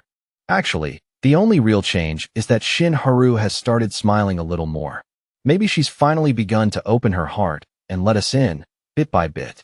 Oh, and public opinion about me has completely flipped too. Everyone blamed Egoistic for the Soul Bridge collapse, and my reputation fell straight to the bottom. I mean, come on. Those 1.2 million people who took my money obviously needed someone to blame. It was Egoistic who set up that insane terror attack. That's right. He manipulated everything and even turned us into accomplices. Convenient, isn't it? Becoming the villain was the plan from the very beginning anyway. Now all that's left is to wait for Behemoth to appear. Back in the present, Hanseon's voice rang out. Got you. She had grabbed Dane by the hair. A triumphant smile spread across her face. I win. Then, in the very next second, she got turned into a snowman all over again. Dane ran off at once while Kim Hakcheol pointed at her and burst into laughter. The 2 women watching couldn't help laughing too. Lee Subin commented, what is that pathetic scream? Beside her, Shinharu warned, you're really going to get hurt if you keep pulling stunts like that. Completely worn out, Dane dropped into a chair and complained, I'm starving. What should we eat tonight? We played a lot. Should we just do barbecue? Kim Hak-cheol came running over after them and eagerly joined in. Ooh, nice. Let's hurry inside. It's freezing out here. Shin Haru nodded and said, yeah, but first we need to go get Seoon. She's probably sulking somewhere right now. Then the scene cut sharply to red alarm lights blaring at full volume. Inside the laboratory, cracks began spreading everywhere, and people clutched their heads as they ran in panic. Kim Sun-woo sat in front of the wreckage, shouting in disbelief. No, it can't end like this. Damn it. Everything around him had already been destroyed. Someone beside him stepped forward and urgently tried to persuade him. Doctor, you need to leave this place immediately. But he refused to listen and barked back. Let me go. How can I abandon the work of my entire life? Then suddenly, he froze when he heard a strange sound. A grotesque monster revealed itself before them. The others grabbed him and dragged him away while pleading desperately. Please, sir, doctor, we have to run now. Even as they pulled him back, he kept twisting around to stare. No, this can't be. Behemoth, how can test subject number 1 be like this? It was only supposed to be a prototype, and yet it has consciousness. The scene then shifted to another building. Inside, the staff were all in complete panic. Explosions were going off everywhere around them. Stardust shot forward as if she were flying. As she threw open the door to a room, Stardust asked, Mr. President, what's happening? The president pointed frantically at the screen and shouted, Stardust, look! Quickly! On the screen was the image of a monster destroying the houses nearby. He stared at it in horror and asked, where did that terrifying thing even come from? Even Stardust froze for a brief moment when she saw it. Outside, people were screaming and running in every direction as the monster rampaged through the area. Every swing of its tentacles triggered another explosion. A man inside a car panicked when he saw something flying straight toward him. Luckily, he managed to yank his hand free just in time. Still worried about it, he shouted, my car. But the man next to him yelled back, who cares about the car right now? Run. The monster kept tearing everything apart while the people around it could do nothing but watch helplessly. A father and son could only cling tightly to each other and pray to God. Then suddenly, the monster leaped high into the air. At that same moment, Stardust rushed off while calling back, I'm heading out right now. Seeing this, the president shouted after her, calm down, Stardust. You can't take on something that huge by yourself. Hearing that, she spun around angrily and snapped, I'm not going to sit there and watch it rampage like that. You can stay here eating popcorn if you want, Mr. President. He froze on the spot. What did you just say? Then a sudden scream made Stardust whip her head around. The same monster from before had just plunged into the water. Little by little, its huge body sank and disappeared beneath the surface. Everyone who saw it just stood there, frozen where they were. The president's face darkened as he spoke again. Stardust, I want a full report on my desk by tomorrow morning. And what was that nonsense about popcorn? All you ever do is say sorry. The scene shifted again. This time, Dane was the one eating popcorn. No one really knew what they were even watching, and yet they were all shouting at the screen with intense excitement. On a quiet night, beneath the glow of a full moon, the soft sound of the wind drifted through the city streets. Inside her apartment, the S-class hero Stardust sat at her computer, clicking through page after page online. She was reading comment after comment about the notorious villain Egoistic. Public opinion seemed split, and some people were even starting to wonder whether he was really a villain at all. Then her eyes stopped on a popular post titled, a must-read for anyone who still thinks Egoistic is a villain. The writer praised him, even using the fan nickname Apple Mango, saying he had saved Korea from the recent behemoth disaster. Stardust nibbled absent-mindedly on a snack, a crooked smile tugging at her lips as the pieces slowly came together in her mind. So this is what it turned into. She realized that if Egoistic had not brought down that bridge in what looked like a terrorist attack, then no hero in Korea would have been able to stop the monster. The thought left her deeply unsettled. No, that can't be right. Unable to sit still with that realization, Stardust stepped outside and wandered into the dead of night. Her thoughts were in turmoil, but even with everything she had seen, she clung tightly to one belief. He's a villain, and I'm a hero. Then she broke into a run, her resolve growing firmer with every step despite all the contradictions. No matter what happens, I'll be the one who protects people. Just as she steadied her determination, a breaking news report revealed a shocking truth to the whole nation. The recent behemoth disaster had not been some random accident. It had been caused by experiments conducted by the major conglomerate Hainan Group, which had collapsed overnight. The report went on to say that there was no sign of human presence anywhere inside the Hainan Group building. Its chairman, the lead scientist Kim Sun-woo, and the entire research team had all vanished without a trace. Elsewhere, the villain Egoistic, whose real name was Kim Dane, was having a celebratory meal with his 3 teammates. As soon as he heard the news of Hainan Group's downfall, he cheered. Woohoo! So this is how it all ends. One of his companions, a fiery orange-haired girl, immediately exploded in anger. Serves those bastards right, she shouted, cursing the corrupt people and wishing them all dead. Not yet, Kim Dane said, his voice suddenly turning serious. We still need to catch every last one of those who ran. Han Seon and the brown-haired girl beside her clearly felt the same, even joking about hunting down the remaining Hainan members themselves. But Kim Dane only smiled brightly and waved his chopsticks around. Don't worry so much, he said with easy confidence. They'll crawl back out on their own soon enough. More importantly, he continued, can everyone gather over here? The sudden shift in tone instantly made the others nervous. Han Seon got a bad feeling right away, while the other girl asked carefully, what are you planning this time? With dramatic flair, Kim Dane unrolled a giant blueprint and revealed his next destination. His teammates stared at it in disbelief and blurted out, Hainan Group's underground lab. The room erupted into chaos at once, with Han Seon practically panicking.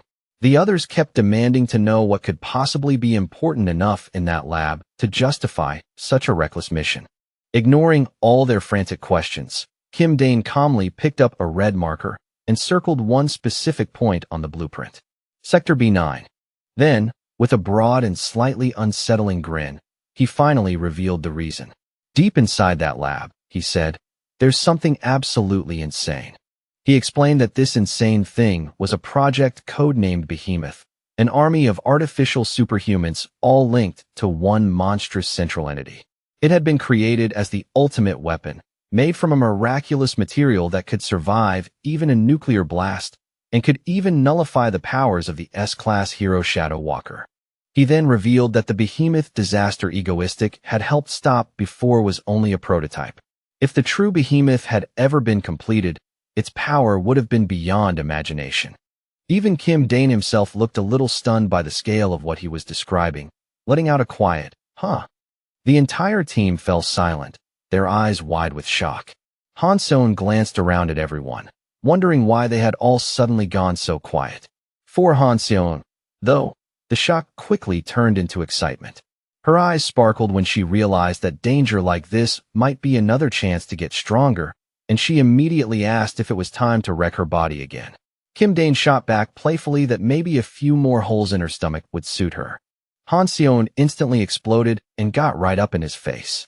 Are you kidding me right now? She screamed, demanding that he give her a real power-up instead. The meeting broke down into total chaos right away as Han Seon started throwing attacks at him. Kim Dane dodged while yelling back, and the other 2 girls tried, and failed, to calm them both down, desperately begging them to stop. Even while dodging her playful attacks, Kim Dane recalled one important detail from the original story. The Hero Association had never acted because of this, so he brushed off the risk. Nothing major should happen, right? But he was wrong. At that very same moment, inside the towering headquarters of the Korea Superhuman Association, the situation was already beginning to spiral. Inside the association building, an emergency meeting was underway. One official reported that multiple life signs had been detected in the buried lab. The monsters created by Hainan Group were still alive.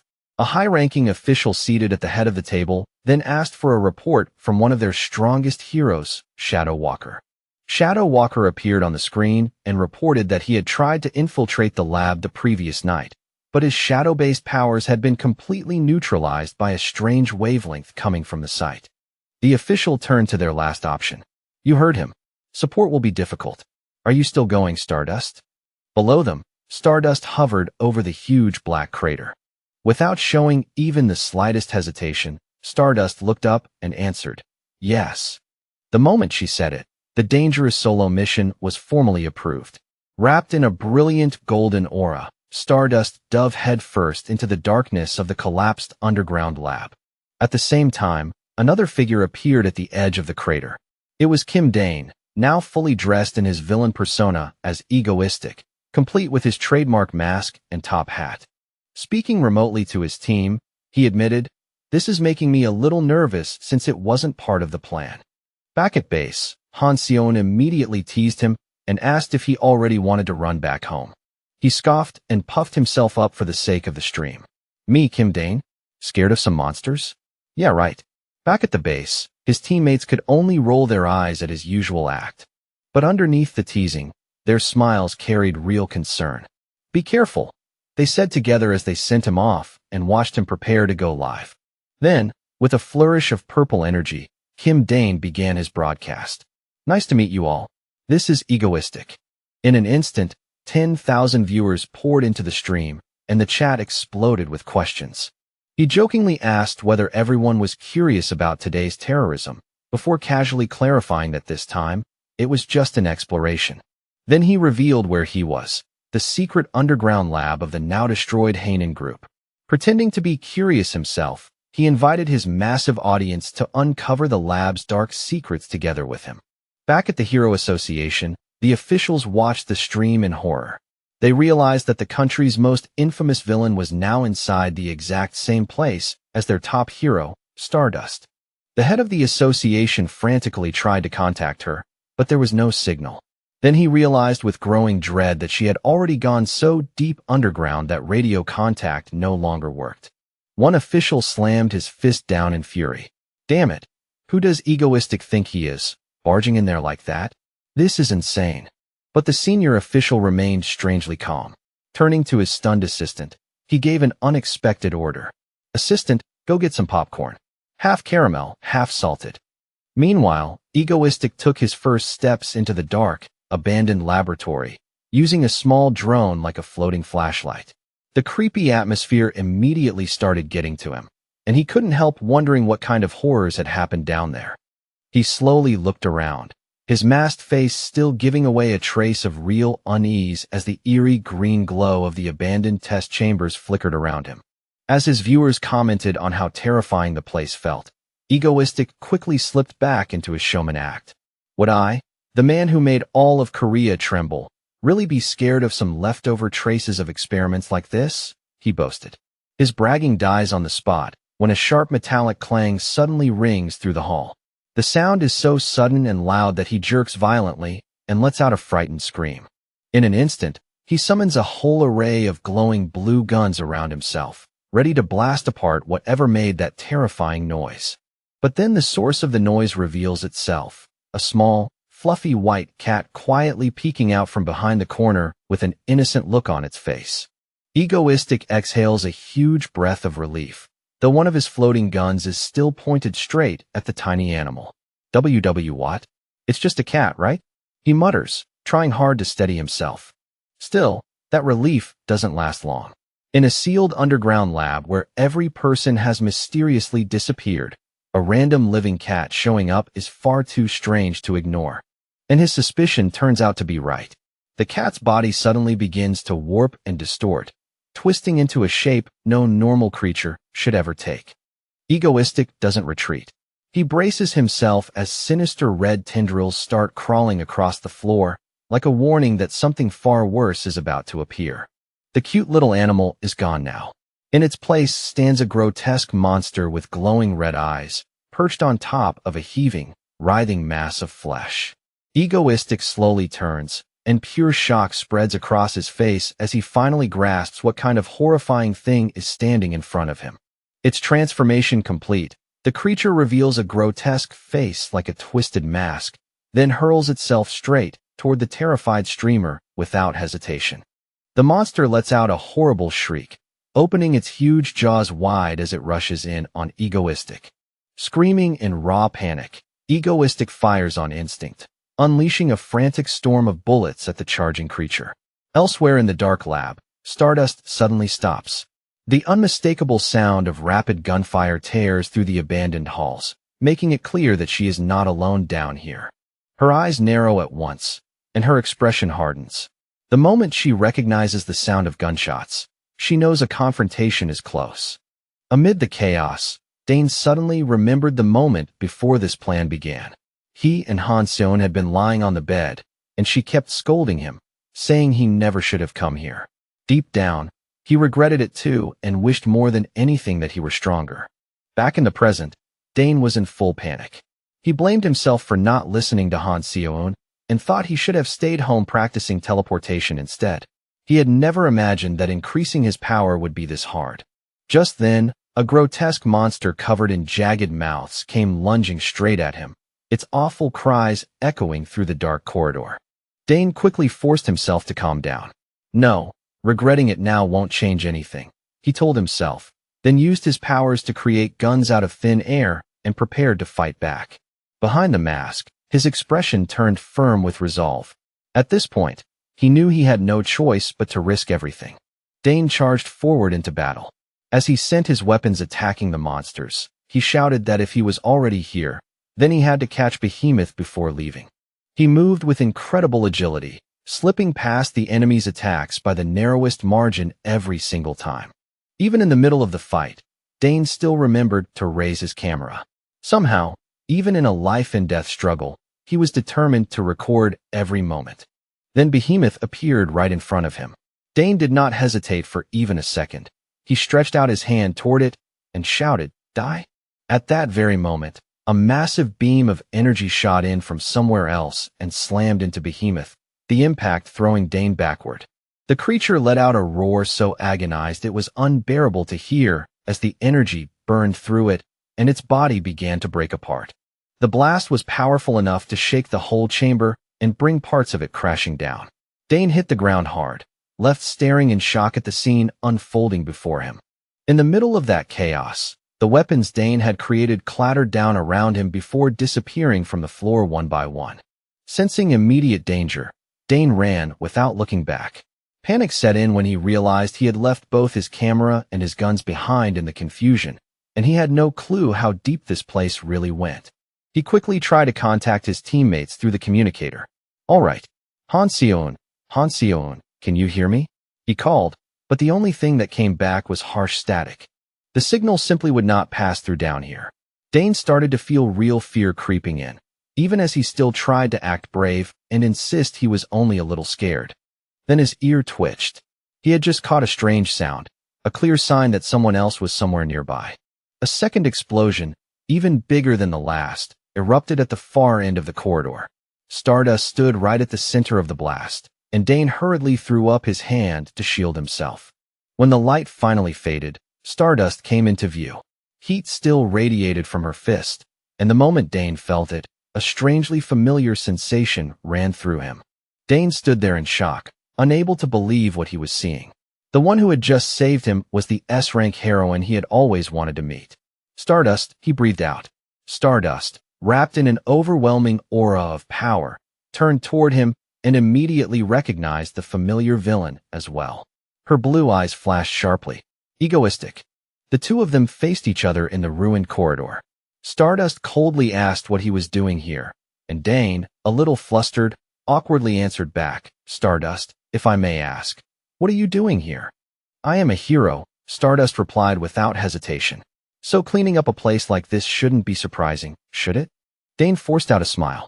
"Ah, yes, I suppose that makes sense." But inside, he was cheering wildly. This was perfect timing. Everything seemed to be unfolding exactly as he had hoped. A dangerous smile appeared on Stardust's face. To her, this was an unexpected catch. Yet despite the pressure of her terrifying presence, Dane was inwardly overjoyed. He could hardly believe Stardust was actually smiling at him. She warned him that if he came along quietly, it would not hurt too much. But Dane barely seemed to register the threat at all. He was completely absorbed in how beautiful she looked. Without another word, Stardust moved first and launched her attack. Dane hastily used his power and barely avoided the strike by a hair. With that, the battle between the two officially began. Stardust kept pressing forward, throwing out one devastating attack after another. All Dane could do was desperately keep dodging and try to stay alive. Little by little, even his defensive abilities began to fail under the pressure. The heroine never gave him even a second to breathe, and he cried out in despair. Realizing he could not keep this up much longer, Dane hurriedly threw up his hand and shouted for her to stop. "Wait, stop!" he yelled, trying to halt her next blow. Pinned against the wall, Dane decided it was time to begin his plan. In a panicked voice, he cried out, "I know. In your eyes, I'm just a villain." Inside, though, Dane was screaming his head off. "What do I do?" Even so, he pushed on, trying to persuade Stardust.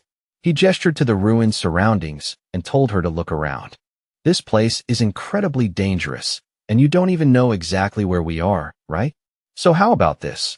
We form a temporary alliance until we can make it down to the deeper levels?" Stardust looked doubtful. Crossing her arms, she asked why he was here in the first place. Dane fumbled for an answer and awkwardly said that he had come out of curiosity, driven by a desire for knowledge. Stardust explained that she had come to investigate Hanan Corporation, the group responsible for the horrific black disaster in the past. She suspected they were preparing something here that could be even worse. After a brief silence, Stardust's lips curled into a strange little smile. "All right," she said at last. Dane was so caught off guard by her answer that he could only stare. Then Stardust made it official and accepted the alliance. "Come with me," she said. She admitted handling all the monsters alone had been difficult, and Dane might actually be useful. With that, she turned and walked off, leaving Dane standing there in a daze. Dane could hardly process what had just happened.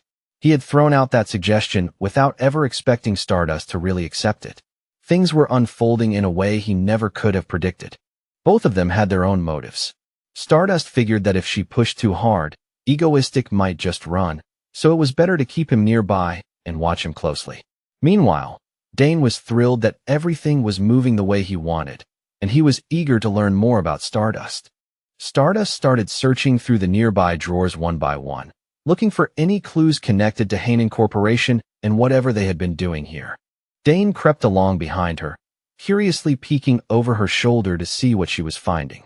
At that point, he looked less like a partner and more like an obsessed fan. He leaned in a little too close, and it clearly made Stardust deeply uncomfortable. Stardust suddenly spun around and shouted right in Dane's face, "You villain! Why are you sneaking around like that? This is classified material. Get out." Dane flinched hard, hurriedly stepped back, and started blurting out apologies. Dane shrank back in fear, sweat pouring down his face. "This is terrifying," he thought to himself. But not long after that, Dane managed to pull himself together again. It looked like another idea had already started forming in his head. In Dane's mind, Stardust suddenly appeared soft, radiant, and almost angelic. He imagined the two of them standing together in a field of white lilies. Dane's face turned red with pure delight. "I love this so much," he thought. Just being beside his idol felt unbelievably good. The two of them kept moving deeper into the base, with Stardust calmly taking the lead the whole way. Following behind her, Dane wondered to himself, has her clairvoyance really developed this far? Eventually, they came to a stop in front of a metal door. A sign on it read, "Superpower Neutralization Room." Dane read the words out loud. "Superpower Neutralization Room." Just then, Stardust called his name and stepped so close that he instinctively grew flustered. "Why, yes," he answered, already sensing something was wrong. Without the slightest hesitation, Stardust pointed at the door and firmly ordered, "Go inside." Dane was completely stunned. "And me?" he stammered, unable to believe she was using him to test something that dangerous. Even though he felt like a lab rat, Dane still tried to act cheerful and cooperative. But Stardust did not give him time to put on an act. She simply shoved him inside. Dane stumbled into the pitch-dark room, with no idea what might be waiting for him in the darkness ahead. The moment he stepped through, Stardust slammed the door shut behind him, sealing him inside. Right away, Dane felt that something was off. His hat slipped to the floor, and when he tried to use his powers, nothing happened at all. A shocked realization hit him. My telekinesis isn't working, and teleportation too. Dane stood frozen in the silent room, bathed in an eerie red glow. For the first time in a long while, he felt completely helpless. The door opened, and Stardust stepped inside. Dane turned toward her, both shocked and curious. "It really doesn't work? Is that true? Then what's the principle behind this thing? Then Dane suddenly went still, staring at Stardust with horror spreading across his face. Using nothing but her bare hand, Stardust slammed a punch into the metal wall with a thunderous impact, cracking it open. And after doing something that absurd, she just stood there calmly, as if it had been nothing special at all. Stardust coolly explained that she had only been checking whether the room really neutralized powers. Dane immediately snapped back in frustration. It really does work. Even I don't lie about things like that. Inside, though, Dane was in complete turmoil. He was awed by Stardust's insane strength, but at the same time frightened by how reckless she was. His emotions were going up and down nonstop. Suddenly, a loud alarm began blaring through the room. Red warning lights started flashing over and over. At the same time, thick steel doors began slamming shut one after another, sealing every possible exit. Both of them were caught off guard and had no chance to respond. They turned to look at the sealed doors and immediately realized the truth. They had been trapped inside. Both Dane and Stardust instantly sensed how dangerous the situation had become. They were now locked inside a cramped enclosed space where every superpower had been disabled. Dane quickly grasped the absurd irony of it all. A hero and a villain, two grown adults, locked up together like something straight out of a cliché plot. Stardust tried with all her might to break open the escape door. Brilliant red light poured from her body as she attacked it again and again, yet the door barely seemed to move. Dane told her it was useless to keep trying, because the door had been designed to unlock automatically after about 3 hours. He even showed her the countdown clock, which read 2 hours 58 minutes 41 seconds. Dane went on to explain that a heavily secured door like this would only open after those 3 hours had passed. He told her not to waste her energy for nothing and said they should just leave together once it opened. Stardust looked both irritated and surprised, standing there in the dark enclosed space as the strange rays of light flickered around her. Blood was running from Stardust's hand. It looked like she had hurt herself while trying to force the door open. Quietly watching from the side, Dane noticed the injury too.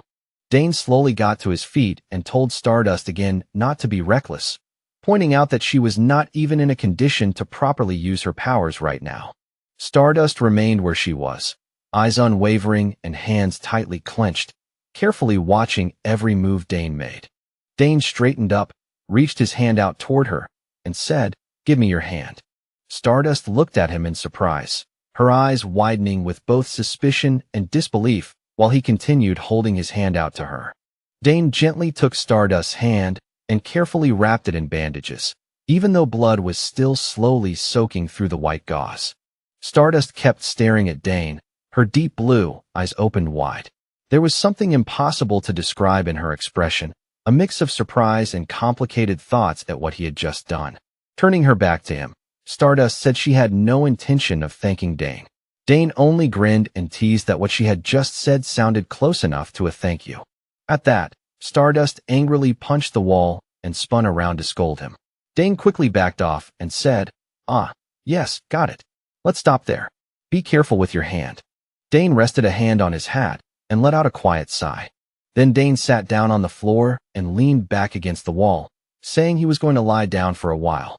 Stardust watched him with clear astonishment. Dane stretched out on the floor and said there was nothing they could do for the next 3 hours anyway. He even told Stardust she should rest too, maybe close her eyes for a while and save her strength. Stardust looked at him with open suspicion and irritation, her whole face tense with caution.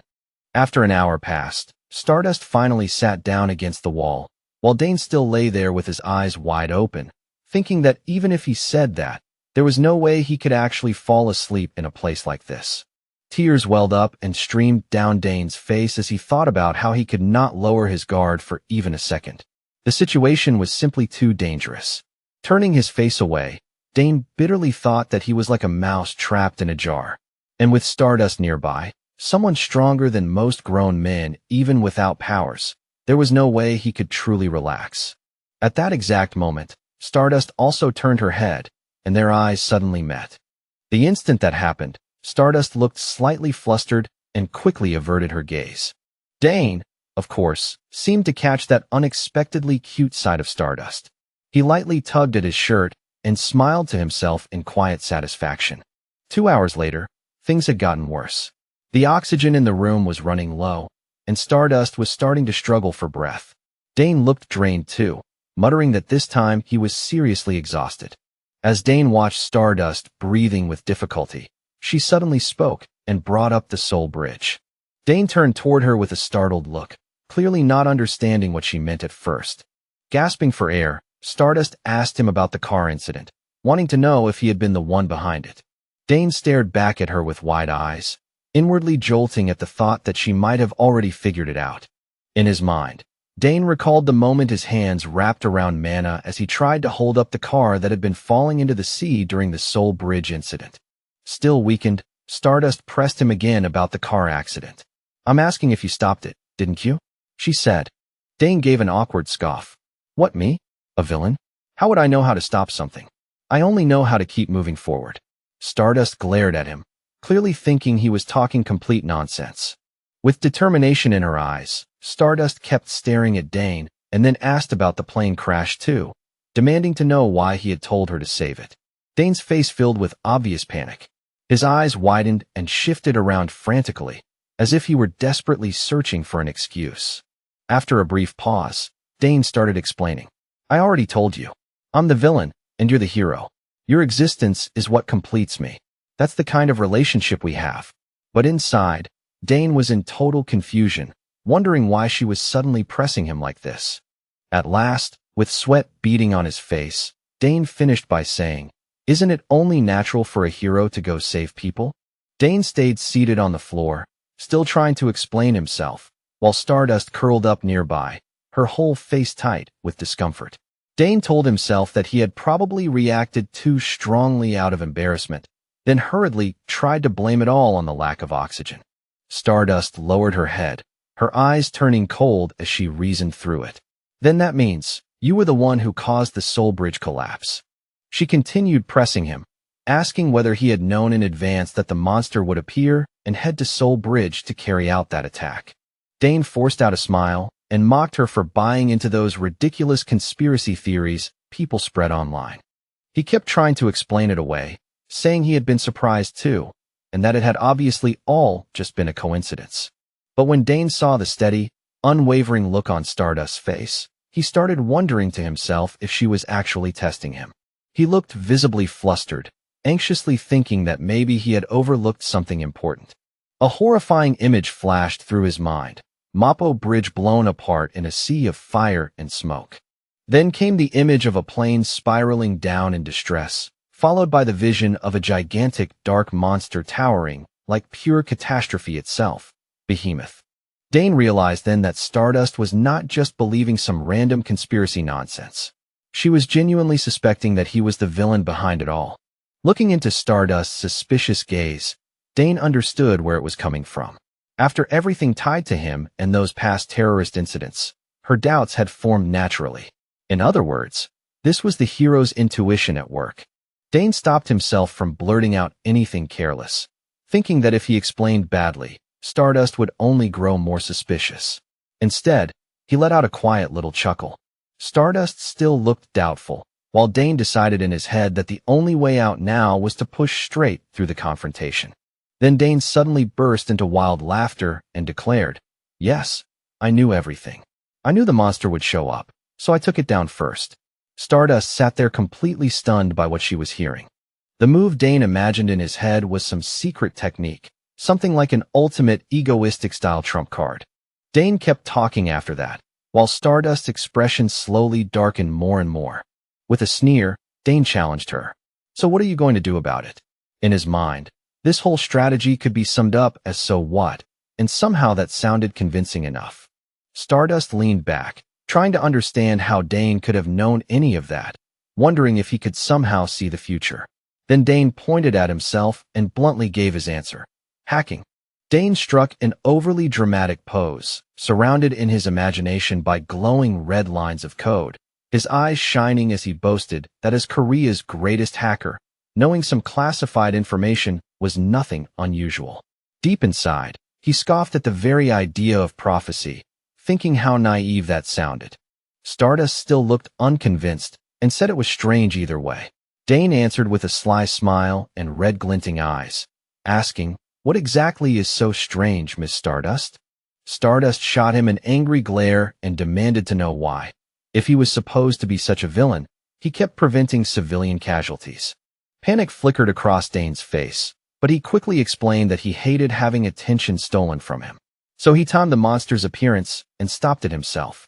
If too many civilians died, then no one would focus on him anymore.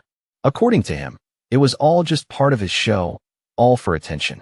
Sweating heavily, Dane forced a smile as his eyes shifted around.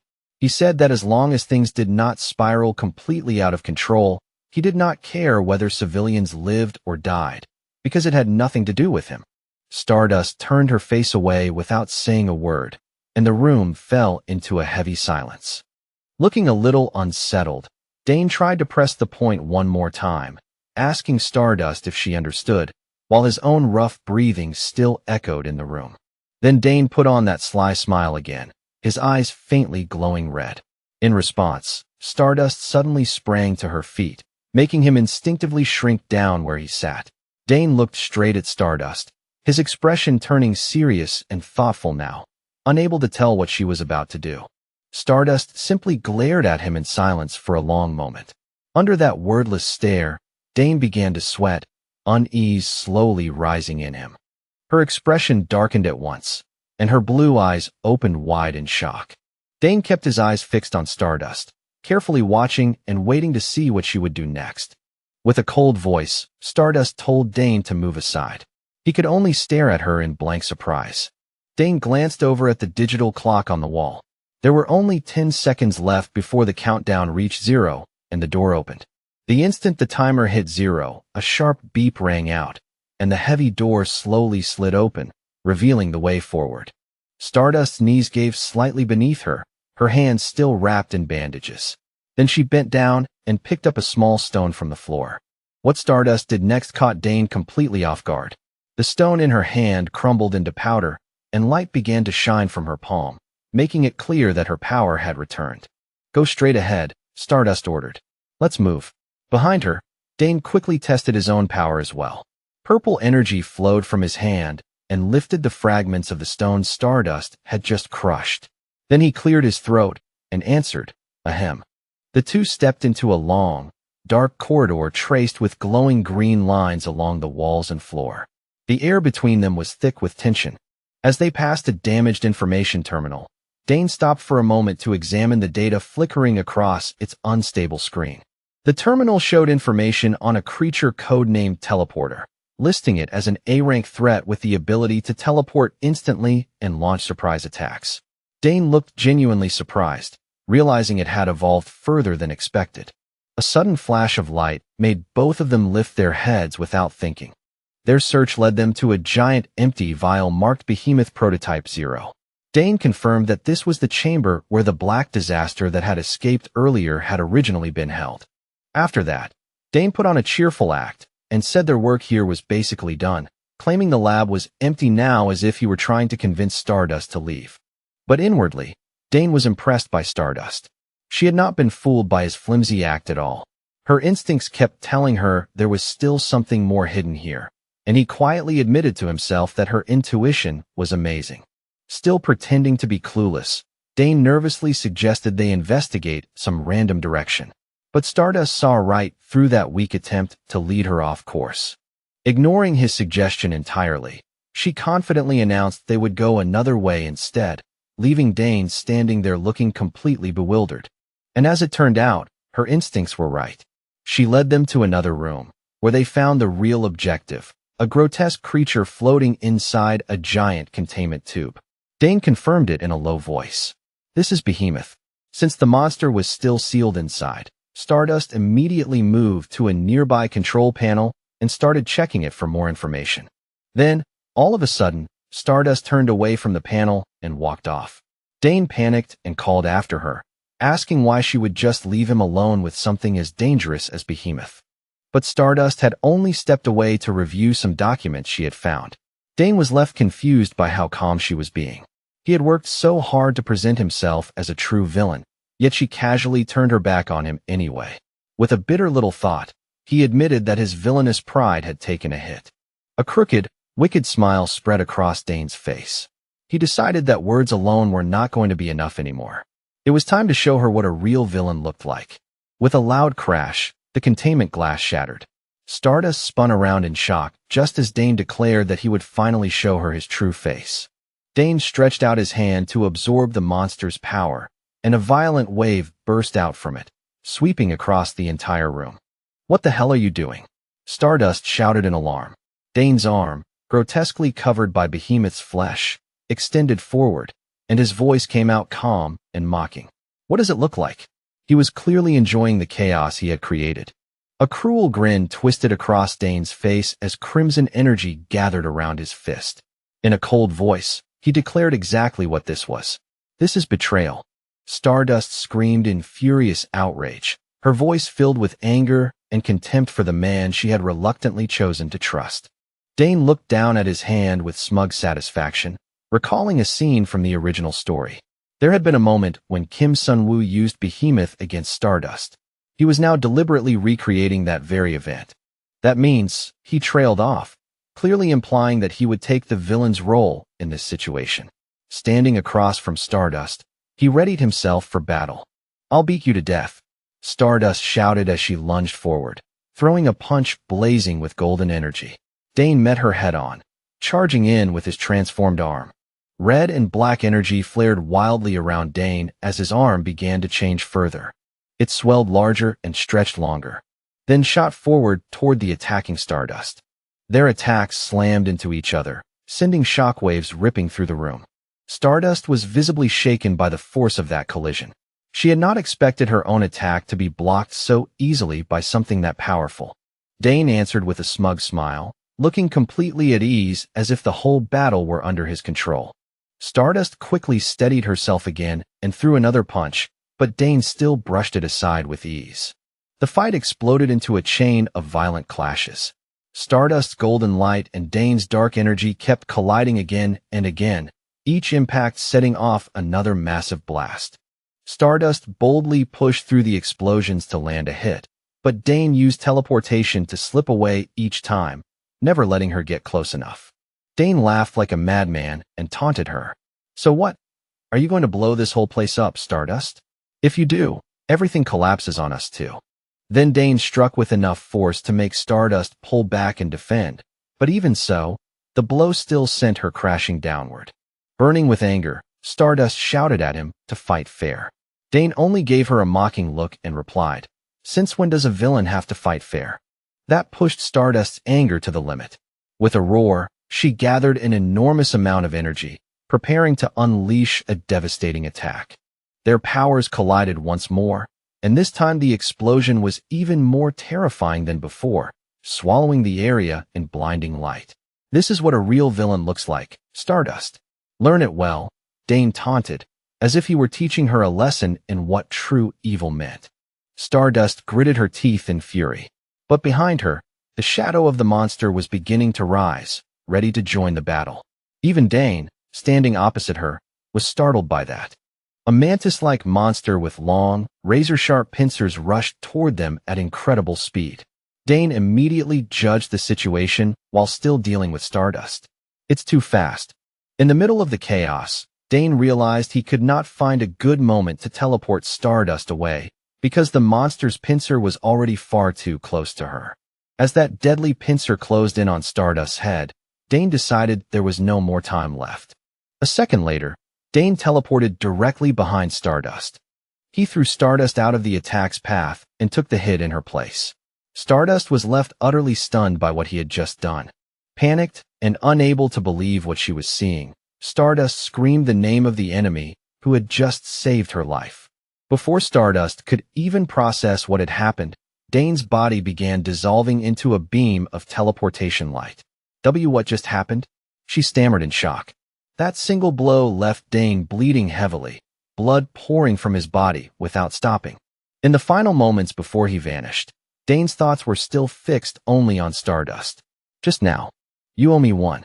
That thought was the last thing on his mind before he disappeared completely in a flash of light, leaving Stardust alone in the wreckage. The scene shifted to a modern room, where Dane's teammates were anxiously waiting for him. Hanseon was grumbling that he always vanished without a word and never once thought about the people waiting for him at home. Then Hanseon's expression suddenly brightened. "Oh, he's back," she cried, her voice instantly filling with relief and joy. She hurried toward the door to greet him. Honestly, disappearing like that and becoming unreachable. "Hey, why are you so late getting home?" she said, her tone carrying a small note of complaint. But Hanseon's smile froze the instant she saw him, replaced by pure shock and horror. The other two members turned pale at Hanseon's piercing scream. Both of them rushed over at once to see what had happened. Dane was lying unconscious on the floor in a spreading pool of blood. Hanseon dropped to her knees beside him, horrified by the sight of her brother in that condition. A terrible wound was torn open at his side, and blood was still pouring from it without stopping. The whole group fell into panic. Lee Soo-bin stammered about finding a first aid kit or calling emergency services, while Hanseon desperately shook Dane, trying to get him to wake up. Dane remained unconscious, blood trickling from the corner of his mouth.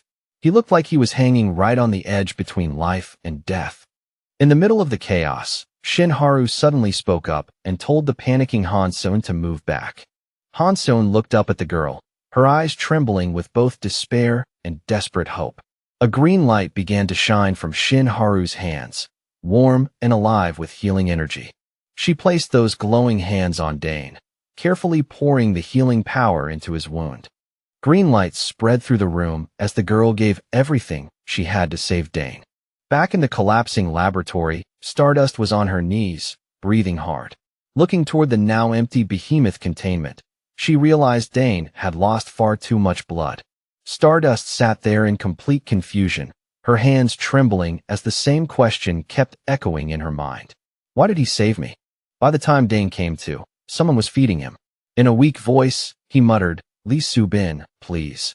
It turned out Dane was handcuffed and being force-fed by Lee Soo-bin. Far from his usual cruel villain image, he was practically crying in despair. "Please let me eat by myself. At least leave me a little dignity." Despite Dane's feeble resistance, Lee Soo-bin successfully pushed in another full spoonful. Cheerfully, she praised him with a good boy, while Dane could only accept his fate in misery. The scene then shifted to Shin Haru getting ready to leave. Dane waved goodbye, and Haru turned back for a moment before hesitantly apologizing for hiding her powers until now. Her eyes filled with tears as she thanked Dane for letting her return to school. Dane smiled brightly, easily lifting the heavy mood. He told her that he was the one who should be thankful, then wished Shin Haru a wonderful first day of high school. Everyone, including Hanseon, waved goodbye to Haru and Kim Chae-hyun together. The whole scene felt warm and cheerful, almost like a real family. But the mood changed the moment Haru left. Hanseon suddenly exploded in anger, her eyes bloodshot as she threatened that if her brother dared to sneak out again, she would not let him off easily. Then Hanseon noticed a strange thing Dane had brought home. It looked like a skein of black yarn, but it felt oddly heavy in her hands. Dane stepped closer with a mysterious smile and explained that it was a pressure point massage tool, asking if he could borrow it for a second. Hanseon looked at him with obvious suspicion. The very next moment, Dane used his power to pull it into his hand and flashed a wicked grin. In a low voice, he whispered, "Awake, behemoth." The skein in his hand immediately began glowing with a fierce red light, overflowing with dark energy. Lee Soo-bin and Hanseon both froze on the spot. They could feel the terrifying power pouring out of it, but had no idea what was happening. Then a sharp clang rang out as the handcuffs around Dane suddenly shattered and dropped to the floor. Red energy tendrils from Behemoth rose up, wrapped around Lee Soo-bin and Hanseon, and lifted both of them into the air as they screamed in terror. Meanwhile, Dane leaned back and calmly kept eating, muttering to himself, "Did I do it wrong? Or is it just not done yet?" He turned to look at the two girls dangling upside down and casually asked, "So, are you two going to do it again?" Lee Soo-bin and Hanseon could only scream in fear that they were sorry and would never dare do it again. They hurriedly shouted that they would not, begging him to put them down. Then the scene shifted outside the apartment under a full moon, bringing Dane's little punishment session to an end. In another room, Stardust was sleeping deeply. She suddenly jolted awake with a terrified scream. It seemed she had just seen a horrible nightmare connected to the monster attack from earlier. She sat curled up on the bed, trembling in fear, her gaze fixed distantly out the window. Fear was still written all over her face as Stardust clutched at her chest and tried to steady her breathing after the nightmare. Then Dane's image rose in her mind. In a shaky whisper, she murmured, "Egoistic? He'll be okay, right?" Time passed, and a month later the story moved to a large school. This was the place where Stardust lived under the cover of an ordinary female student. In class, the heroine sat with her chin resting on one hand, so lost in thought that she did not even notice a friend walking over. A classmate approached after noticing that Lee Hyul seemed distracted. With concern in her voice, she asked, "Hyul, why have you been spacing out so much lately? Is something wrong?" Startled, Hyul quickly replied, No, it's nothing." Her friend clearly did not believe that answer. She moved closer and kept pressing her. "Nothing? Come on, tell me. What is it?"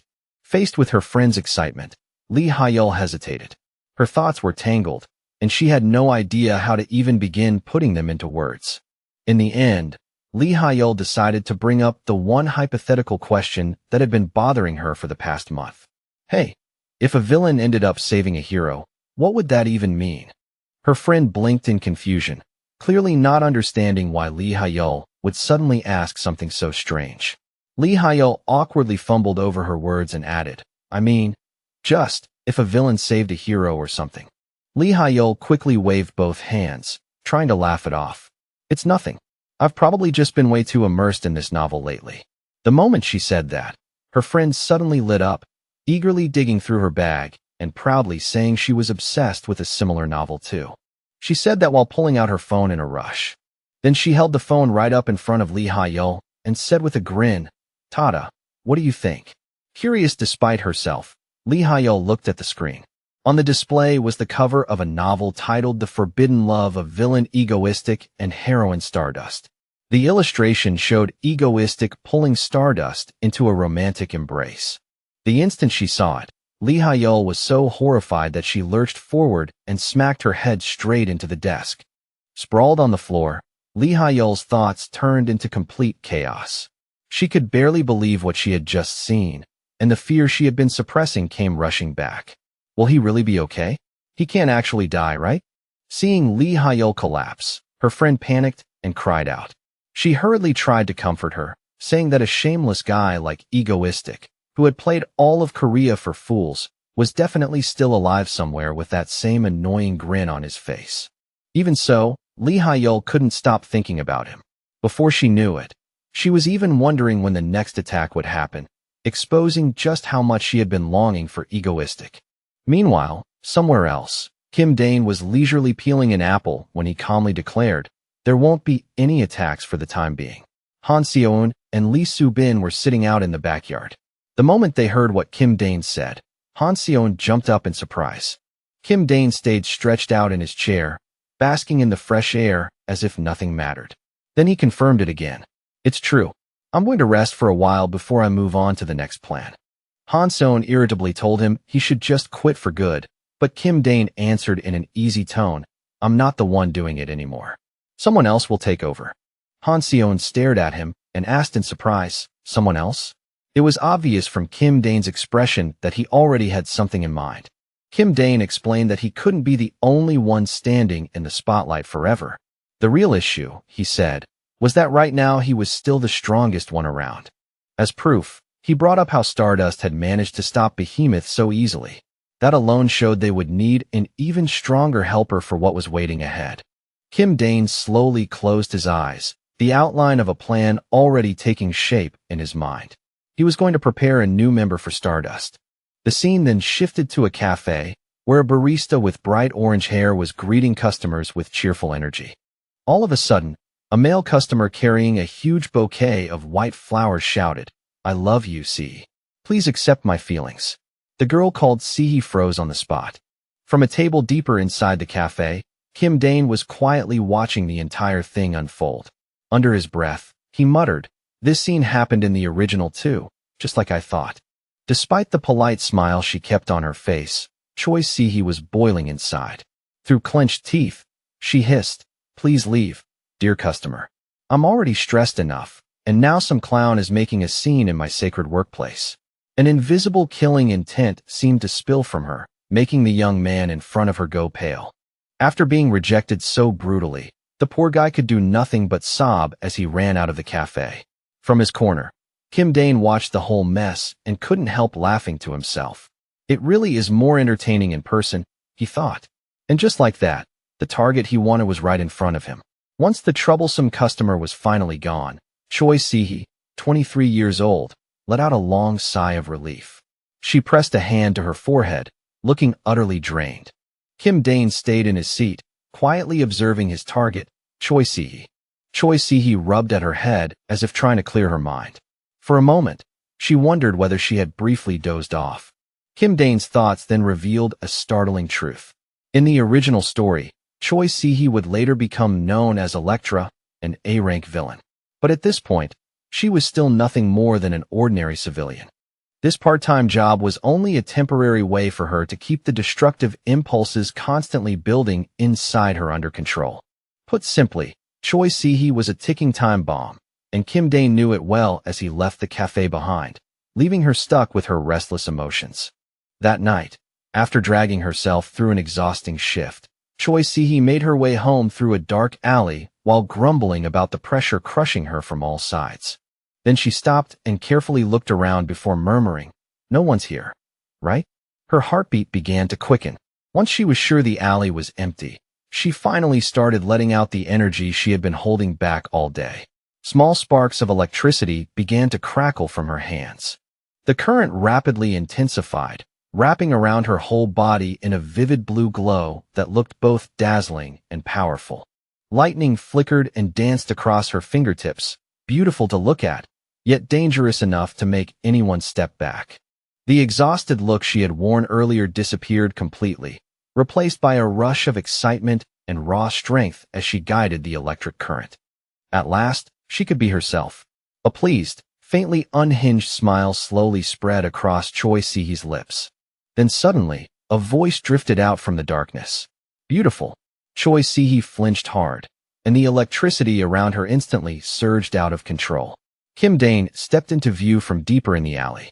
He emerged wearing his familiar villain persona and made his offer without hesitation. "I've been searching for someone like you for a very long time, Miss Choi Si-hee. Would you like to use that power to assist me in my terrorist activities?" The moment she heard the word terrorist, Choi Si-hee exploded with rage. Her power flared violently once more as she snarled, "You insane bastard. Do you think everyone with powers is some villain like you?" Kim Dane only smirked in response. He summoned his blazing red behemoth-like energy and challenged her calmly. "Then attack me. Let's find out how strong you really are." Not about to back down from that provocation, Choi Si-hee poured all of her power into the attack. The blue lightning bolts surrounding her swelled larger and larger, promising a devastating strike. Without another second of hesitation, she released a massive blast of thunder straight at Kim Dane, who stood there before her with infuriating confidence. But her lightning attack was effortlessly blocked and completely canceled out by Kim Dane's red strands of energy. The two streams of power crashed into each other, triggering a terrifying explosion that tore through everything around them. When the smoke finally cleared, Kim Dane was still standing there without a single scratch. Letting out a savage laugh, he mocked Choi Si-hee and asked if that was really all the power she had. Choi Si-hee clenched her teeth in fury, but beneath that anger she felt an odd sense of relief. It was the first time she had ever been able to fight at full strength without holding herself back. As angry as she was, she couldn't deny how thrilling it felt. Before leaving, Kim Dane gave her an offer, saying it would remain open until next week, and told Choi Si-hee to think it over carefully. Choi Si-hee stood there stunned, still unable to process what had just happened, while Kim Dane was already preparing to disappear. Startled, she quickly called out to stop him. But she was already too late. Kim Dane vanished right before her eyes, leaving Choi Si-hee standing alone in the ruins. She lowered her gaze to her hand, where faint sparks were still crackling in the aftermath of the fight. Tired and still confused, she nevertheless couldn't deny one thing. That battle had felt unbelievably satisfying. The scene shifted elsewhere. Kim Dane, back in his ordinary appearance, looked utterly desperate and full of pain. Beside him, Lee Soo-bin wore a sorrowful expression as she apologized softly and suggested that maybe their relationship should end here. Kim Dane turned angrily toward Han Seo-eun, demanding to know how she could do this to him after everything he had done for her. Han Seo-eun answered him with a sinister little smile, offering only a cryptic farewell. Then it was revealed that the whole dramatic exchange was just an act during a game of Monopoly. Kim Dane cried out in bitter frustration over his loss, while Han Seo-eun laughed in delight. Apparently, Kim Dane had gone completely bankrupt in the game, and Han Seo-eun mercilessly mocked how pathetic he looked. As the loser, Kim Dane had no choice but to accept his punishment, washing a mountain of dishes for a family of 5 for the next 3 days. While Kim Dane dragged himself off to serve his sentence, Han Seo-eun reminded him that 3 full days had already passed since they talked about recruiting a new member. She couldn't understand why he was still wasting time playing around, but he only answered with calm indifference. Han Seo-eun watched him with narrowed eyes, clearly suspicious and unable to figure out what exactly Kim Dane was plotting. Kim Dane slipped on his gloves and smiled to himself with quiet confidence, certain that the bait he had left out for so long had already been taken. The scene shifted to Choi Si-hee's everyday life. At the cafe, she was absent-mindedly taking customers' orders with an empty, hollow look on her face. The exhaustion was obvious in every movement she made, to the point that she even accidentally spilled coffee while working. It was clear that daily life was steadily wearing her down. The kind manager Yuni noticed how drained Choi Si-hee looked and gently told her to step outside and rest for a while. Si-hee accepted with gratitude and quietly thanked her. She stepped outside and dropped onto a bench with a weary flop. During her break, Choi Si-hee pulled out her phone, her hand trembling slightly as she searched for information about someone. She had grown curious about Egoistic, the name everyone kept bringing up. What she found shocked her. He was no small-time villain, but the most influential villain in Korea, with his own fan cafe and a level of fame greater than most heroes. But the thing that stunned her most was the report that Egoistic's terrorist attacks had never caused civilian deaths. There was always property damage, but the casualty count stayed at 0 every single time. That made Choi Si-hee start wondering if he might actually be a good person after all. The story then returned to explain her background. She was an electricity user who had never truly fought at full power until the day she met Egoistic. The reason was simple. Ever since childhood, her parents had hated people with superpowers and kept Si-hee's abilities tightly restrained. That repression built up inside her like an overcharged battery, and over time the constant tension had turned into violent, destructive urges, something unique to Si-hee herself. As those chaotic thoughts swirled around in her mind, Egoistic's offer kept echoing back to her, urging her to think carefully. She returned to work, and before she knew it, for days had passed since Kim Dane made his offer. She kept working through one dull day after another. Then came day 5, and after that, day 6. At that point, she suddenly froze in place. The name Egoistic flashed through her mind, and her expression changed at once from forced cheerfulness to pure panic. Then finally, it became day 7, exactly 1 week since their encounter. That night, Choi Si-hee stood alone in a dark alley, looking as though she were waiting for someone to come. Her head was slightly lowered, and her face was set with determination, as if she had already made up her mind about something important. Then she suddenly heard a sound. She quickly looked up and called out brightly, "Ego." But it was only a stray cat. Startled by her voice, it puffed itself up and let out a fierce cry. A moment later, the cat darted away and disappeared into the darkness. Embarrassed by her mistake, Choi Si-hee clenched her fists and muttered Egoistic's name under her breath, caught somewhere between irritation and anticipation. At that exact moment, Egoistic really did appear behind her and calmly asked whether she had thought over his offer. After a brief pause, Choi Si-hee let out a breath and answered firmly, "I will do it." Egoistic couldn't hide how pleased he was. Choi Si-hee reached out and took his hand, repeating once more that whatever he asked of her, she would do it. Blushing with excitement, she practically begged him, "Crazy or not, I don't care, just let me smash something already." "Hurry up." Kim Dane, a little flustered by her intensity, answered awkwardly, Oh, right. Yes." Not wanting to keep her waiting any longer, Egoistic immediately teleported away, ready to bring her to a special place. The place they arrived at was Ego Base, Kim Dane's hidden secret base. As soon as they arrived, Choi Si-hee was introduced by Egoistic to the rest of his group. With unusual solemnity, Egoistic announced that Choi Si-hee was now the newest member of the family. Caught off guard by such an unexpected welcome, she awkwardly introduced herself by name. Everyone then cheerfully introduced themselves again. In the middle, Lee Soo-bin waved and said, "Nice to meet you. I'm Lee Soo-bin." Then Shin-haru, still in a school uniform, politely followed with, "Hello, my name is Shin-haru." In contrast to the warm mood, Han-seon looked displeased and muttered, "Another girl again." Seeing that, Kim Dane could only helplessly introduce her on her behalf, saying, "This kid's name is Han-seon." After introducing everyone else, Egoistic turned back to Si-hee and said, "As for me." Then he slowly reached up and removed his mask. With a smile, he revealed his true identity. "It's Kim Dane." Choi Si-hee was left completely stunned. At once, an image flashed through her mind of the familiar young man who had sat drinking quietly in the cafe where she worked. Only then did she realize, in total shock, that Egoistic was actually the handsome customer who had come to her cafe the week before. That sudden revelation threw the whole room into silence. Kim Dane looked awkward. Choi Si-hee turned red with embarrassment, and the others were left too stunned to say anything. Too shocked and mortified to control herself, Choi Si-hee lost hold of her power, and a huge surge of electricity burst out from her body. The electrical outburst was so intense that Egoistic's entire high-tech base instantly lost power. In the next moment, everything was swallowed by darkness. In the darkness, everyone immediately panicked. Han-seon guessed that the blackout must have been caused by Choi Si-hee's electricity. Lee Soo-bin said her whole body felt numb and tingly, while Shin-haru could only stare in awe at just how incredible that power was.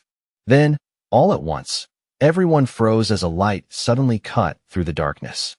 The beam landed directly on Choi Si-hee, making her raise a hand to shield her eyes from the glare.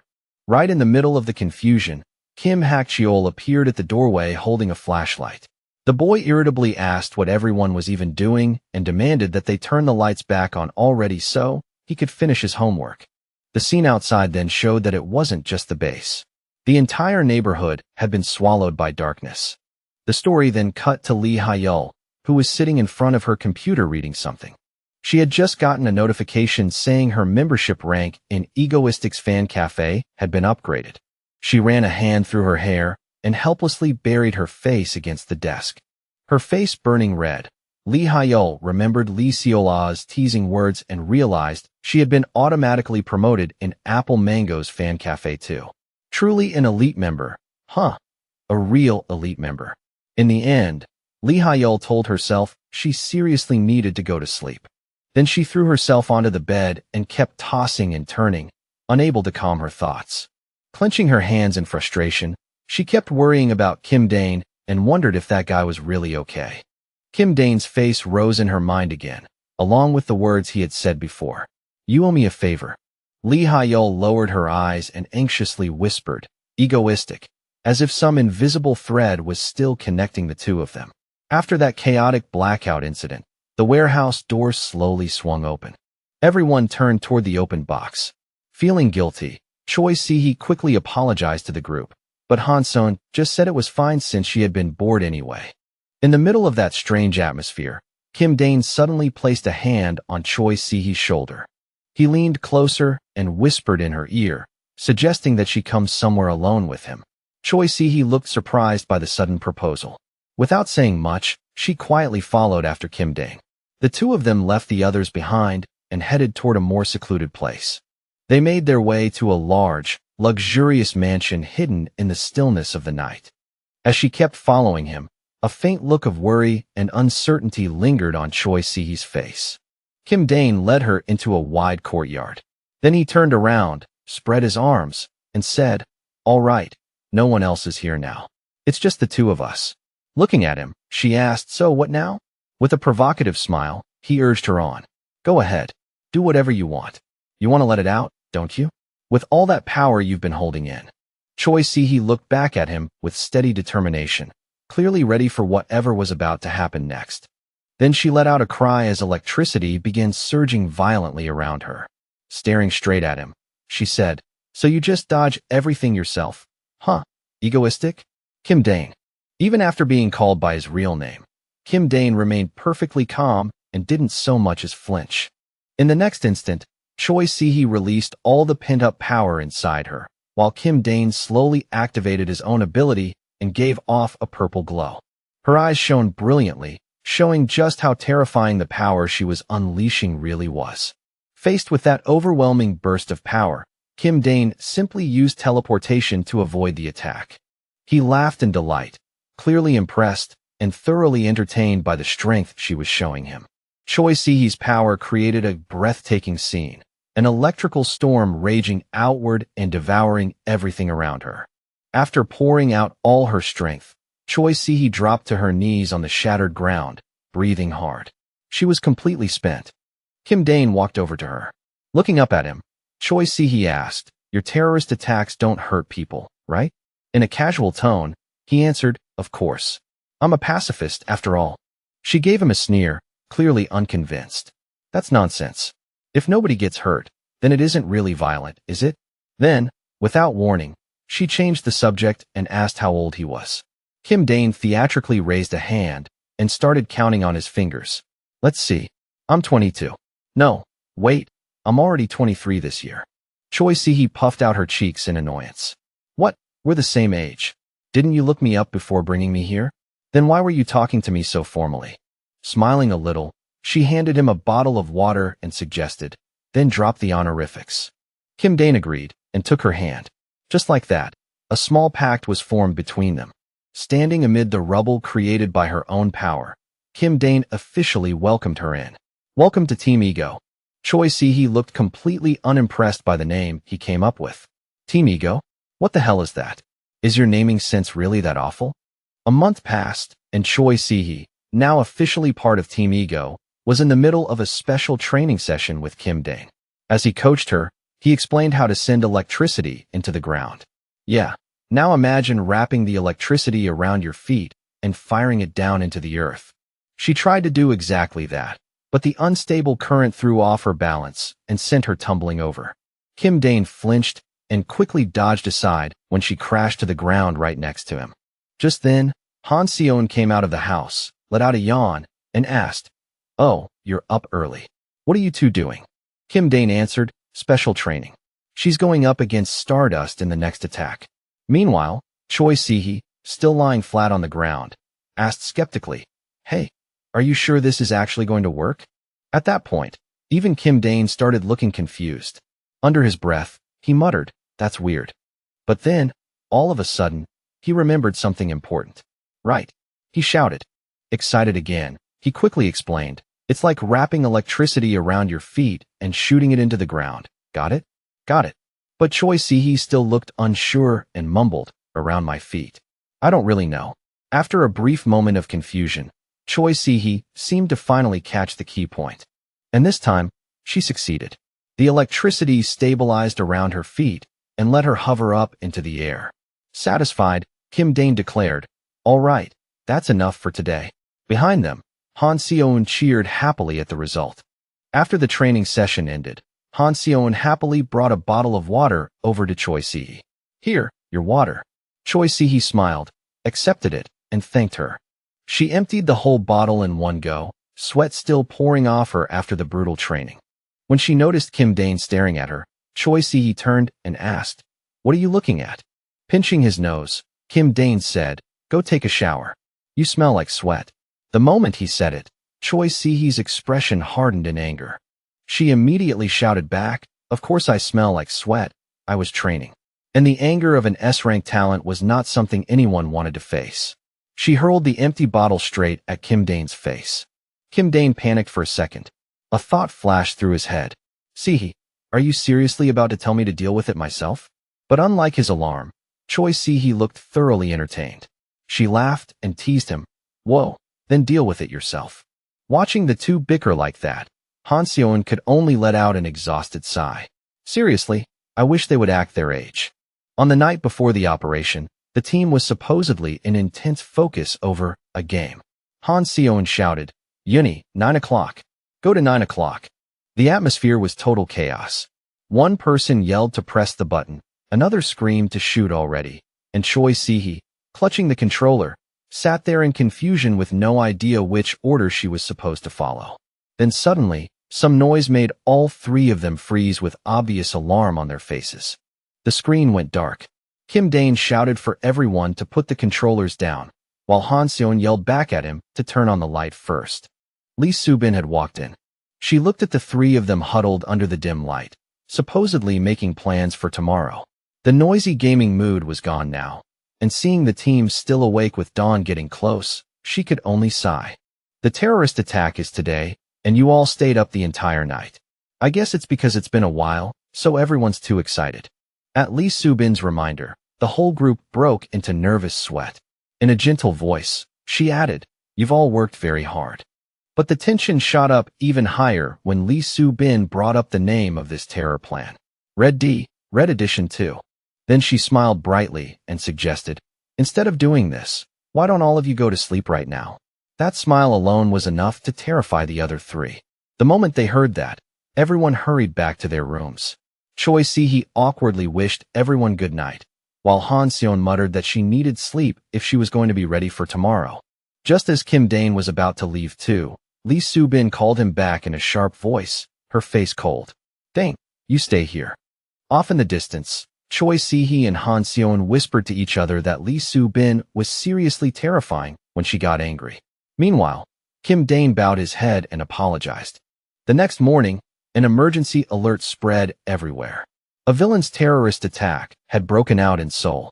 Notably, every civilian within a 250-meter radius had already been evacuated, and there were no casualties at all.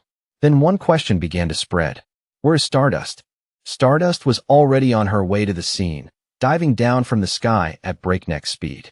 At the center of the attack site, surrounded by broken debris, Choi Si-hee looked up and watched Stardust descend from above. Wearing her new villain outfit, Choi Si-hee sat perched on a pile of bricks and greeted her with a mocking smile. "Hello, Stardust." Choi Si-hee's villain alias was Elektra.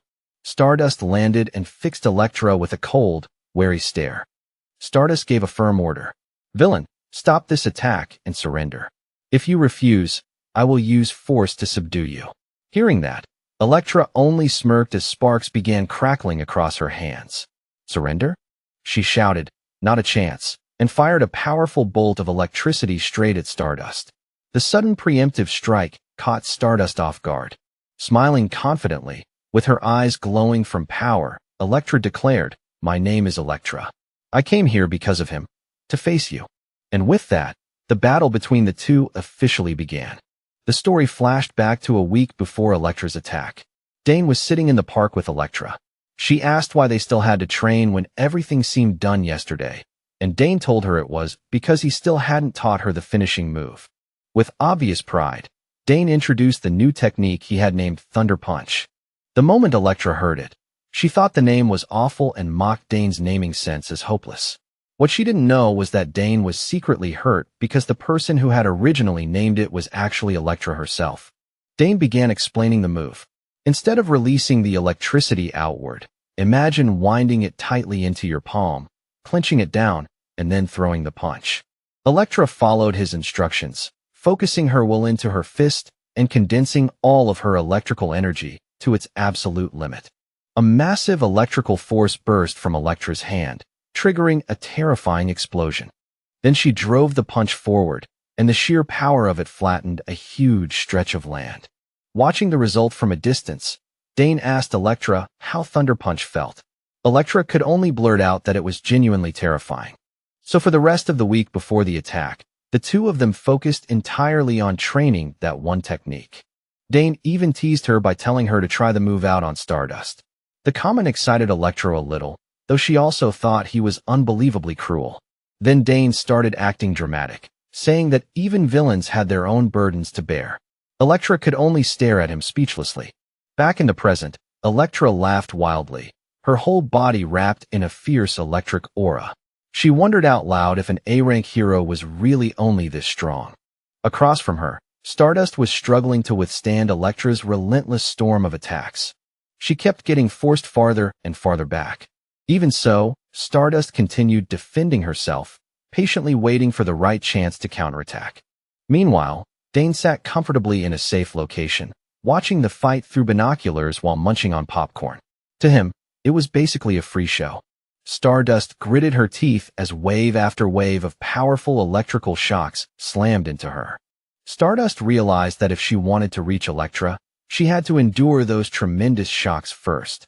Elektra, meanwhile, found it interesting that Stardust could push through that much. If that's the case, then a huge amount of energy began gathering at Elektra's feet. Elektra screamed, "Then what about this one?" and slammed her foot hard into the ground. A massive electric blast slammed straight into Stardust, forcing her to brace herself head-on. The shockwave from the impact tore through everything around them. Elektra realized that winning might be easier than she had expected, and a spark of excitement lit up her face. Then, from inside the raging electric field, a pair of legs slowly stepped forward. Stardust's entire body was glowing with brilliant golden energy. This was the form she took when she unleashed her full power. At the sight of that, Elektra froze in shock, and a hint of panic crept across her face as Stardust kept coming closer. Wrapped in overwhelming power, Stardust came to a stop right in front of Elektra. Elektra quickly sprang back, refusing to let Stardust get any closer. The moment she landed, Elektra started gasping for breath, clearly drained from overexertion. Seeing that opening, Stardust rushed forward, determined to end the battle as fast as possible. Looking at her, Elektra thought to herself that Stardust really was a monster. Had Kim Dane seriously been dealing with someone like this the whole time, as if it were nothing? From the distance, Kim Dane also noticed that Stardust seemed to be slowly adapting to Elektra's attacks. At that moment, another thought crossed Kim Dane's mind, the real reason he had been putting so much effort into strengthening Sihi. It was all to raise Stardust's endurance. Through fights like this, he wanted Stardust herself to become even stronger. Compared to the ordeal she had faced in the original story, this level of hardship was still nothing. Even so, Elektra still refused to give up. Forcing herself back to her feet through the pain, she kept using her power. Stardust spoke up and ordered Elektra to surrender, saying that if she did, she would detain her without hurting her. Hearing that, Elektra looked genuinely shocked. Elektra shouted back in anger, furious that Stardust would look down on her like that. Stardust, understanding exactly what she meant, coldly replied, "That's something you brought on yourself." In the very next instant, Stardust burst forward at full power, while Elektra prepared her own finishing move, Thunder Punch. The two forces collided head-on, triggering a world-shaking explosion that seemed to split space itself apart. The sheer pressure from their clash ripped everything in the area to pieces. Watching from afar, Kim Dane couldn't help shouting out too. He was deeply moved by just how overwhelming both of their powers were. Then, without hesitation, he used his ability to teleport away to another spot. A short while later, Kim Dane landed on the balcony of a house far from the battlefield. Even there, he couldn't help breaking into a cold sweat from the pressure those two had just created. He immediately checked the screen to see how the battle had turned out. A camera wrapped in Kim Dane's power was still hovering at the scene, somehow left intact to record everything. Right now, smoke and dust filled the battlefield, and only Stardust could be seen standing there.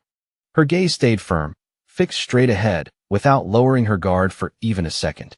The ground had split open into a huge chasm, making the terrifying destructive force of their recent clash impossible to ignore. Then Elektra slowly emerged from the smoke, clutching her injured arm.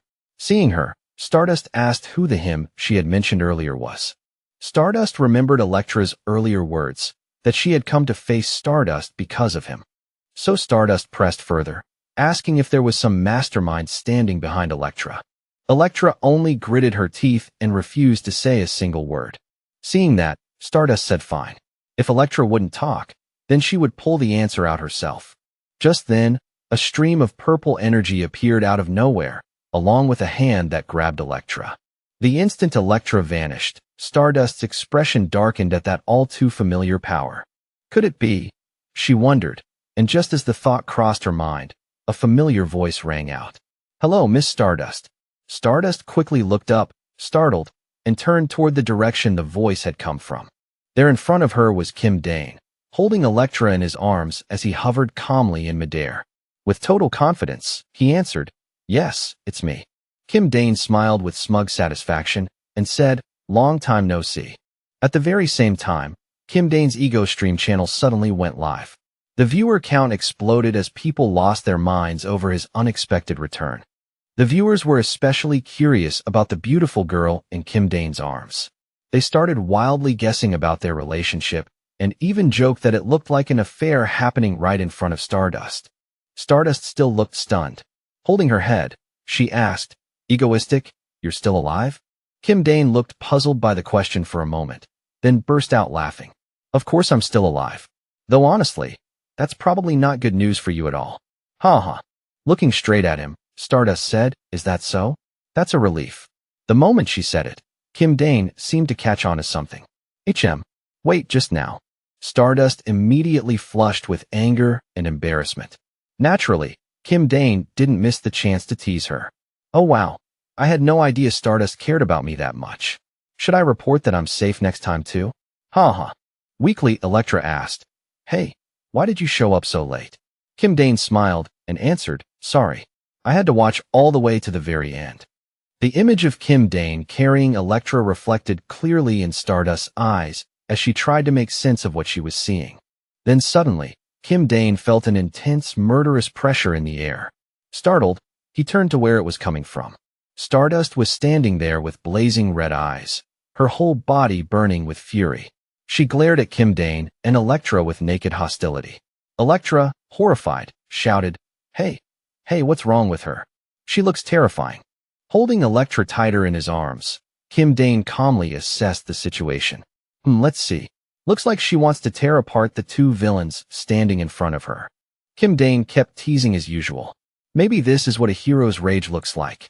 His words only made Stardust blush in embarrassed fury. Before Kim Dane could say anything else, Stardust spoke first and demanded, "Why are you here, egoistic?" Kim Dane was carrying the villain Choi Si-hee in his arms. For a brief second, he wondered if Stardust was calling out to him, then answered his own thought with confidence, saying he had come to save his teammates. Stardust slowly lowered her gaze. With a doubtful, confused expression, she quietly repeated the word teammate, as if she could not believe what she had just heard. Kim Dane didn't care at all about Stardust's reaction. Looking completely fired up, he boldly announced that he would now introduce everyone to his brand new teammates. At once, a giant three-dimensional screen unfolded in the air, showing the words Ego Stream along with the silhouettes of its members. The sight left the heroine Stardust staring upward in stunned silence. Kim Dane proudly declared that this was an alliance, a villain group that would move together from now on under the name Ego Stream. Stardust was utterly shaken. The very idea of villains forming an alliance was something unheard of, and it filled her with shock and disgust. Kim Dane kept up the show, floating in the air as he boasted that he now had comrades just as powerful as Choi Si-hee in his arms. Forced to serve as proof for Kim Dane's grand words, Choi Si-hee looked openly irritated. Meanwhile, Kim Dane went on declaring that he would never terrorize the world alone again. Kim Dane first aimed a warning at Stardust, then quickly corrected himself and said the warning was meant for all of Korea. Hearing that only made Stardust burn with even more anger. Then, in an excited voice, Kim Dane ordered Choi Si-hee forward. "Eliku, discharge 1,000,000 volts." Choi Si-hee obeyed and unleashed a fierce blast of electricity, but she still couldn't stand that ridiculous name. Furious, she shouted, "I told you not to call me that." The overwhelming electric strike released by Choi Si-hee crashed downward and sent Stardust flying far into the distance. Using the chaos as cover, Kim Dane slipped away at once, leaving behind a mocking remark that Stardust was still far too inexperienced to catch him. Taunted by her enemy and forced to watch him escape right in front of her, Stardust could do nothing except scream in helpless rage. Unable to contain her fury, Stardust drove a crushing punch into the ground, splitting and shattering the earth beneath her. Standing in the middle of the wreckage, Stardust felt dirted and humiliated in a way she had never experienced before. Grinding her teeth, she spat out the names Choi Si-hee and Egoistic, and her hatred only deepened. In Stardust's mind, the scene twisted into something far different from reality. She imagined Kim Dane and Choi Si-hee acting intimately, with Kim Dane smugly bragging that he had so many adorable teammates, and that of course the cutest of them all was Eliku. In that fantasy, Choi Si-hee shyly answered, "Oh, what are you saying? I told you not to call me that." That thought alone lit a fierce fire of hatred inside Stardust. She swore that the next time they met, she would absolutely destroy Egoistic. The scene shifted to a dark alley. Kim Dane arrived at a hidden location and stared at the brick wall in front of him, wondering if this was the right place. A moment later, Kim Dane drew power into his fist and shouted, "Come here." With one powerful punch, Kim Dane smashed into the wall, cracking it open and revealing a concealed passage beyond. After stepping inside, Kim Dane landed in a dim corridor. He looked around for a moment, then quietly said that he had found the right spot. Kim Dane moved along the ancient hallway, its path lit by eerie blue-flamed candles. It was a secret route, hidden neatly behind a fake wall. At the very end of the corridor, Kim Dane came face to face with a massive jet-black door that gave off a brilliant, majestic glow. The heavy door slowly opened, and Kim Dane stepped into a space that felt entirely separate from the world outside. As soon as he entered, he greeted whoever was inside with a simple hello. There sat the Vine Witch, a woman with mesmerizing green hair, surrounded by an enchanted garden. She lifted her eyes toward the visitor and calmly asked why he had come.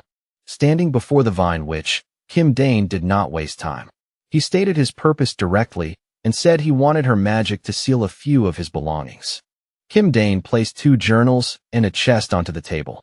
One journal contained a record of everything that had happened in the world until now, while the other was meant to record everything that would happen from this point onward.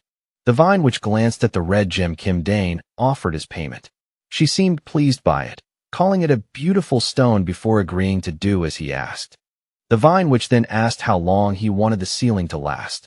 Without hesitation, Kim Dane answered that he wanted both items sealed until the day he died. Kim Dane's request caught the Vine Witch slightly off guard.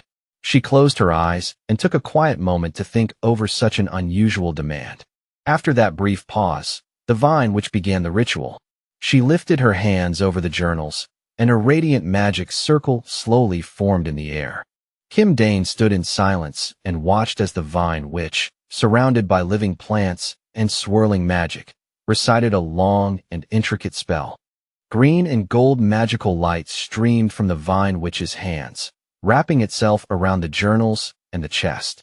When the spell was complete, a glowing seal appeared on the books. The Vine Witch declared that from that moment on, no one but their owner would be able to look inside. Kim Dane gave her a polite word of thanks. With the transaction finished, Kim Dane turned and began to leave. The Vine Witch silently watched him go while smoke from her pipe drifted lazily through the air. As Kim Dane approached the exit, the Vine Witch spoke up and warned him that the path he had chosen would be an extremely harsh one. At her words, he paused. Kim Dane did not look back. He stayed quiet for a brief moment, then gave a faint smile and answered that it was a road someone had to walk. Kim Dane appeared atop the roof of a high-rise building, purple energy swirling around him beneath the blazing colors of the sunset over the city. Looking down over the wide city below, he reflected in silence. This was also the place where he had decided what his purpose in this world would be.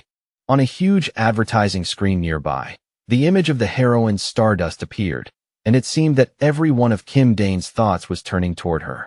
Kim Dane stretched his body lightly and told himself that from this point on, truly incredible things were about to begin. In a sudden burst of raw emotion, Kim Dane cried out desperately, begging Stardust to trust only him. But that dramatic moment ended almost immediately when his phone started ringing. Han Seon shouted through the phone, telling him to hurry home for dinner because everyone was already waiting for him. Dragged harshly back to reality, Kim Dane answered in a calm voice that he would come home right away. On the other end, Han Seon angrily snapped that he had better get there in 3 seconds. After the call ended, Kim Dane slipped back into his usual calm, confident self. He wore a faint smile as he turned his eyes toward the sunset again. Then he declared that the time had come for the final event of Stage 1. At that same moment, on a highway in Korea, a truck was driving along normally, completely unaware that disaster was only seconds away. Inside a secret control room, several scientists were hard at work. An older man, who appeared to be their leader, announced that the final moment had finally arrived. In the very next instant, the surface of the highway violently burst apart from below, erupting in a massive explosion. From deep beneath the earth, a huge yellow mechanical structure began to rise, signaling the arrival of a brand new threat. The colossal machine rose all the way out of the ground at last. It was a gigantic yellow combat robot, and the moment it appeared, it tore through the highway with terrifying force. Cars swerved wildly, and drivers broke into panicked screams as despair spread in an instant. The elderly man at the head of the new villain group curled his lips into a vicious smile.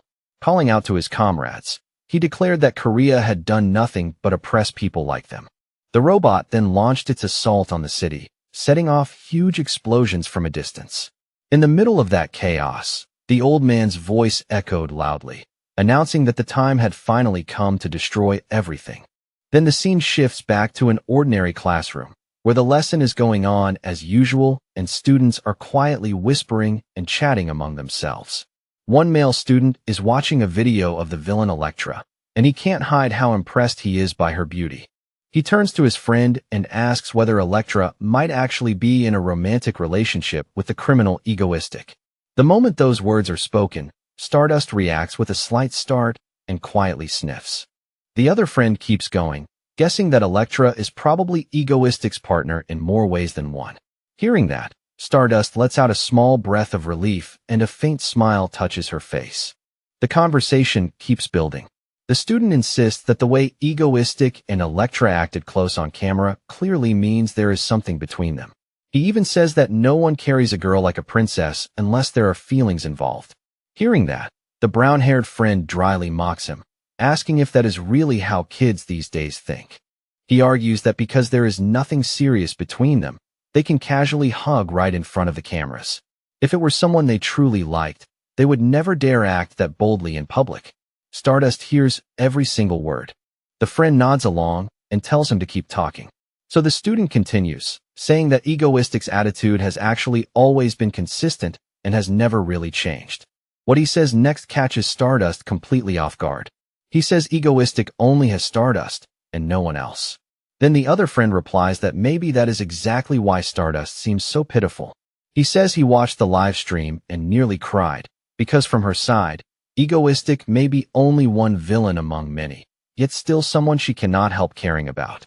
Seeing Egoistic wrap his arms around another woman right in front of her, the friend says, who could possibly endure that? In the end, he concludes that their classmate has fallen way too deep into pure delusion. Then, all of a sudden, the blue-haired male student joins in and says that he personally supports the Egoistic and Elektra pairing with real enthusiasm, because the two of them seem to match each other much better. That remark becomes the final trigger. Stardust is so furious that the pen in her hand snaps in two, and a thick, murderous aura begins pouring off her. The blue-haired student immediately seems to realize he said the wrong thing.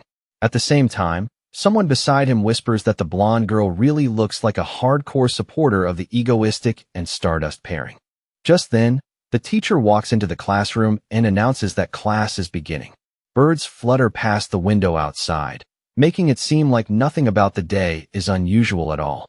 But that calm atmosphere is shattered almost immediately. Stardust suddenly rises from her seat, her face filled with shock. An emergency alert has appeared on the screen of her phone. Without the slightest hesitation, Stardust dashes straight out of the classroom. The alert states that an unidentified massive weapon is moving north from the southeastern outskirts of Seoul, and it orders immediate deployment. She makes her way at once toward the headquarters of the Korean Ability Association. By the time she arrives, Stardust is out of breath. She has already changed into her hero costume before getting there. What greets her is an utterly horrifying sight. A gigantic robot is in the middle of tearing through the city. The robot keeps marching forward, spreading panic everywhere and smashing apart everything standing in its path. It lifts one enormous tripod-like leg high into the air, ready to stomp down on a car that is stuck in its way. And cruelly enough, there is still a terrified family inside that car, frozen in panic and unable to escape. At that critical instant, Stardust erupts with power and shoots forward like a bolt of lightning to save them. After shoving the car out of harm's way, she quickly turns to judge the battlefield again.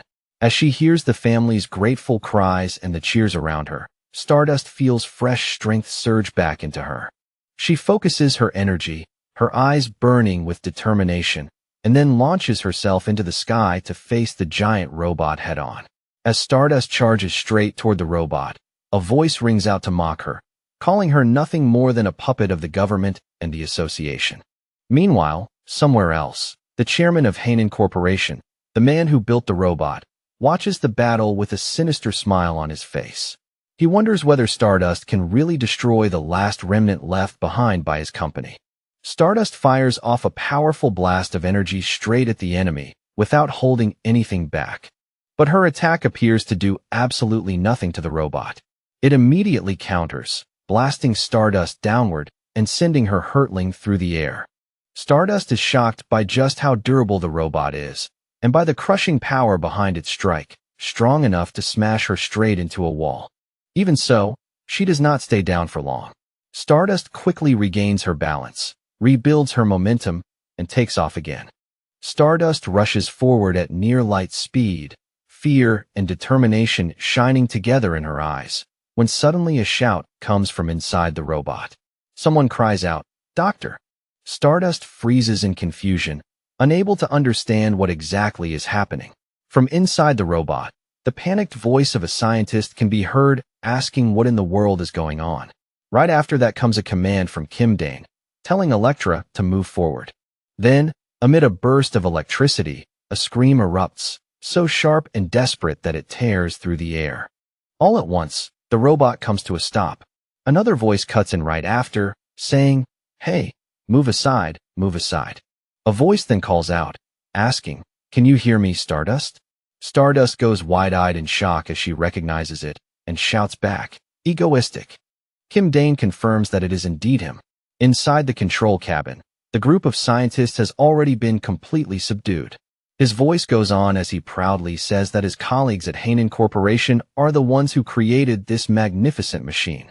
Egoistic appears on the large screen and explains with theatrical flair that it would be a waste for a true villain like him not to make use of something like this. Inside the control room, Elektra frowns with obvious disgust. Whenever he starts acting like this, he really does look insane. Han Seo-eun, already far too used to it, calmly tells her that she will get used to it soon enough. Kim Dane continues his little performance, taunting Stardust by saying he will use this beautiful toy to crush the city flat, and daring her to try and stop him. But contrary to Kim Dane's expectations, Stardust does not hesitate or lose heart at all. Instead, she suddenly breaks into confident laughter. With blazing eyes and a fearless smile, Stardust declares that she will absolutely stop his destruction, and that Egoistic will answer for everything. Then she shoots toward the robot at terrifying speed, fully resolved to bring the battle to an end herself. Back at the base, Han Seo-eun reports that the machine's power tuning has been completed, while Egoistic only answers with a quiet smile. Kim Dane places his hand on the control bar and thinks to himself, "Hayel, let's try releasing the full power today, just once, and see what happens." Kim Dane grows wildly excited, shouting, "Here we go." He yanks the lever down without any hesitation. The robot under Kim Dane's control pulled its arm back, then swung it hard straight at Stardust. The strike came down with overwhelming force and hit Stardust head-on without missing. The impact made her recoil in shock and sent her flying far backward through the air. From inside the control cabin, Egoistic burst into loud laughter and mocked Stardust, asking if she really thought that level of power could stop a giant octopass weapon. Egoistic then orders Han Seo-eun to push the machine's speed even higher. Hearing that, Stardust also steels herself and decides to throw absolutely everything into this fight. The robot surges forward at terrifying speed, and its mechanical arms twist into sharp drill-like points as it launches a frantic assault on Stardust. Even so, Stardust still manages to slip past the attacks, using her flexible movements to dodge them one after another. Her speed starts to settle into a steady rhythm, and before long, she is keeping up with the robot's relentless attacks. Seeing that, Kim Dane tells Han Seo-eun to raise the speed little by little even more. This time, Stardust comes dangerously close to matching the robot's top speed. She moves like a streak of lightning, weaving past the robot's blows with precise and skillful timing. Watching Stardust fight like that, Kim Dane can barely contain his excitement. He blurts out, "Yes, that's it." A grin spreads across his face as he thinks that maybe today, at last, he can return home safely instead of repeating the tragic ending from before. Meanwhile, inside a government building, a man reports in a tense voice that all preparations are complete. In front of him sits a box, and inside it is a red emergency button. That man is the President of the Republic of Korea, and he now stands before an incredibly difficult choice. With a firm, unshaken expression, he declares that if they want to destroy the giant weapon, there is only one option left. Without letting himself hesitate any longer, the president presses the red button. At once, emergency sirens scream through the entire control room, warning everyone that something has gone terribly wrong. At the same time, inside Egoistic's control room, he panics and calls out to Han Seo-eun while she furiously pounds away at the keyboard. On the main screen, bright red letters flash the words, "Max speed error." By then, Stardust is moving so fast it almost looks like teleportation, slipping around every one of the robot's attacks with ease. She even turns and flashes a triumphant smile toward Kim Dane. Then a horrifying explosion erupts. Fire and thick black smoke burst out from a building in the city, making it clear that the terrorist attack has become even more violent. Inside the control room, where Kim Dane and the others are directing everything, he orders Han Seo-eun to raise the robot's power by another stage. Unlike the other two, who panic at once, Han Seo-eun follows the order with an almost delighted calm.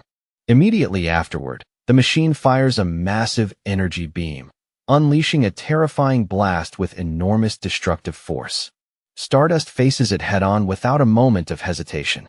Even in the middle of that chaos, the heroine Stardust is still smiling with confidence. As if quietly recognizing that she is getting used to this power, Kim Dane encourages her under his breath. "She can do it, Stardust."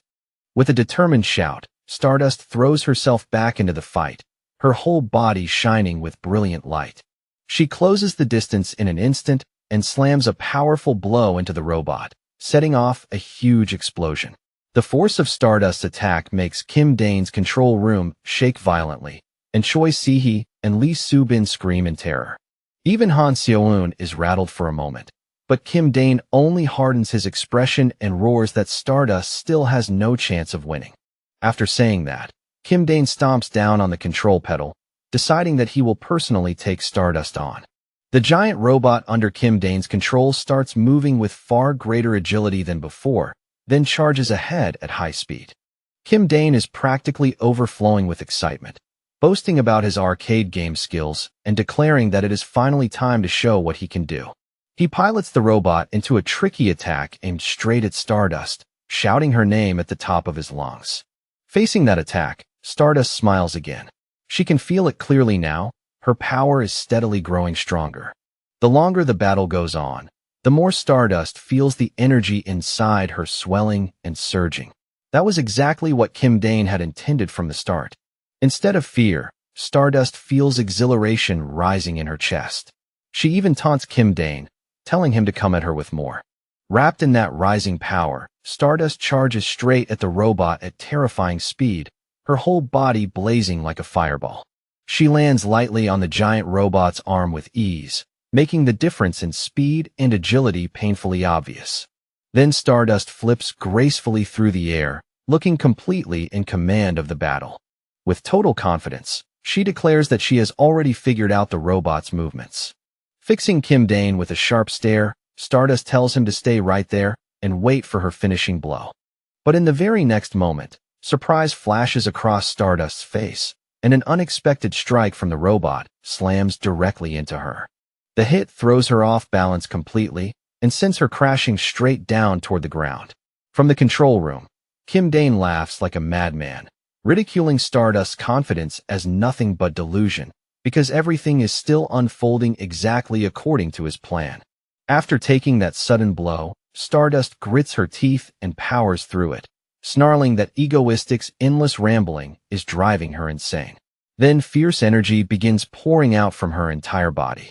Kim Dane explains that the Octopass robot was built to perform at its absolute best against a single opponent. He prepared this machine specifically for Stardust. At that exact moment, Stardust shoots forward like a launched projectile. Without losing her nerve, Stardust shines with brilliant light, lunges in, and drives an immensely powerful punch into the robot, blowing one of its legs apart. Stardust's blow had clearly done real damage. A red warning flashed across Kim Dane's control screen, showing that one of the robot's components had been impaired.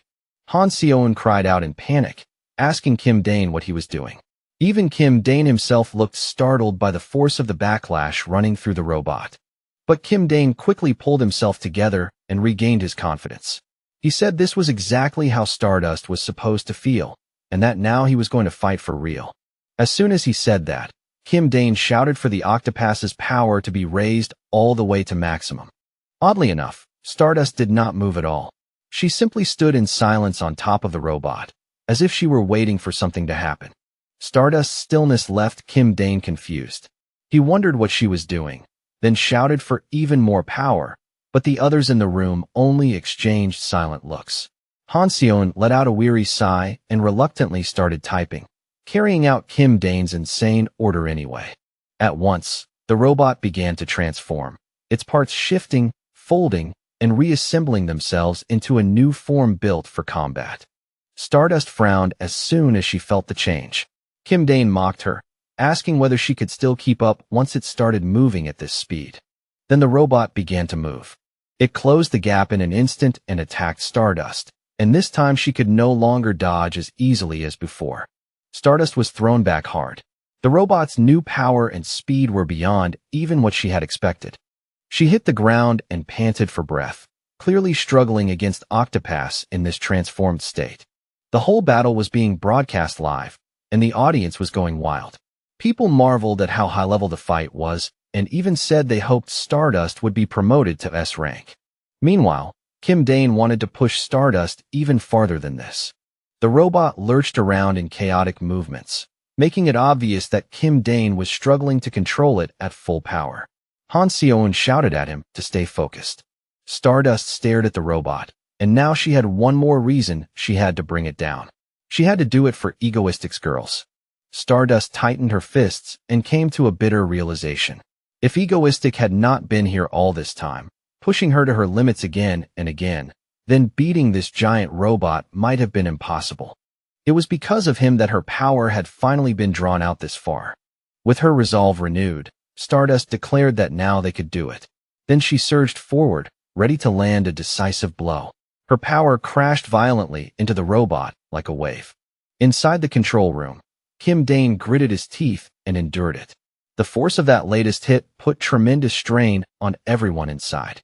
Choi Si-hee stared in shock, realizing Stardust seemed even stronger than before, while Han Seoeun anxiously reported that the robot could only maintain this level of power for 10 more minutes.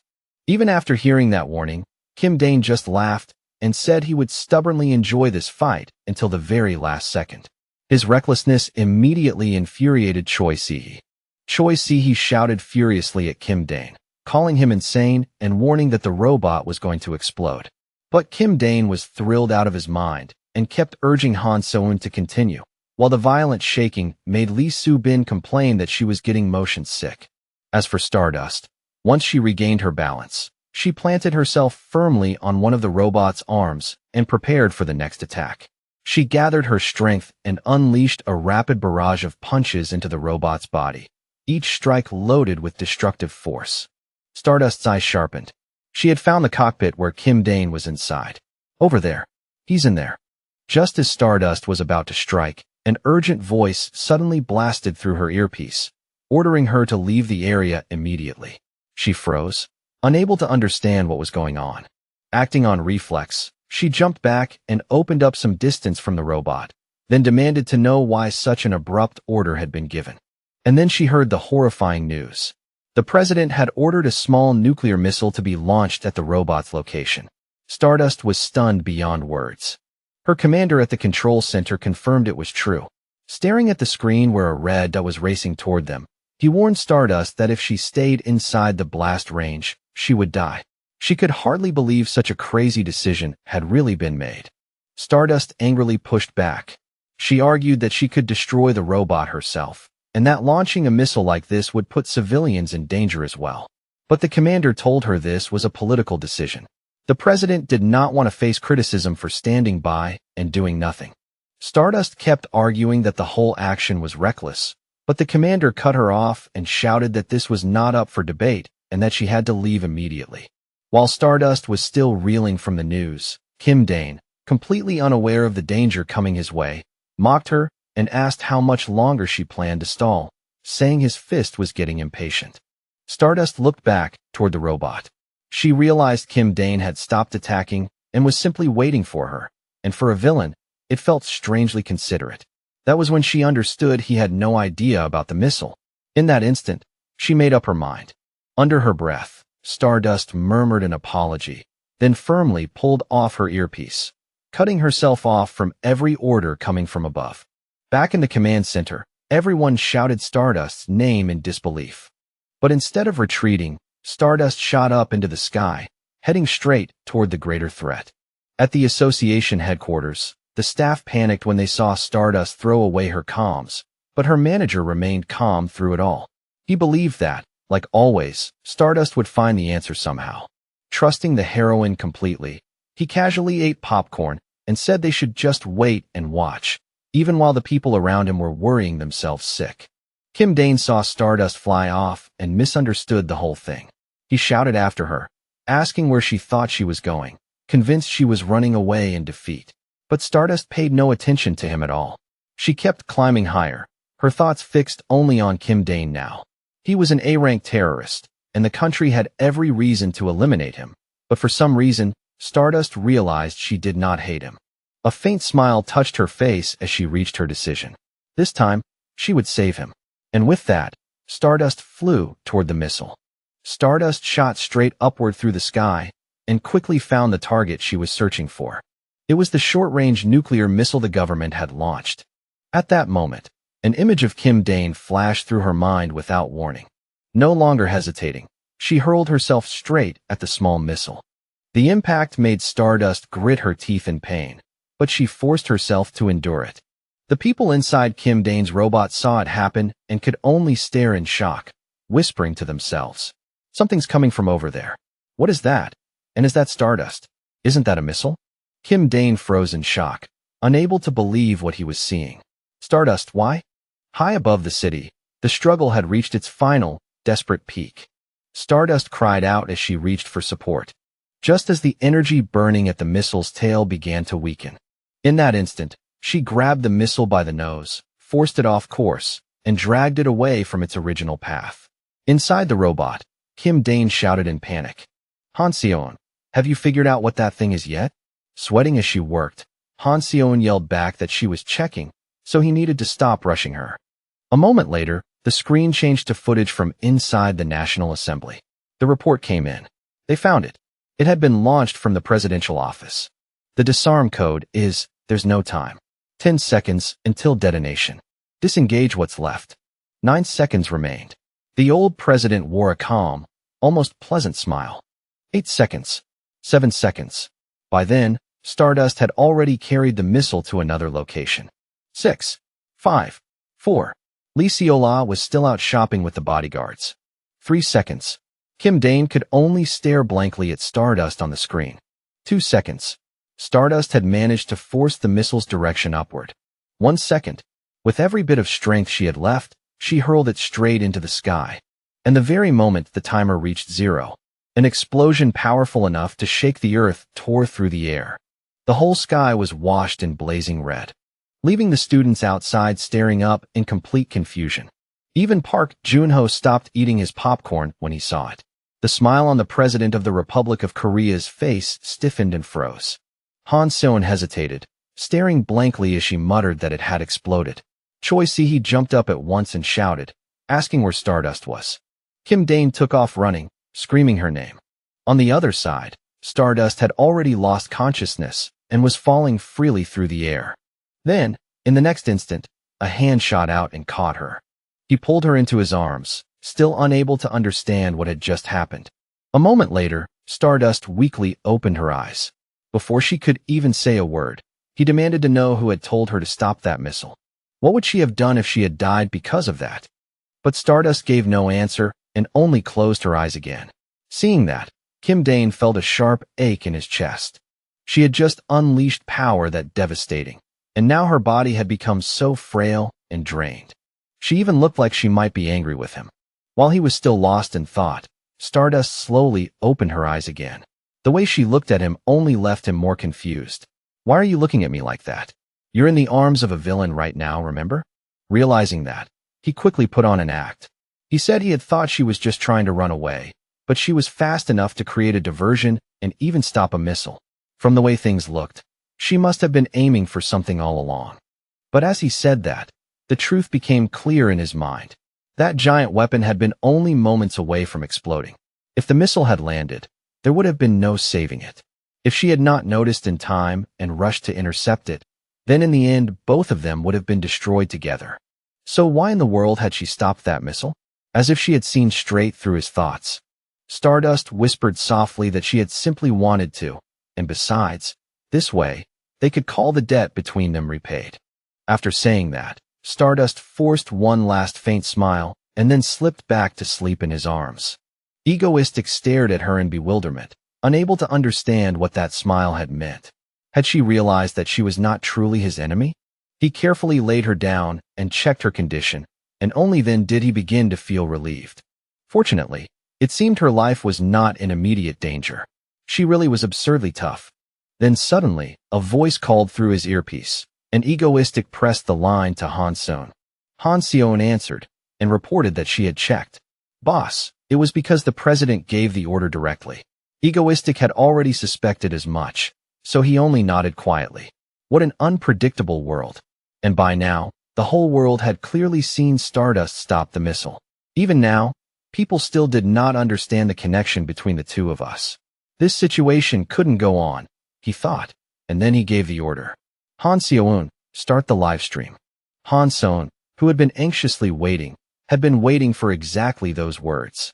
A moment later, Egoistic's broadcast began. Hello, everyone. I'm Egoistic. Instantly, 67,000 viewers poured in, and the comments exploded all at once. A sudden live stream? Why are you only going live now? That fight had my heart pounding, and I still haven't even caught up. Where are you? You cut the stream right when Stardust flew up. What happened? Why did you go outside? Where's Stardust? Why did Stardust's blonde hair look darker earlier? I need answers.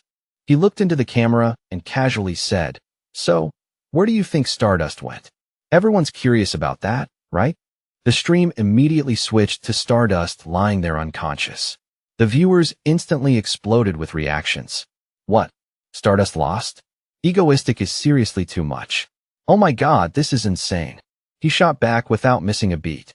I'm not the one who left her in that state.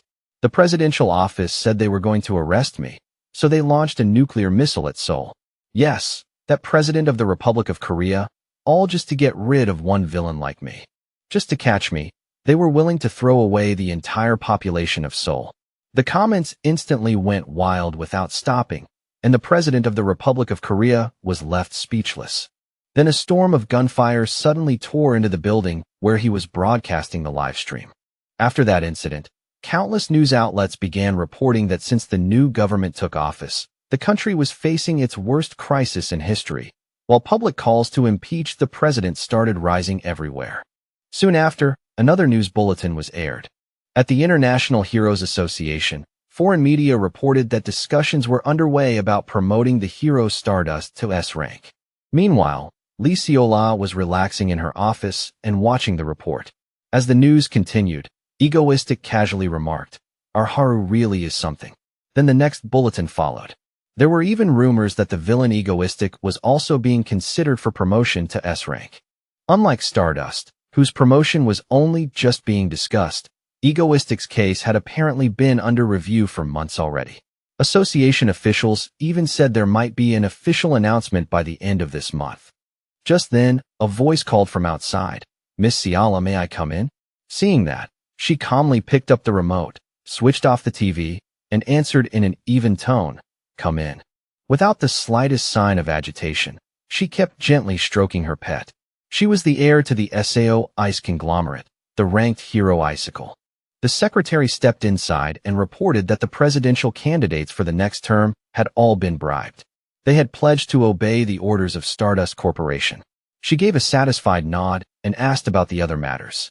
The secretary replied that the chairman had declared he would hand everything over to Miss Ciala. At last, Ciala's lips curved into a calculating smile. Then, just as quickly, she returned to her usual calm expression and told the secretary that she could leave now. The secretary bowed and quietly turned away. After that, the room sank into a silence that felt strangely eerie. A moment later, Ciala smiled to herself in satisfaction. "Thank you, egoistic, for giving me the chance to swallow Korea whole. I'll make very good use of it." The scene then shifted to Kim Dane's villa. At that moment, he suddenly blurted out in panic, "Guys, something serious has happened." His words immediately drew everyone's attention, and he continued speaking in a worried voice. "It looks like Stardust is starting to suspect you." Han Seon frowned and asked, "Suspicious of what exactly?" He answered that Stardust seemed to think he was not actually a villain. Han Seon stared at him with open disbelief and blurted out, "Are you stupid?" Han Seon kept going, saying there was no way he still believed he looked like a villain. As she chewed, she quietly thought to herself that he really was a broken idiot. With all the girls attacking him at once, he flinched and shouted back, What's wrong with me? When I'm bored, I go terrorize people. Haven't I taken countless hostages?" Shinharu immediately cut in and reminded him that he had released them all anyway. He gasped, then quickly added that he had kidnapped people too, and that he had killed so many villains as well. Choi Si-hee curled her lip and pointed out that he himself was the one who kept saying there were so many villains. Han Seon chimed in right after with a snide thanks, calling him A-rank hero egoistic. Still, he kept trying to explain himself.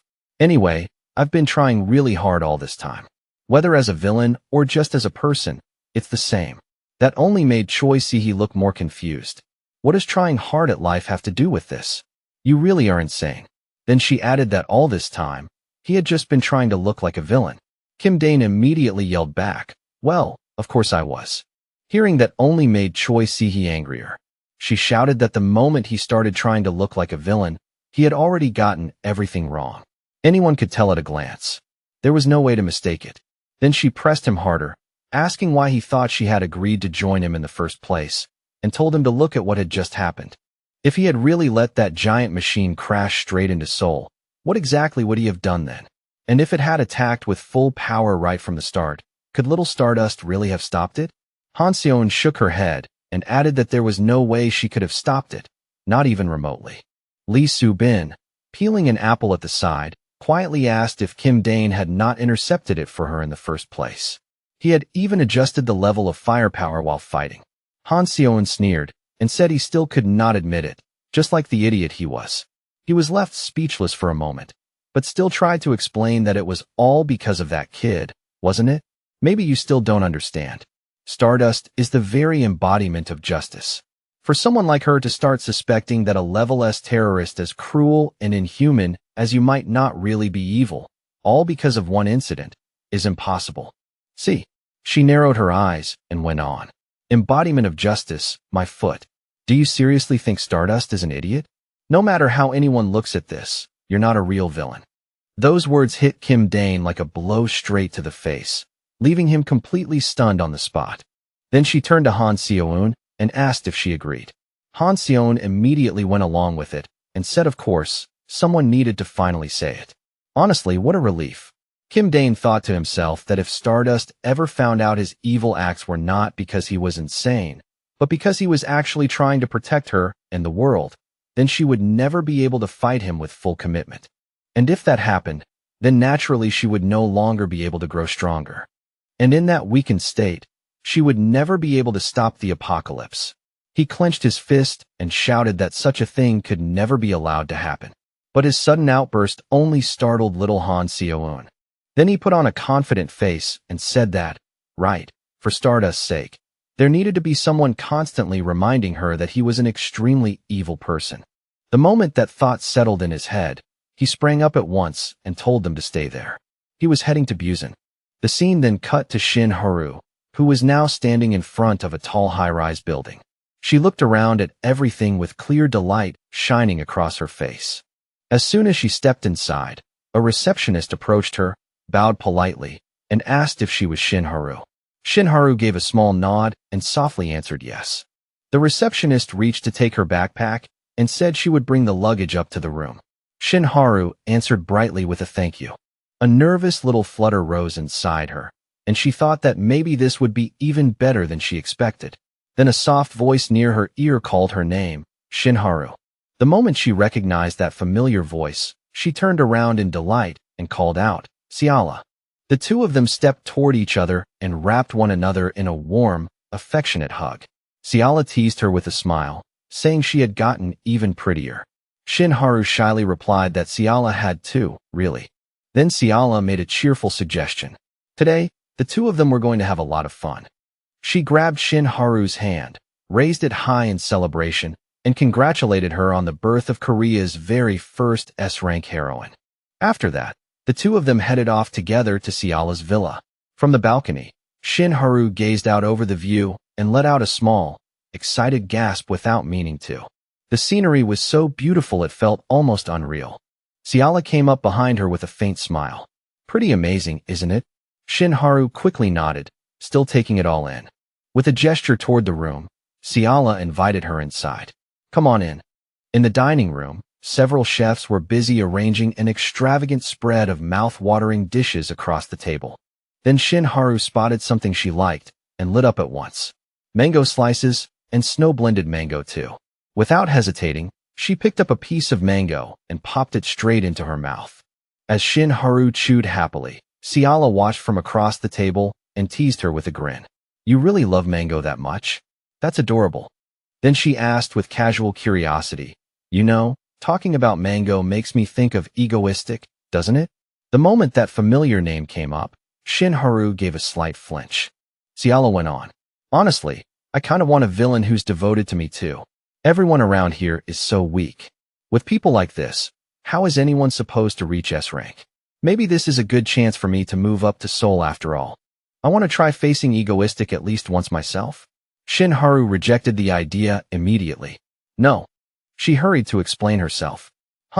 No, it's just, you know how obsessed he is with me. He called me out personally, and if someone else suddenly steps in to fight him, there's no telling what reckless thing he might do. Remember the Seoul Bridge terror incident? He's the kind of person who sometimes causes completely uncontrollable situations. Ciala paused, then admitted that did make sense. He wouldn't really have any reason to call me out otherwise. Shin Haru added, that's part of it, yes. But more than that, if you leave, who's going to protect Busan?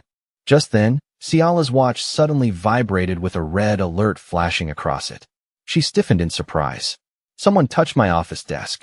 She rose from her seat at once, turned around, and headed out. Haru, I just got an urgent notice. I need to stop by the company for a bit. You stay here and keep enjoying yourself. Shin Haru nodded. Okay, go ahead. But inwardly, Ciala was already growing uneasy. What on earth is going on? She got back to the company as fast as she could, scanned the situation, and frowned. Was this really just some kind of system malfunction? Then her small cat gave a quiet meow, making her jolt slightly. Right after that, a familiar voice broke the silence. It's not an error. Seeing the figure now standing before her, Ciala cried out in shock. You. The man calmly continued. I triggered the security protocol because I wanted to meet you. Hello, Liziala. I'm egoistic. Ciala frowned deeply and asked him outright if he had come all this way just to surrender. That question made him laugh out loud, as if something that absurd would ever happen. Egoistic leaned in close and said that what brought him here was simple curiosity. He wanted to see the real face behind Yuzeon Corporation for himself. Ciala answered with a mocking sneer, as though she were saying she thought the busy villain who spent all his time babysitting Stardust had finally ended up in prison. Their laughter rang through the wide office space, sharp and echoing in the quiet room. Nearby, the white cat only opened its mouth in a long yawn, utterly uninterested in whatever they were saying. At the same time, Egoistic quietly judged that Ciala really was the one behind everything in the original story. She was far more dangerous than she looked. Meanwhile, Ciala studied this unreadable man and wondered what exactly he was plotting. Then Egoistic suddenly proposed that they work together, leaving Ciala visibly caught off guard. He leaned back casually in his seat, crossed his legs, and invited her without hesitation to stand on his side. A partnership. Beneath his easy smile, calculation flickered quietly in his eyes. Elsewhere at that exact moment, Shin Haru, who had been happily eating, suddenly shivered as though some bad omen had brushed past her. The heroine Stardust looked around in confusion, unable to understand where that strange uneasiness had come from. Back in the office, the air between the two ambitious figures had grown heavy and tense. On the large screen, an image of Lee Seola was displayed, smiling brightly and waving to the public like the perfect righteous hero. Ciala sat there with her arms folded, keeping the same cold and composed expression expected of a hero. But Egoistic insisted that the image of a hero was nothing more than a mask, one hiding her ambition to seize control of the country. With a crooked smile, he declared that he would be the one to help her reach that very goal. Ciala slammed her hand against the table and shot to her feet, furiously demanding to know why he was throwing around such baseless accusations. A freezing aura spread from her as she warned him that if he kept spouting nonsense, she would punish him right there on the spot. Faced with that anger, Egoistic said nothing and simply placed a USB drive down on the desk.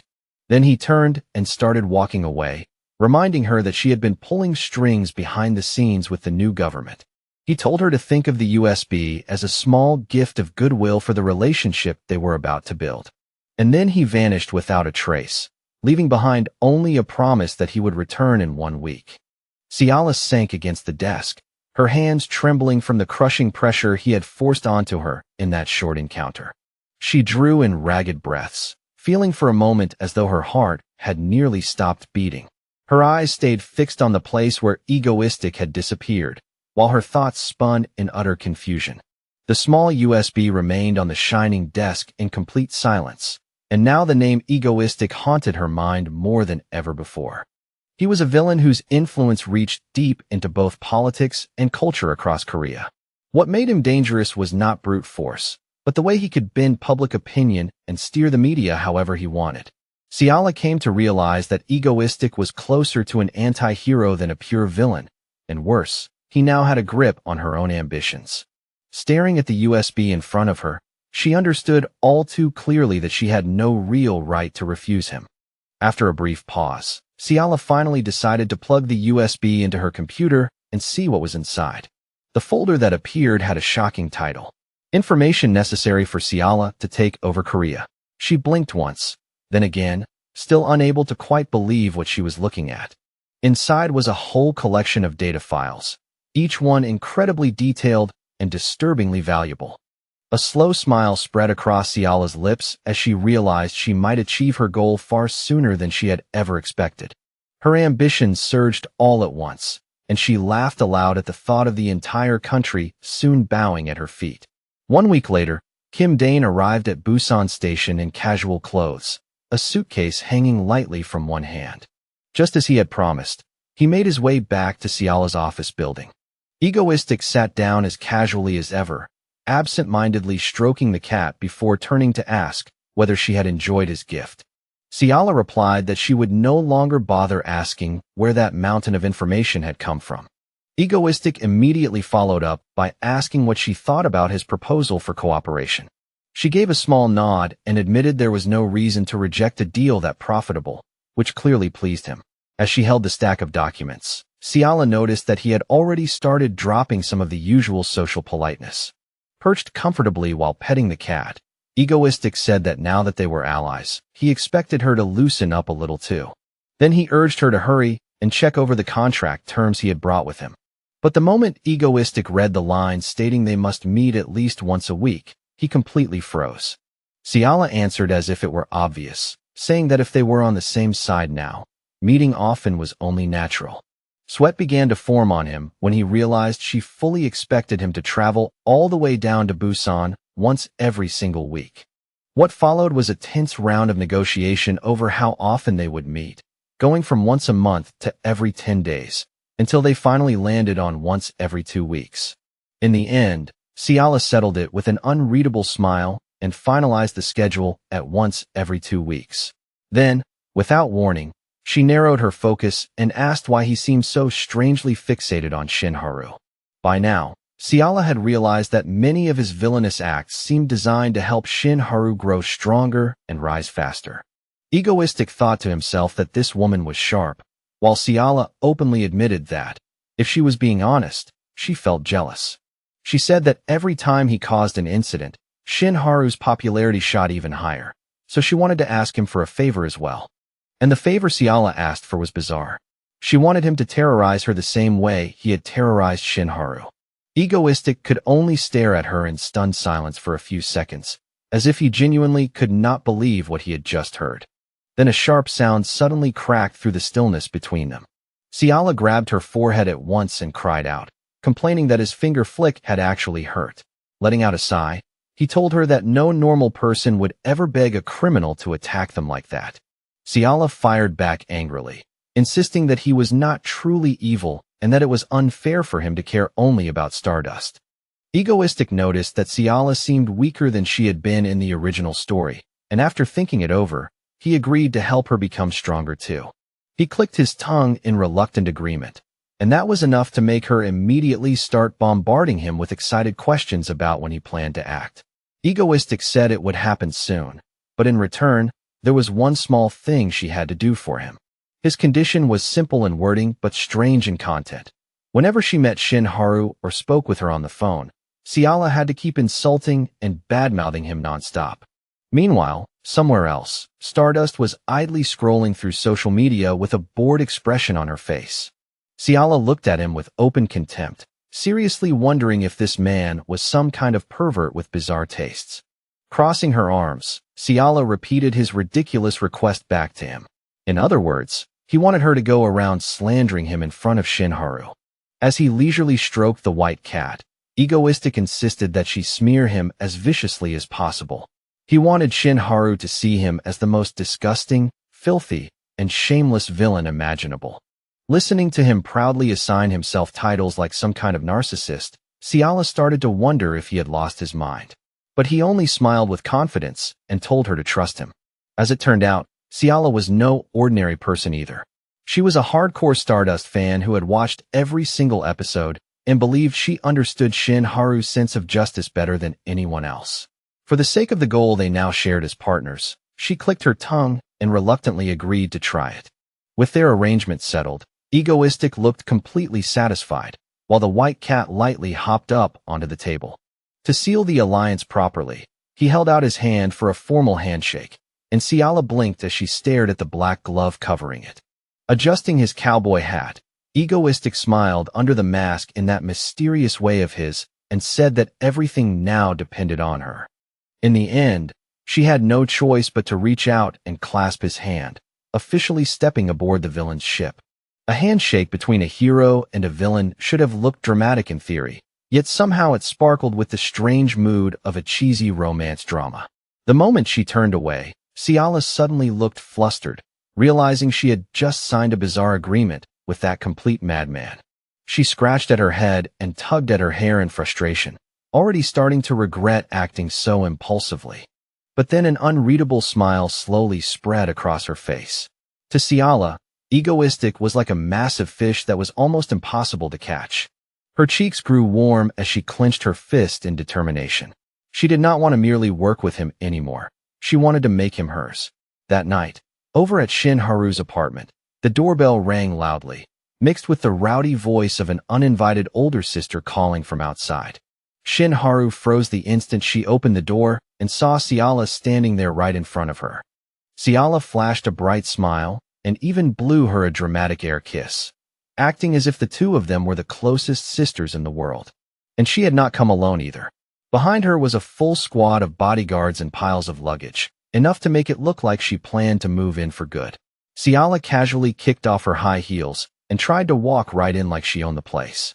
Shinharu could only stare in confusion and ask what happened to the Busan assignment she was supposed to be handling. She waved it off and said that kind of small-time job could be left to B-rank and C-rank heroes. She needed to make room for her juniors to shine too. Two birds with one stone, wasn't that a bargain? The bodyguard gave a respectful salute and quietly withdrew, leaving Shin Haru scratching her head at how strangely familiar her senior was acting. The second she got inside, Ciala jumped straight onto Shin Haru's bed and rolled around on it like a spoiled cat. She took a deep breath and happily praised how nice Shin Haru's bed smelled. All Shin Haru could do was shout in exasperation at her senior's shameless perversion. Then Ciala spun around and suggested they have a drink, saying she had even brought some expensive alcohol all the way from home. Shin Haru could only stare at her, completely speechless. Her senior's unpredictability was honestly impossible to understand. After hearing her praise the scent so much, Shin Haru even leaned in and sniffed herself, wondering if she really smelled unusual enough to get that kind of reaction. Grinning from ear to ear, Ciala proudly showed off the 2 bottles she had brought and kept urging Shin Haru to drink with her. In the end, since it already felt too late to back out, Shin Haru clicked her tongue and agreed. At that point, she figured she might as well drink and blow off some steam. Before long, cans of beer and bottles of liquor were being opened one after another across the coffee table. Ciala cleared her throat, straightened herself up, and put on a more serious face before starting the bad-mouthing act Egoistic had told her to perform. She threw herself fully into it, calling Egoistic a narcissist and the filthiest kind of trash. She even sneered that it was unbelievable a pervert like him had his own fan cafe. A cold sweat broke out on Shin Haru's back. She had not expected her senior to have such brutally harsh opinions about that villain. Sitting across from her, Ciala kept going without pause, insisting that all those terror incidents were just staged so Egoistic could drag everyone's attention toward himself. The longer she went on, the harsher and heavier her words became. Scum of society. A man who acted above the law. Shin Haru lowered her head, unable to answer right away. Then, right at the peak of it, Ciala slammed the table and shouted that someone like him deserved to be torn apart for everything he had done. At that point, even Shin Haru started to feel it was getting excessive. She paused and looked at her senior, noticing how strangely fired up she was today. Unable to stay quiet any longer, Shin Haru finally spoke up in his defense. She reminded Ciala that Egoistic had once risked his life to save her. Villain or not, he was not as terrible as she was making him sound. Shin Haru stared quietly at the beer can in her hand, thinking it over. She simply could not believe that Egoistic was the selfish kind of man her senior had just described. But by the time she finished speaking, she found that Ciala had already collapsed face first onto the table, still mumbling that he was an unbelievably evil man. In the end, it turned out she had gotten completely drunk while overacting so hard, and now she was fast asleep in the middle of a pile of empty cans.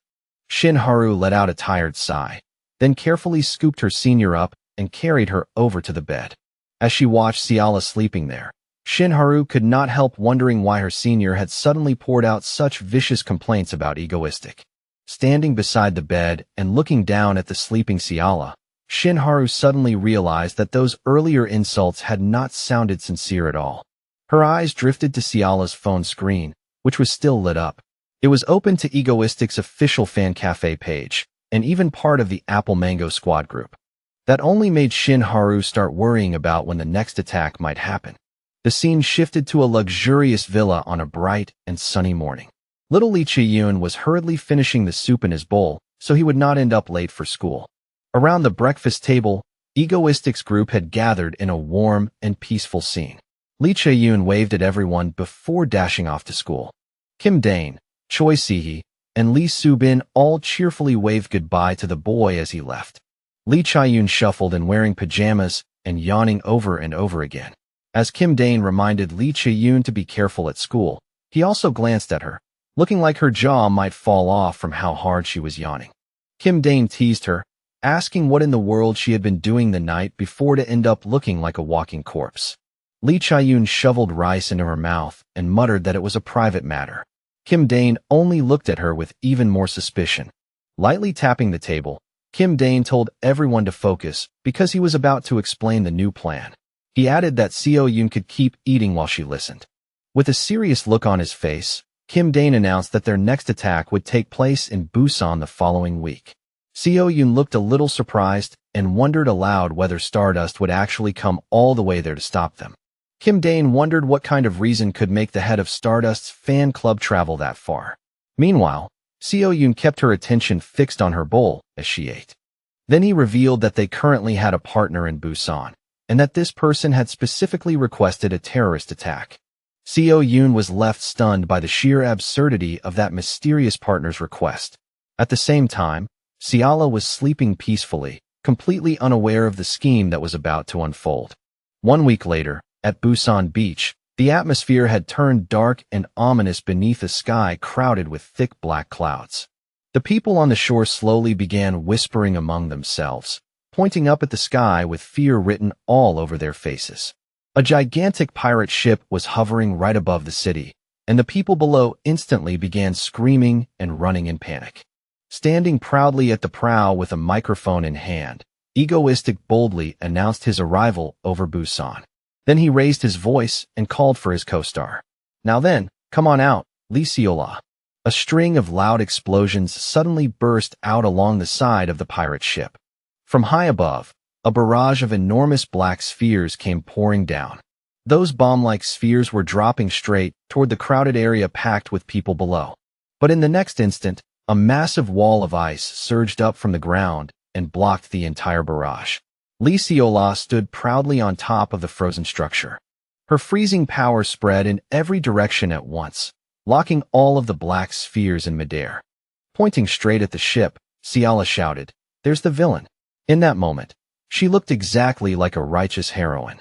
Inside, though, she was thrilled and blushing, delighted that she finally got to say such a cool line herself.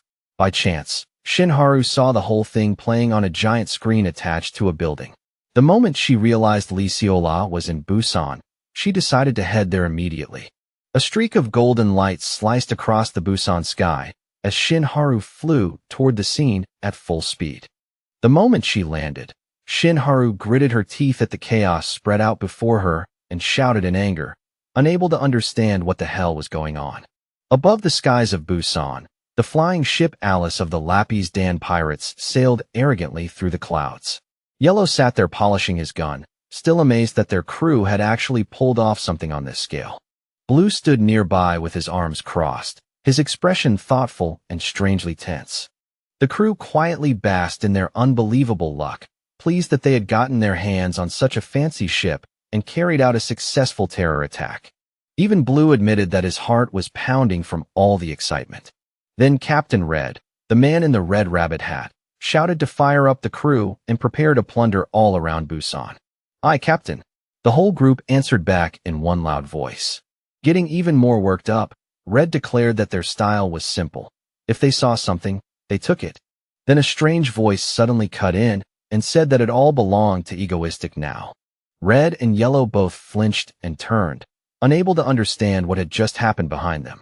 Then Egoistic stepped into view with his usual smile and bluntly announced, "This ship belongs to me now." Red instantly raised his gun and shouted at the man to show himself properly and stop acting so insolent. And yet only a few seconds later, the three captains were already down on their knees in tears, their guns tossed aside. Egoistic calmly told them to relax and not get so worked up. Then he shared what he called good news. From this point on, Lapis Dan would officially become an ally of the Ego Stream organization. Red frowned hard, clearly nowhere near pleased about being dragged into that arrangement. But with Choi Si-hee's overwhelming power right in front of them, the crew had no choice except to shout that they were thrilled and overjoyed. Egoistic immediately started assigning positions, ordering everyone to get ready for the terror act that was about to begin. The amateur pirates scurried around while grumbling under their breath, secretly cursing Egoistic as a truly evil man. Egoistic ordered Lee Soo-bin to take the helm, and his assistant accepted the task right away with perfect professionalism. Choi Si-hee awkwardly asked what she was supposed to do, and Egoistic told her to just go rest in the cabin. Watching the show would be enough. With that, everything was in place for them to head toward Houndy Beach. Even so, Choi Si-hee still felt unsettled and could not shake the feeling that someone else was really behind all of this. At that very moment, Lee Seola appeared in the sky like the perfect image of a heroine descending to deliver justice. Ciala put on an exaggerated performance, smiling brightly and pointing at the villain in a dramatic pose for the cameras. The Ego Stream broadcast exploded with attention, and people online lost their minds at the sight of this brand-new villain alliance. Viewers started examining Lappy's Dan more closely, wondering why the members looked so drained, like they had already been squeezed dry. Egoistic grabbed the microphone and played up his villain role, taunting the Pride of Busan to stop him if they were really that capable. Lee Seola did not back down either, boldly declaring that she would freeze every last one of them. Right on cue, fake explosions began echoing through the streets of Busan. Lee Seola charged through the sky like a raging blizzard made of ice. Enormous pillars and waves of ice burst upward, creating a scene so flashy it left the viewers staring in awe. The people watching the stream went wild, flooding the chat with comments calling the pair Apple Mango. Ciala launched her attack with full force, determined not to let the wicked Egoistic get away. She sprang high into the air and headed straight for the flying ship Alice. For a fully scripted action sequence, her performance was honestly flawless. From aboard the ship, Egoistic watched it all unfold and secretly praised how much Ciala's acting had improved. Meanwhile, Stardust tore through the sky like a blazing streak of gold. Back at headquarters, her superiors reported that Lee Seola had already taken control of the situation and ordered her to return, but Stardust ignored them completely. Shinharu's eyes were filled with resolve. She was sure that unless she saw it with her own eyes, she would never feel at ease.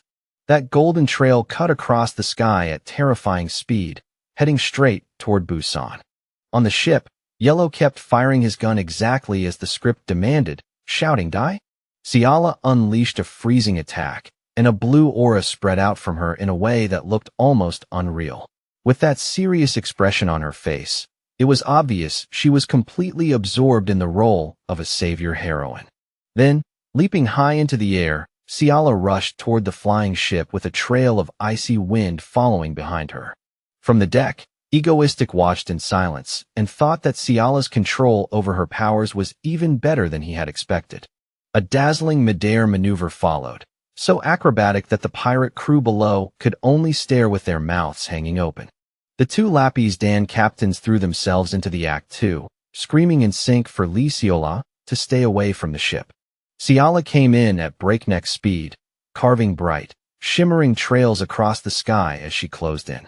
Then Egoistic raised his voice and played the villain protecting his men. "You're not taking my people that easily."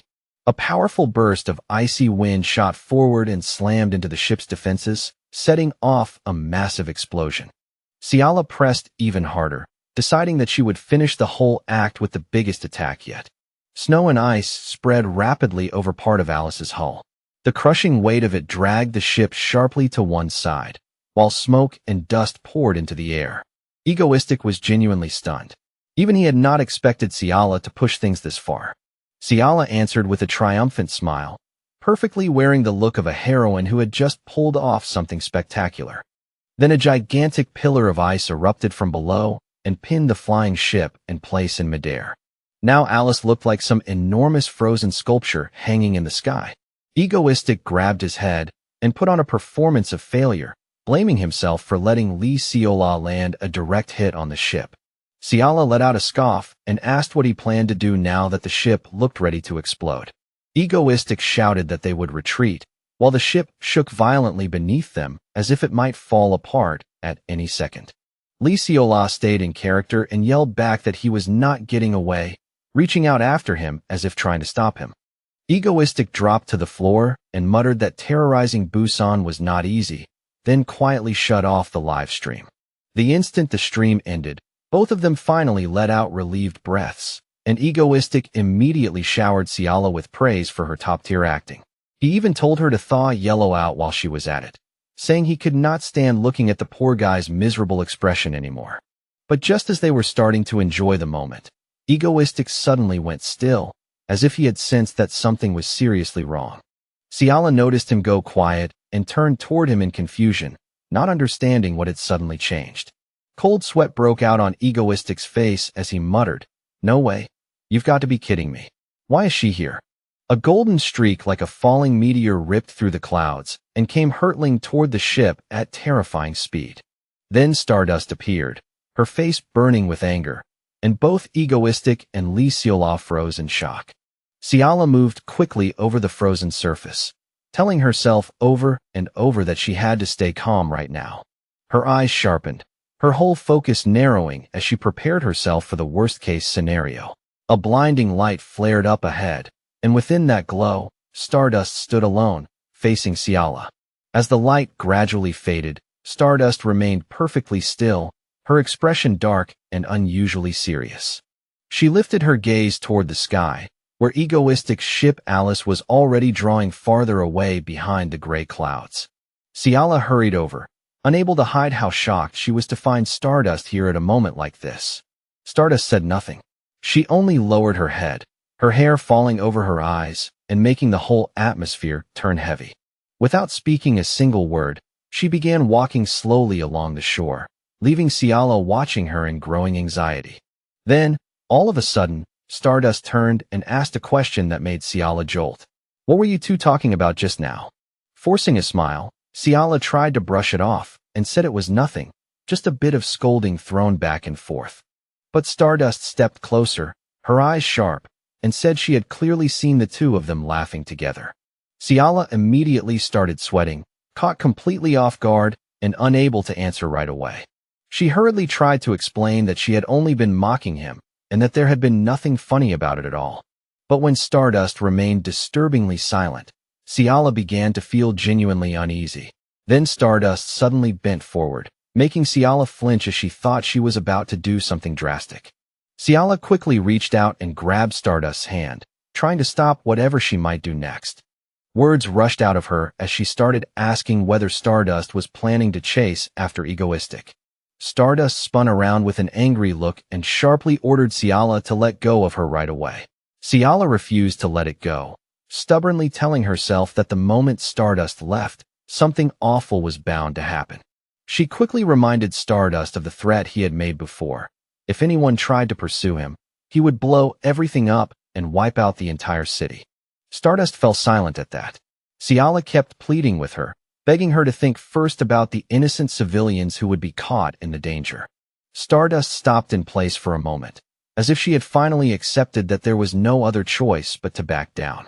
In the end, she quietly turned around and began to walk away.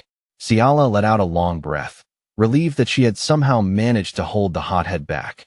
Stardust said she was heading straight back to Seoul, then told Ciala to be careful while she stayed behind on her own. Ciala waved her off and called after her, reminding her friend to contact her the second she arrived somewhere safe. The instant Stardust disappeared, Ciala grabbed her head and groaned, muttering that the whole ordeal had probably aged her by 10 years from stress alone. Even as she watched Stardust leave, she still could not stop thinking about that strange mood from earlier, and it continued to bother her. Ciala remained standing there in a daze, staring blankly up at the sky where the ship had vanished only moments ago. Then suddenly, a thought flashed across her mind so sharply that she gasped. Wait, could that really have been what she thought it was? Ciala let out a quiet laugh to herself, imagining Stardust acting out of jealousy, and found herself thinking that side of her friend was unexpectedly cute. Meanwhile, Stardust tore across the sea at almost light speed, her flight carving an enormous trail through the water behind her. No matter how fast she moved, images of Egoistic kept circling through her mind over and over without stopping. She tightened her fist and muttered under her breath that he was her villain, hers alone, and belonged to no one else. Back at the base, Kim Dane wore an awkward, guilty look as Lee Soo-bin scolded him for disappearing like that and making everyone worry sick. On the television, the news was already in complete chaos, making a huge fuss over Egoistic suddenly targeting Lee Seola instead of going after Stardust like he usually did. Some reporters even went so far as to wildly exaggerate the situation, claiming this meant the villain had entered some brand new romantic phase. Choi Si-hee was so angry she looked ready to explode on the spot. She could not believe the media was capable of being this absurd. She and Han Seon both shot Kim Dane sharp glares that felt like bullets, making cold sweat run down his back. Lee Soo-bin, however, did not seem interested in the tension at all. She simply walked in and told everyone to settle down and eat some chilled mango first. Still too stunned to process anything, Kim Dane blinked as a neatly cut golden slice of mango was suddenly placed right in front of him. When he looked up, it was Lee Soo-bin smiling brightly at him, though for some reason the air around her felt strangely cold and sharp. Before he could even react, Lee Soo-bin pushed the mango straight into Kim Dane's mouth. The family affection was warm in theory, but the pressure behind it was terrifying. Then Kim Dane abruptly told Lee Soo-bin to come with him on a trip, leaving her staring at him in confusion, unable to guess what he was planning this time. The place he took her to was the Excal Auction House, a gathering spot for the richest people in the world. The moment they stepped inside, Kim Dane put on a grave expression and said this was the kind of place where tragic villains were born, which left Lee Soo-bin completely shocked.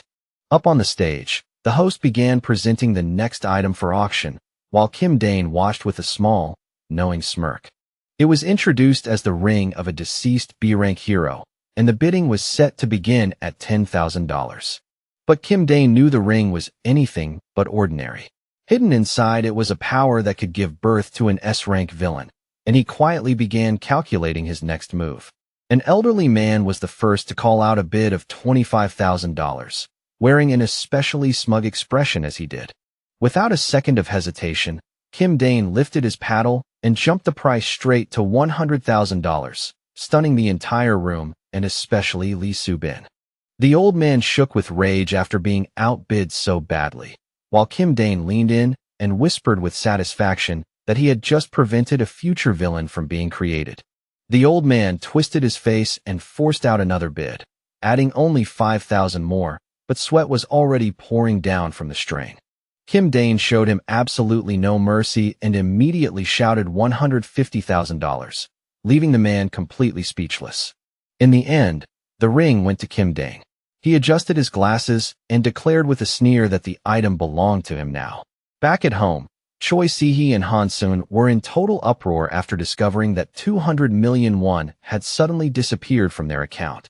Standing there with their hands on their hips, they began interrogating Kim Dane and Lee Soo-bin, while he calmly asked whether they really wanted to know where the money had gone. Then he opened his hand and revealed the ring he had just bought, looking unbearably proud of himself as he showed it off.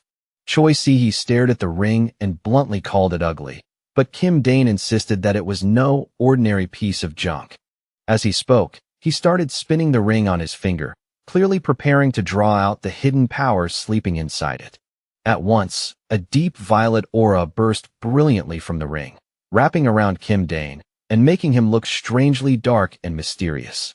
The girls all recoiled in alarm as that ominous energy rapidly spread and swallowed up the room around them. In midair, a swirling vortex of darkness opened, looking like a gate leading straight into the realm of the dead. From inside the void, fragments of icy armor and burning eyes slowly began to take shape little by little.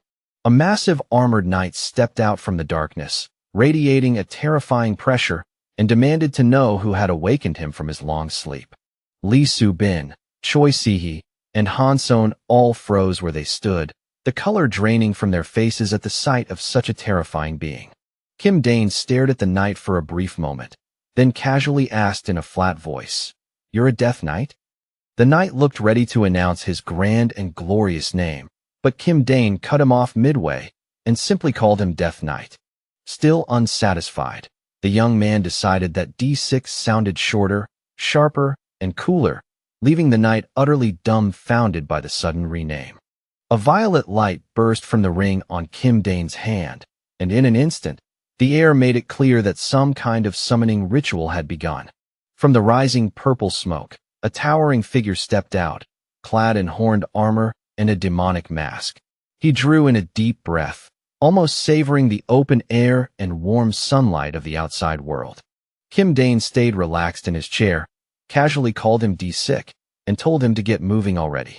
The newly summoned demon just stood there, clearly bewildered by the situation.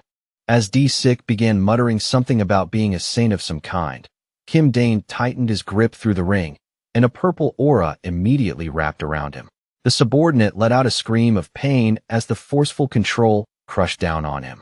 Kim Dane did not even blink, his expression staying calm the whole time. Nearby, Choi Si-hee asked in pure disbelief what exactly Kim Dane thought he was doing. He only gave a smug little smile and said he was simply training him. D-sik quickly dropped to his knees, shaking as he begged his master never to seal him back inside that ring again. For someone who looked so terrifying, he was surprisingly pathetic. He whined that the inside of the ring was pitch black and unbearably cramped. Kim Dane merely gave a soft hum, sounding barely interested. Kim Dane told him that after being sealed away for so long, he would soon find him a worthy opponent to cure that boredom. At those words, D-sik's mood visibly lifted. Kim Dane flashed a sly grin and added that D-sik would have plenty of hard work to do for him from now on. Choi Si-hee panicked at once and asked if Kim Dane was seriously planning to send this smoky suit of armor out to fight Stardust. She could hardly believe what she was hearing. Choi Si-hee warned him that Stardust was overwhelmingly strong and asked how long this thing could possibly last against her. Kim Dane, however, looked completely unshaken. He egged D-sik on, telling him to prove himself to Choi Si-hee and show her that he was not some weak little joke. The very next moment, a massive axe appeared in D-sik's hands. He looked ready to carry out his master's command without delay. D-sik tightened his grip on the axe and prepared to show what he could do. Thick purple energy began pouring off him in waves. Then he started swinging the axe wildly through the yard, each slash ripping through the air with brutal force. Every heavy swing made the ground shudder and sent dust flying everywhere. It was obvious at a glance that this guy was no ordinary pushover. One wide sweep tore across the entire garden, blowing away everything in its path as purple energy surged through the space. Choi Si-hee could only stare in shock. D-sik threw his head back and laughed, saying this was nothing more than his basic level of skill. Kim Dane then revealed, looking quite satisfied with himself, that D-sik had originally been an S-rank villain, so power on this level was hardly surprising. All of a sudden, a sharp scream rang out and startled Kim Dane. Choi Si-hee turned around at once, her face filling with concern. It turned out that Lee Ha-yeol was standing there in tears at the sight of the ruined garden. Behind her, another woman was trembling with fury. Lee Ha-yeol spun toward Kim Dane and shouted, asking if he had any idea how much effort it took to replant the trees that the two of them had just destroyed during their reckless training. Kim Dane and Choi Si-hee instantly broke into a cold sweat. Kim Dane hurriedly shoved all the blame onto D-sik. D-sik, still innocent and confused, asked if his master wanted him to do it one more time, which only made things far worse. D-sik stood there blankly, completely dazed by everyone's reaction. He genuinely seemed unable to understand what he had done wrong. In the end, Lee Ha-yeol punished D-sik by making him exercise out in the yard, forcing him to keep his arms straight while doing push-ups. Kim Dane and Choi Si-hee could only watch in silence, not daring to step in. The next morning, peace had finally returned to the base, with birds chirping in the background. For the moment at least, everything seemed calm again. Online, social media was buzzing non-stop over the latest photos. Some people were even openly jealous of the newly rumored couple. The picture of egoistics standing together with Lee Se-ola was spreading everywhere, and people had already started shipping them as a pair. Those intimate-looking photos sent fans into a frenzy. People praised how good the two looked together and enthusiastically cheered the pairing on. Meanwhile, Shin Haru was hammering away at her keyboard in frustration. She was furious that the egoistic ex-Lee Se-ola ship was stealing attention from her own. Shin Haru trembled with anger, unable to accept that this new pairing had gained such overwhelming support. Jealousy burned hot inside the young heroine. The scene then shifted to the Hero Association headquarters, a large modern building standing right in the middle of the city. A female staff member in a neat suit walked down the corridor, while Shin Haru was already there waiting in her usual hero outfit. The staff member greeted her warmly and asked what had brought her there. Shin Haru answered that she was on standby and waiting for deployment orders. The staff member wished her good luck and walked away. Shin Haru forced a smile in return, but her thoughts were clearly somewhere else. A moment later, Shin Haru's eyes turned cold. She could not stop worrying about what she would do if Egoistic kept carrying out attacks in Busan. She pressed her lips together as her fighting spirit steadily rose. Shinharu swore to herself that if he showed up again, she would not let it slide. Just then, loud alarms rang throughout the entire building. A terrorist attack had just been reported in downtown Seoul. At once, Shinharu's lips curled into a meaningful smile. This was exactly the chance she had been waiting for. Wrapped in a bright golden aura, Shinharu shot forward at once. She raced between the skyscrapers at incredible speed. Her destination was an old apartment complex marked for demolition, where smoke and dust were already rising thick into the air. It was obvious this coming clash would not be an easy one. Stardust arrived at the scene of the attack and landed lightly. The collapsing buildings had filled the area with so much dust that it was hard to see clearly. She suddenly stopped as she felt an intense pressure drawing near. This presence was far too heavy to belong to some ordinary criminal. D-Sick appeared in deep purple armor and proudly called himself Egoistic's Dark Knight. With arrogant confidence, he challenged anyone brave enough to face him. Back at the base, Kim Dane was happily eating popcorn while watching the battle livestream with sparkling excitement. Beside him, Choi Si-hee sat in speechless disbelief at how shamelessly clueless her brother was. D-Sick loudly proclaimed that he was the opponent Stardust would have to overcome today.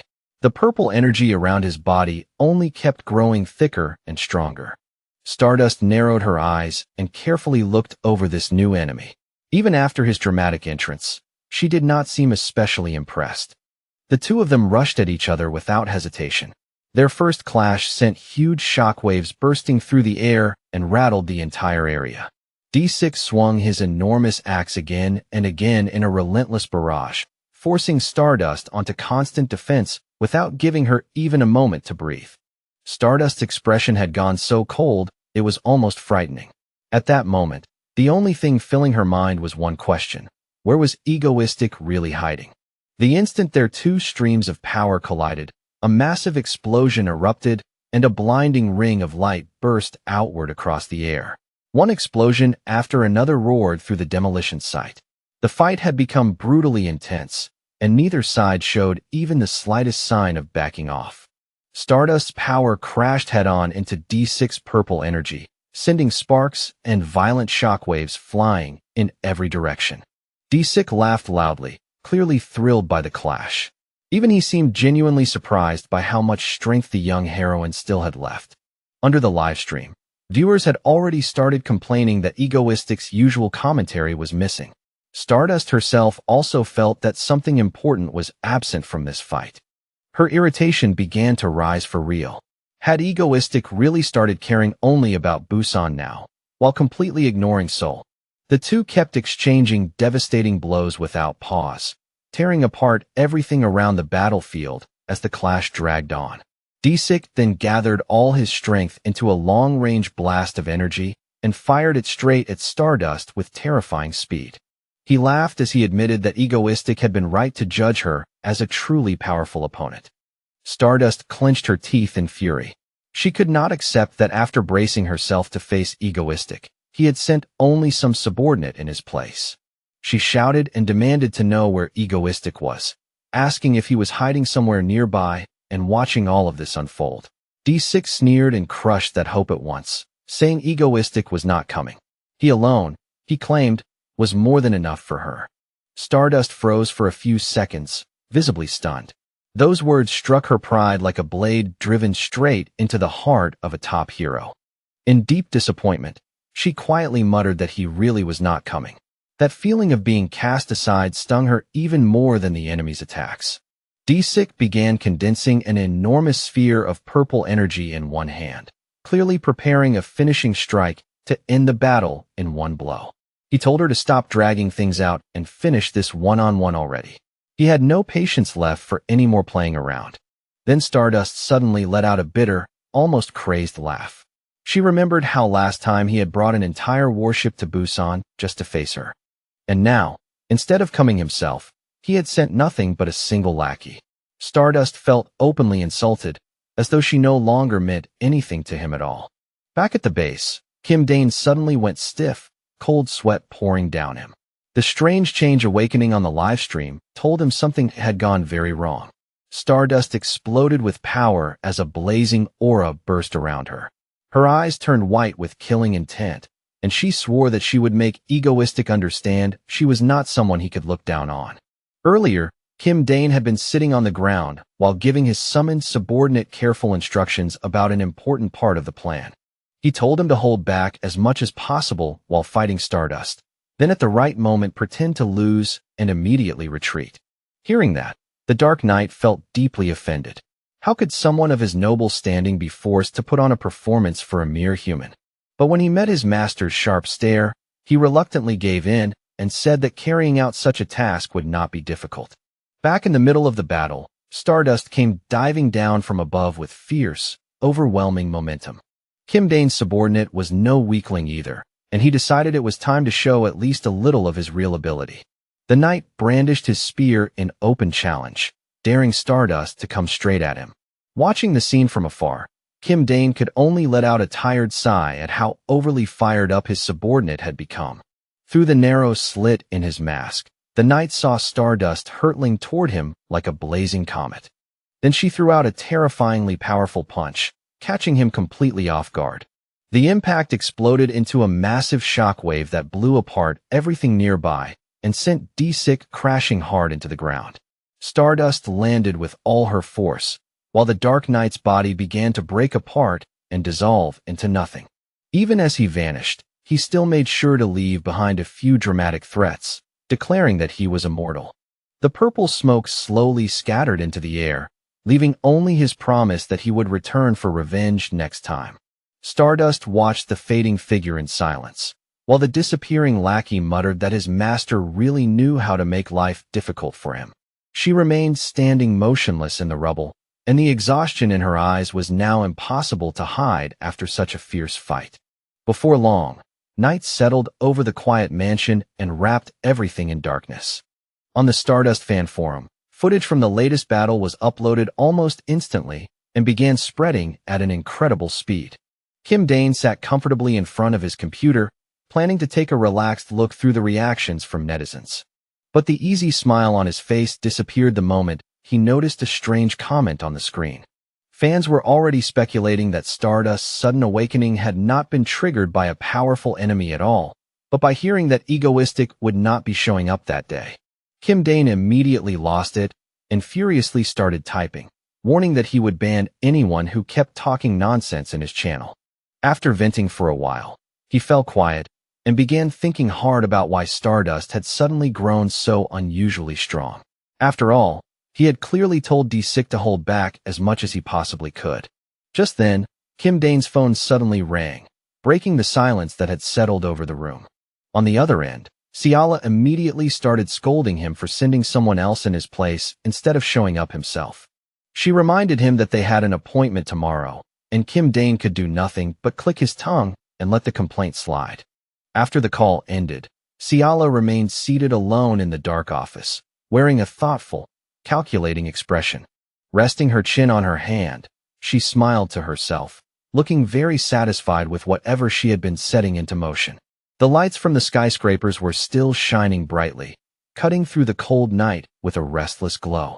Despite how strong she always looked on the outside, Stardust lay awake in bed, quietly murmuring the name of her eternal enemy, Egoistic. The next morning, the atmosphere at Yuseong Corporation's headquarters felt unusually heavy and solemn. Inside the luxurious office, Kim Dane was already there in Egoistic's disguise, seated calmly on the sofa, as if he had been waiting. A strange object suddenly flew across the room, and he caught it neatly with one hand without the slightest trouble. It was a USB drive containing important information, something Ciala had just casually tossed over to him. She told him that this was the final batch of documents he had asked her to gather.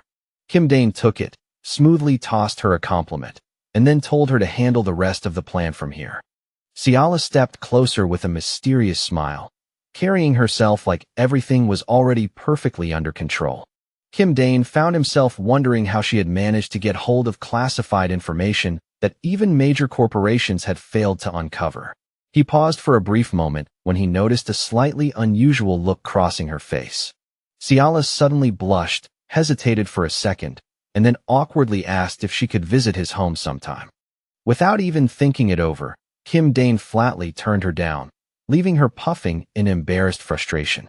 Still not giving up, Ciala pressed him and asked for the real name of the villain sitting in front of her. Kim Dane answered in an indifferent tone that constantly being called by his alias did feel a little strange sometimes. She even went on to complain that his mask looked bulky and like a complete hassle to keep wearing. Kim Dane fell quiet after that, his eyes hidden behind the mask and still impossible to read.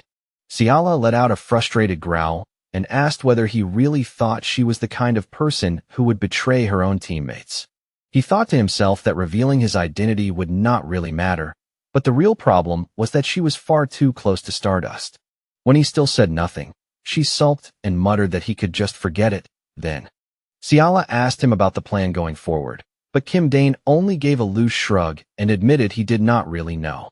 For now, he intended to lie low and rest until the end of the year while waiting for a major event to happen. She stared at him in shock, clearly not expecting him to plan such a long break from everything. Kim Dane stepped toward the teleport gate, then reminded Ciala to visit Stardust often while he was gone. As she stood there still bewildered, he suddenly stopped as though he had just remembered something important. "From now on, call me Dane," he said quietly, finally giving her his real name. Ciala was completely stunned, unable to believe that this normally cautious villain had actually revealed his identity to her. Then he disappeared in a swirl of purple smoke, leaving her standing there alone and dazed in the wide office. The sharp click of Ciala's heels echoed loudly as she walked back across the wooden floor. She returned to her desk and immediately started typing at high speed, her expression focused and intent. A faint, knowing smile slowly spread across her face, as if things were unfolding exactly the way she wanted. Just then, the phone on the desk suddenly vibrated, announcing an incoming call. On the other end, a pair of hands held a phone tightly, waiting for someone to pick up. Stardust, who was sitting in front of her computer, was caught off guard by the sudden ringing. She answered the call, and right away Ciala's excited voice told her they needed to go out immediately.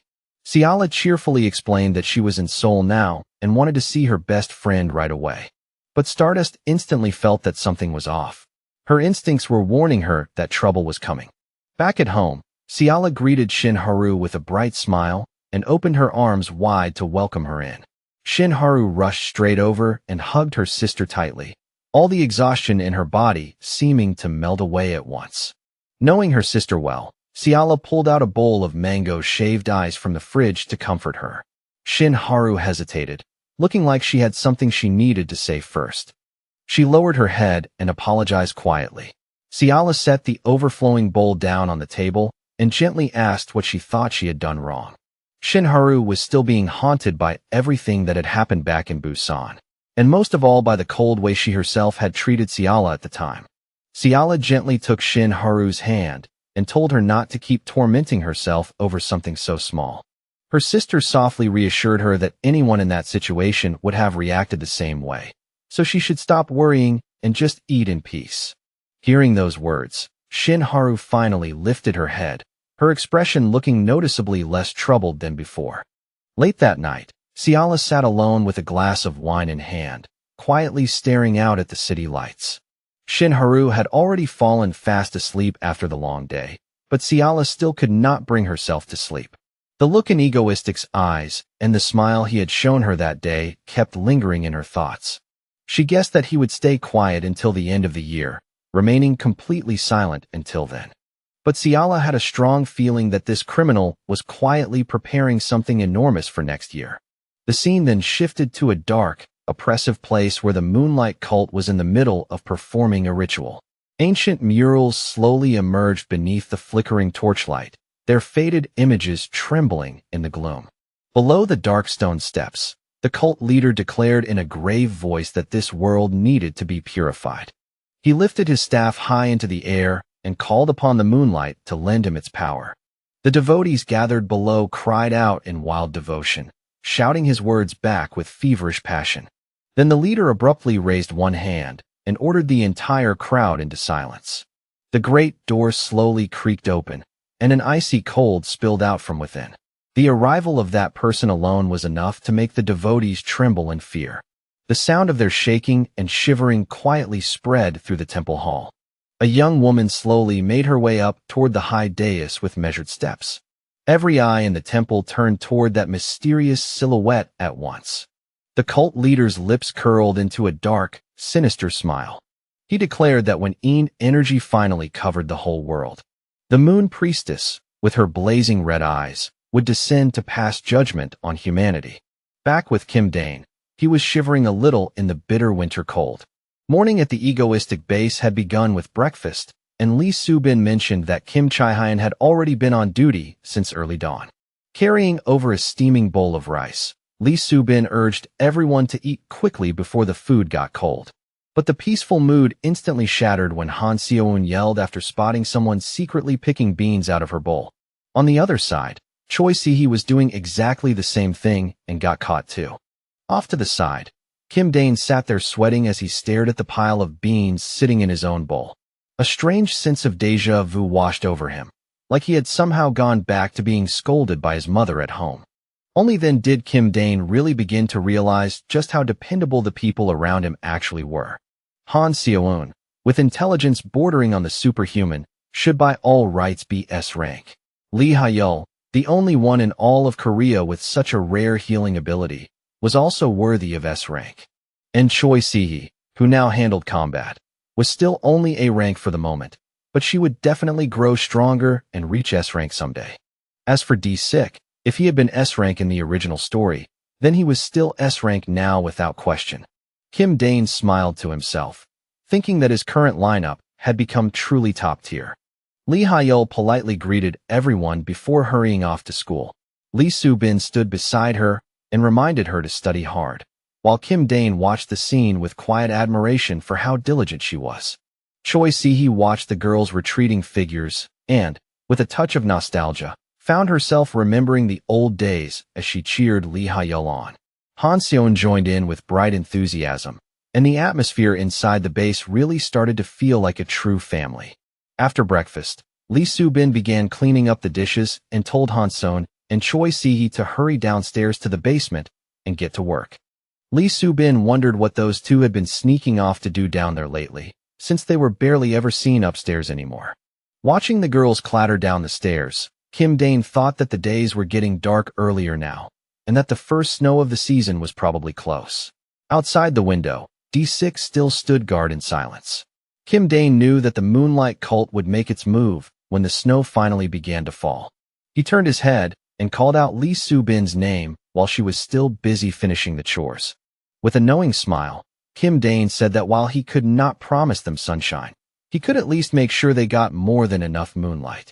Lee Soo-bin could only glance back at him with a doubtful look, clearly not understanding what kind of nonsense her boss was suddenly talking about. Then the scene abruptly shifted to a freezing night, broken by a blood-curdling scream. It turned out Han Seo-eun was trembling from the cold up on the rooftop. Kim Dane could only sigh and remind her to wear another jacket next time. Choi Si-hee also complained, asking whether Kim Dane had dragged everyone out in the middle of the night just to admire the city lights like it was some romantic outing. Kim Dane's expression turned serious as he asked the two girls whether they had ever heard about the Moonlight cult's reputation. He explained that they were a vicious group of fanatics who were planning to bring the whole country to ruin very soon. The claim that no one in the country would be able to stop them left both girls completely stunned. But then Kim Dane gave a proud little smile and added that, other than him, nobody had the ability to pull it off. He told Han Seo-eun to quickly take the special protective goggles out of her backpack. The specialized goggles were brought out and prepared almost immediately.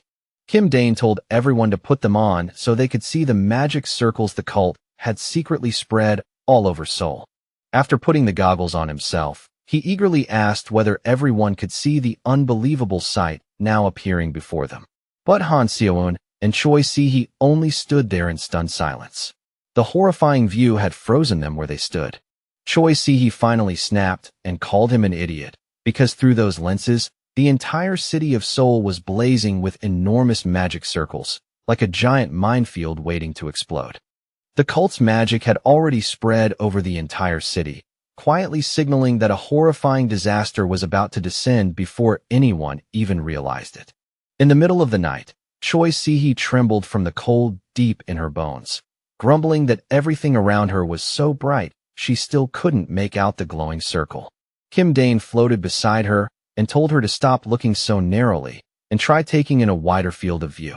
He then suggested she narrow her eyes a little, saying it might help her vision lock onto the right point. Lee Chae-yoon focused herself and carefully peered ahead through the specialized goggles. On the radar screen, an unusual bright point finally appeared. It looked like she had located exactly what they were searching for. Lee Chae-yoon raised her hand and pointed toward the edge of the city, where a dim glow was faintly flickering in the distance. Getting far too excited, Kim Dane immediately scooped up his little sister and showered her with endless praise. Caught off guard the moment she was lifted into the air, Lee Chae-yoon let out a startled scream. Her whole face turned bright red as she angrily demanded that her ridiculous brother put her down right away. Still flustered, Lee Chae-yoon muttered that Kim Dane was an idiot, while Choi Si-hee remained totally lost about what had just happened. The girl quickly turned her face away, her sulky pout written all over her expression. The group came down into a narrow alley, and Choi Si-hee was stunned when she saw golden magic letters covering the walls on every side. Kim Dane explained that this was the work of the Moonlight Cult. They had been secretly drawing these symbols all across Seoul for years without anyone noticing.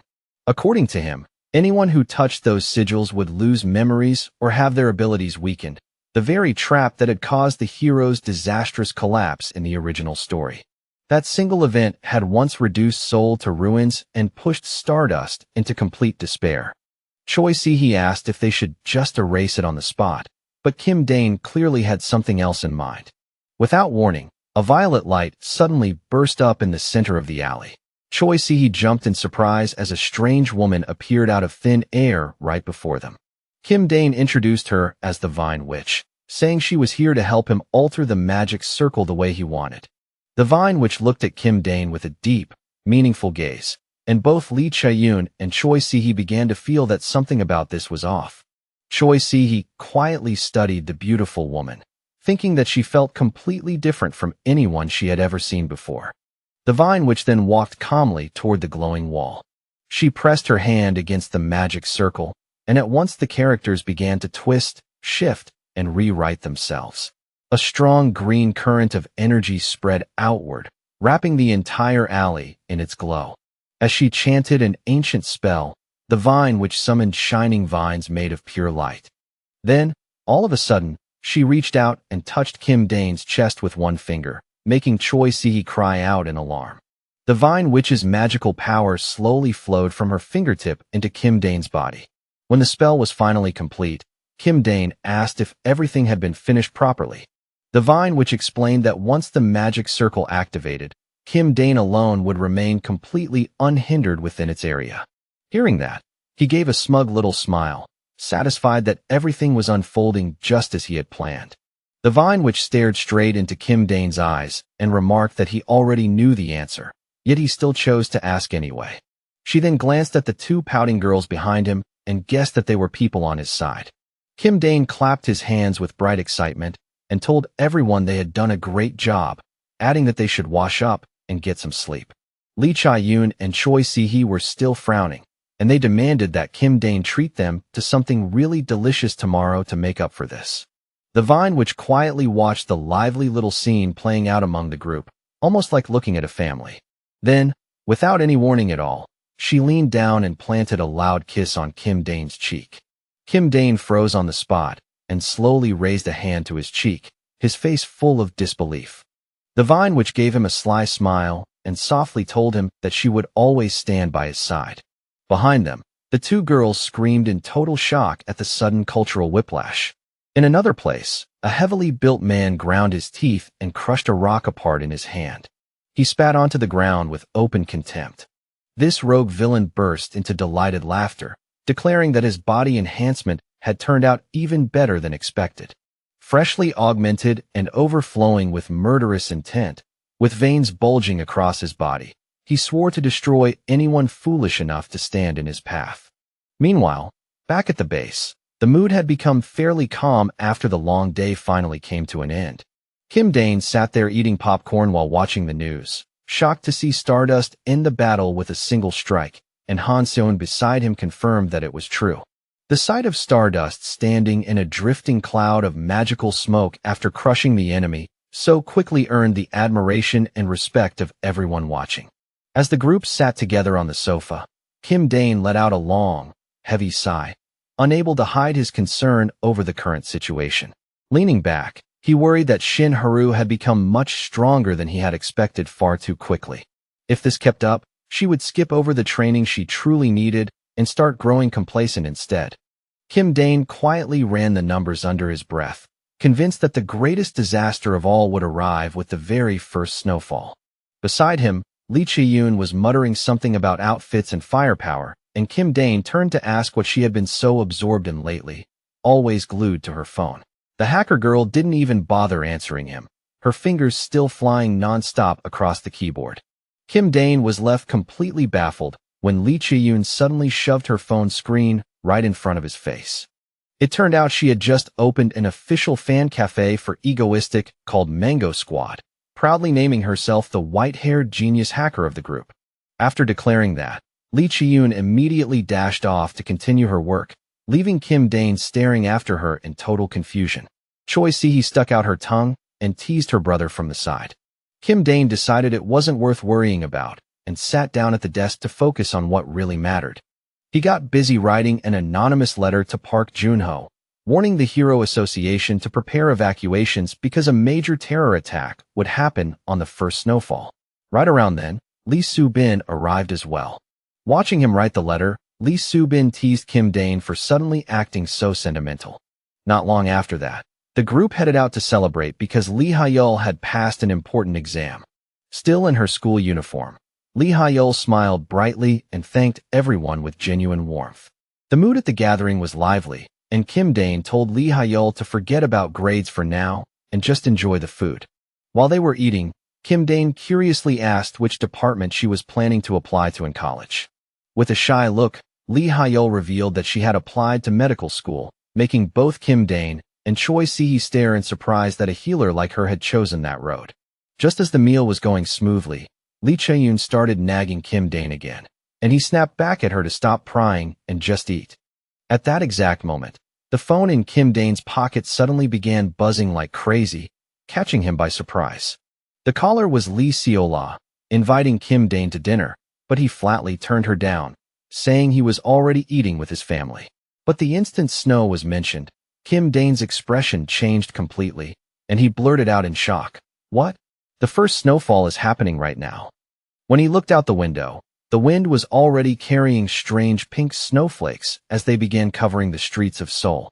Kim Dane's eyes sharpened at once. He knew the grand performance had finally begun. Amid the dazzling pink snowfall, a woman with blazing red eyes appeared, giving off a deeply menacing presence. She was the Moon Priestess, the one destined to unleash the coming calamity of pink snow. A vortex of pink energy tore through the ground, dragging up bricks, stones, and debris in every direction, while Shadow Walker stood at the center of it looking utterly helpless. He was smashed straight into the earth, and the burst of dark power around him scattered like muddy water.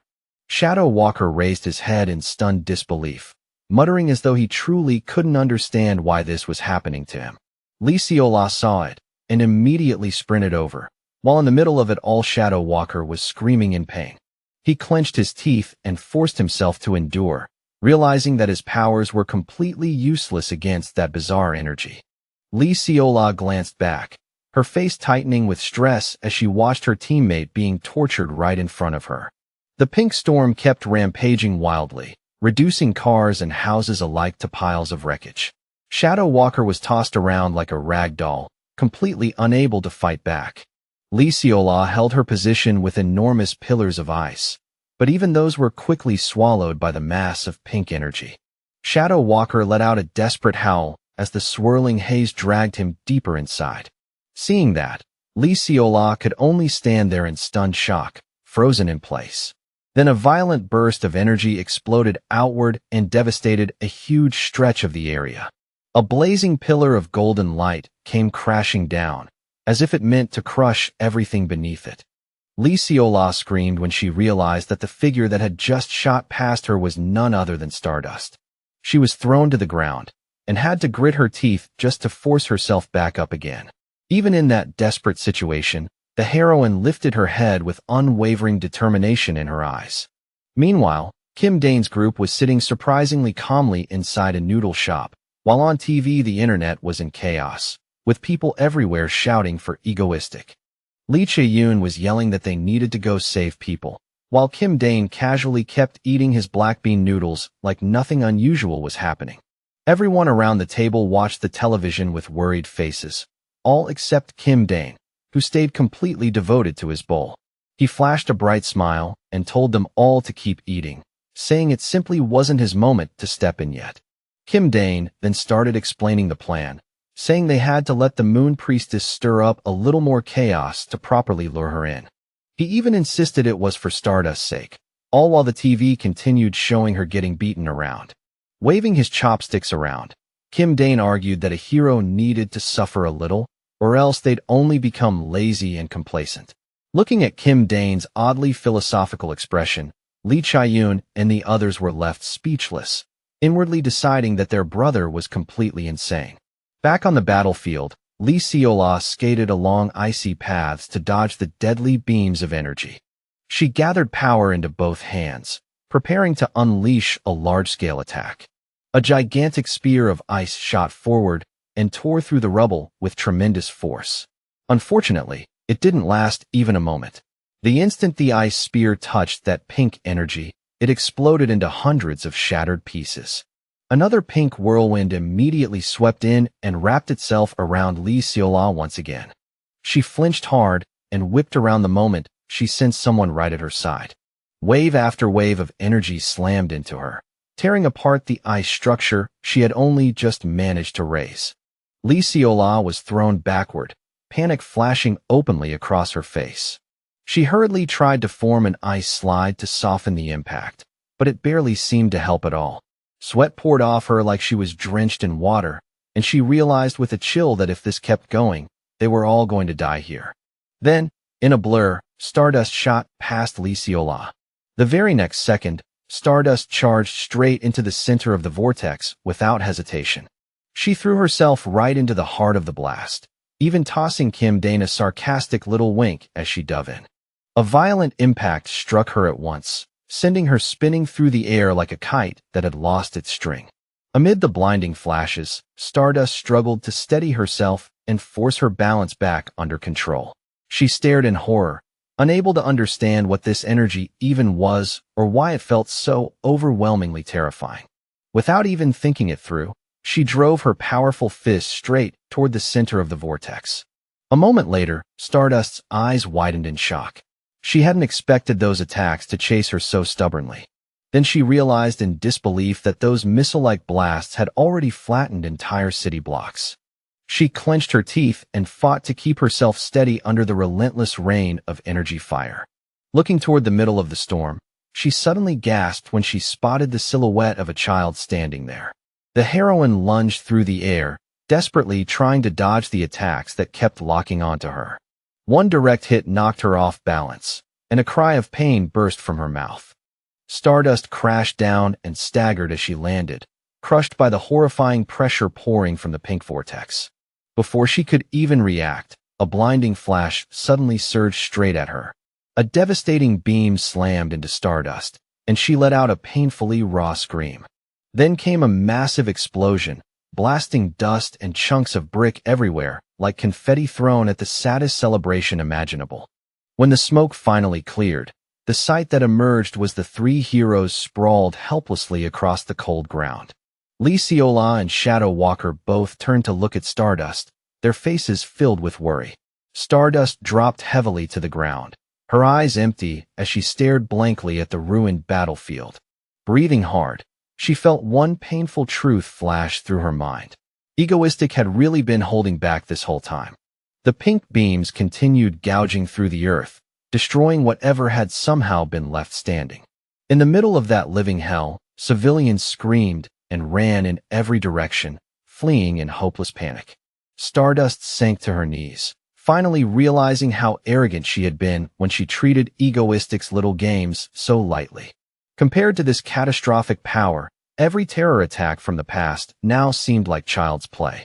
Her gaze shook uncontrollably, and the collapse of her spirit was now plain on her face.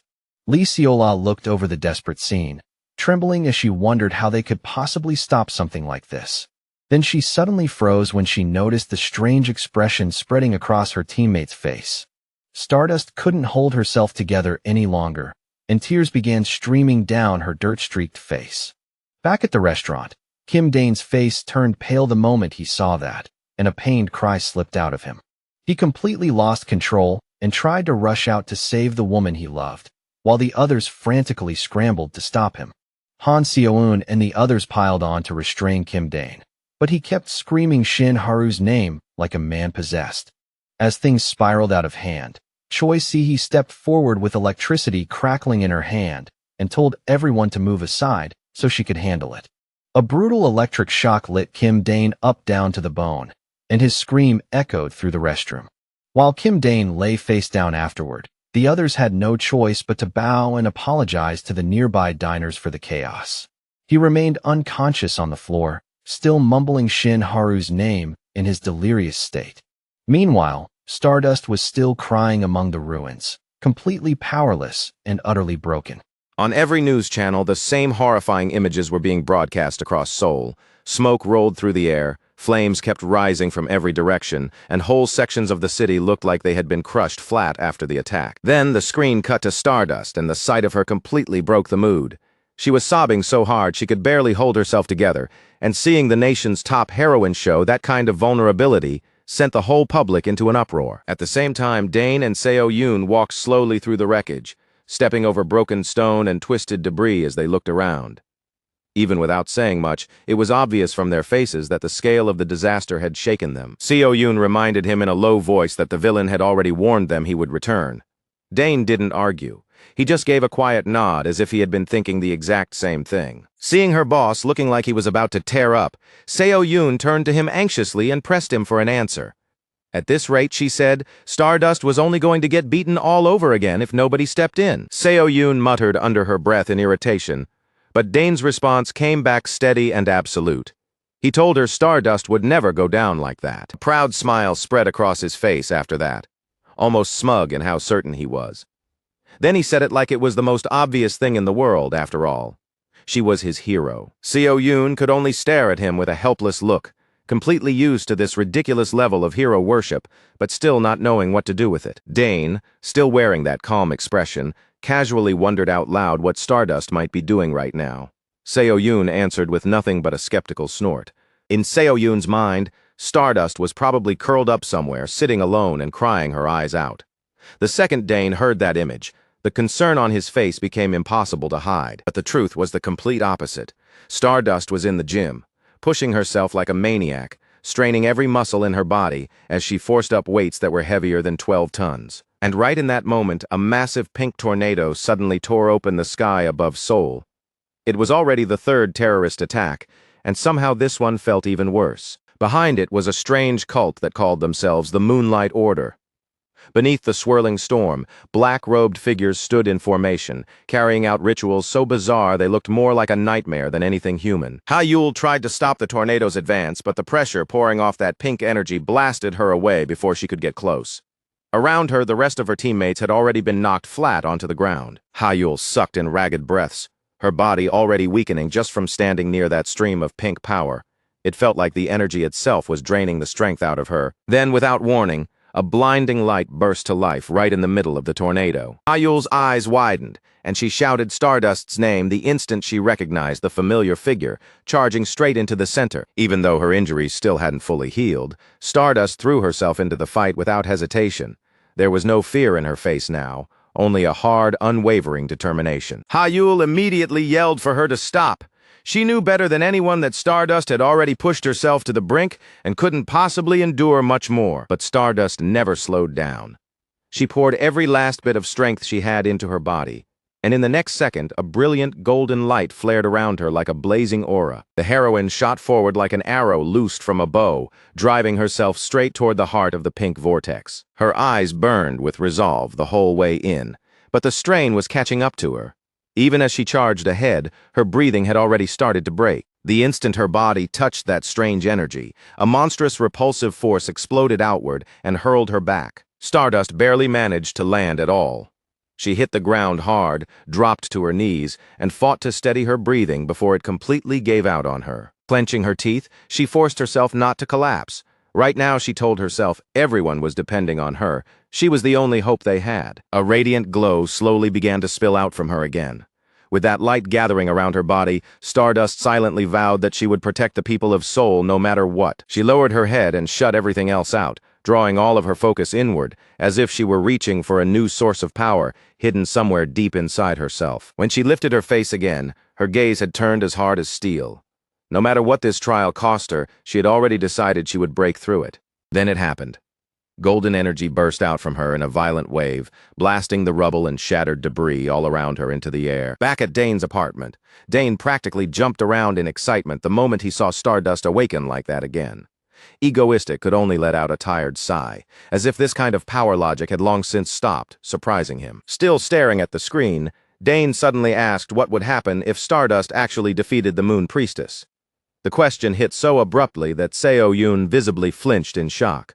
And when she realized he might be talking about a new member joining them, and another girl no less, Seo-yoon just stood there completely dumbfounded. She immediately turned toward Ha-yul, clearly upset that nobody had warned her about something this important ahead of time. Seo-yoon grabbed Dane by the shoulder with a smile that felt way too threatening, and that alone was enough to make him start trembling. He hurriedly stammered out an apology, saying he had been so busy lately that it had simply slipped his mind. Before the argument could go any further, Ha-yul pointed back at the screen and called everyone's attention to it. Stardust had already made her way right up to the very core of the tornado. Inside that storm of shattered stone and swirling pink light, Stardust stood perfectly still, her eyes fixed on the enemy waiting in front of her. Floating there before her was a mysterious long-haired girl. She was the Moon Priestess. On the sofa, Seo-yoon panicked and cried out, terrified by what might happen next if the Moon Priestess was involved. Dane, on the other hand, was so moved he nearly teared up again.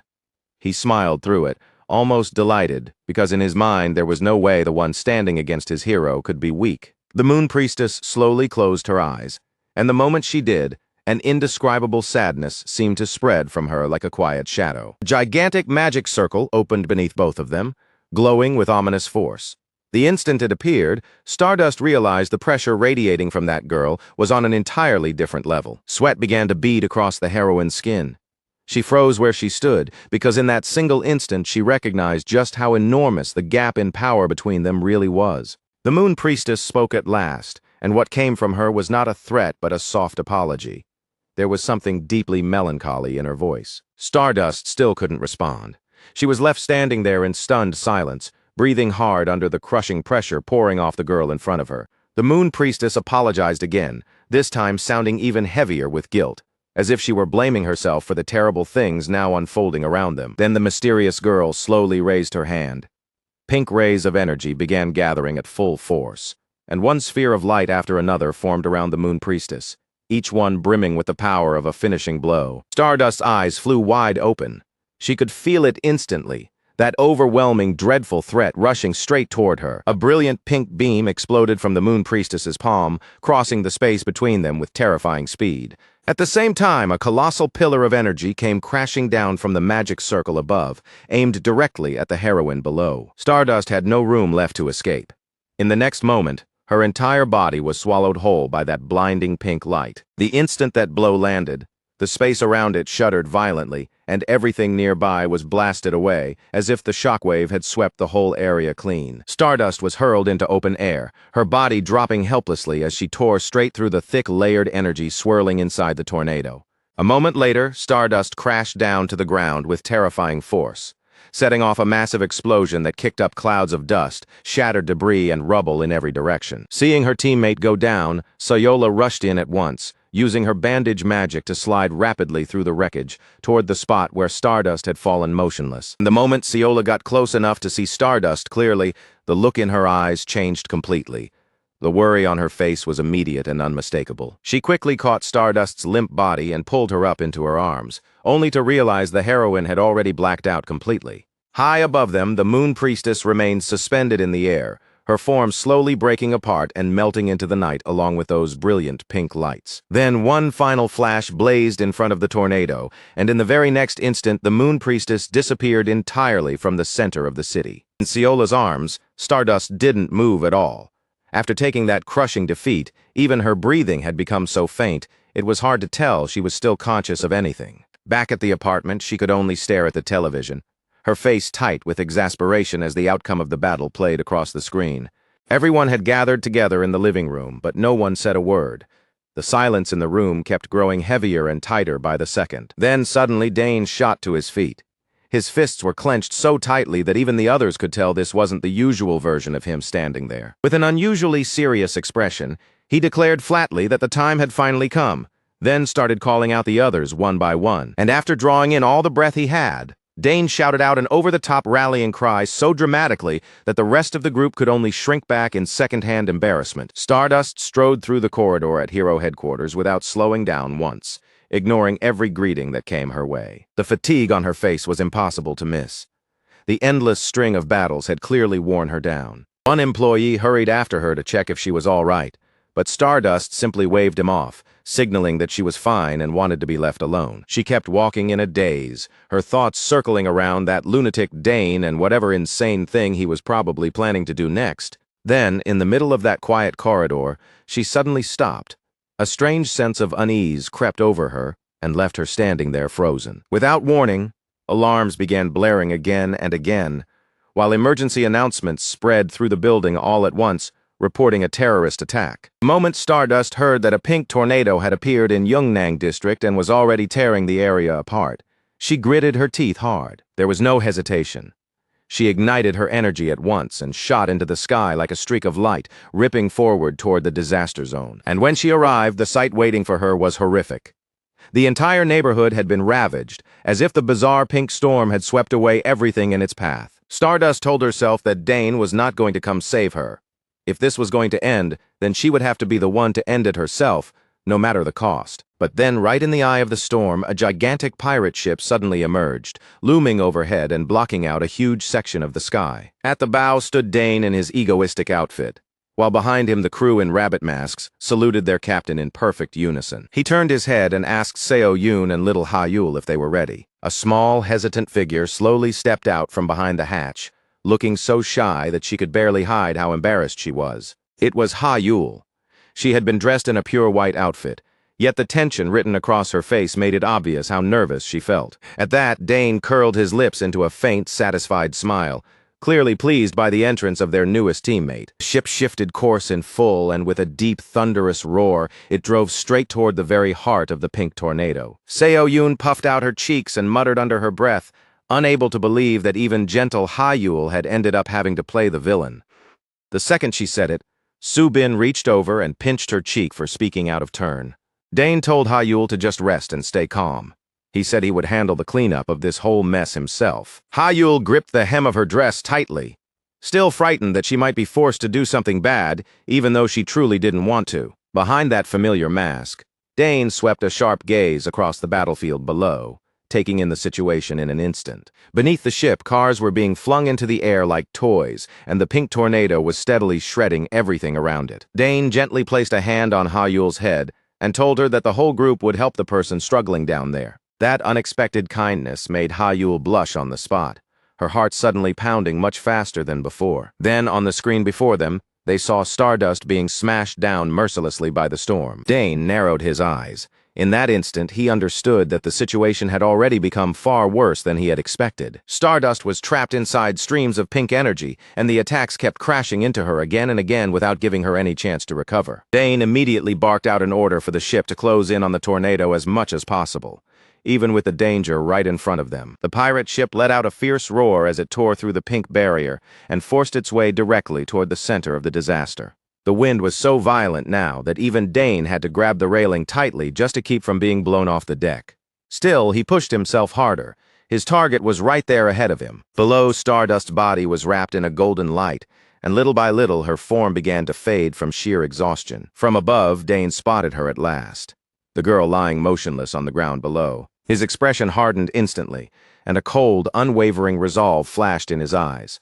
No matter what happened, he was going to save her. And then a horrifying explosion erupted, so massive that a choking cloud of dust swallowed the entire battlefield whole. Stardust dropped to her knees on the shattered ground, coughing hard as she tried to force the dust out of her lungs. Her legs shook so badly she couldn't even push herself back up.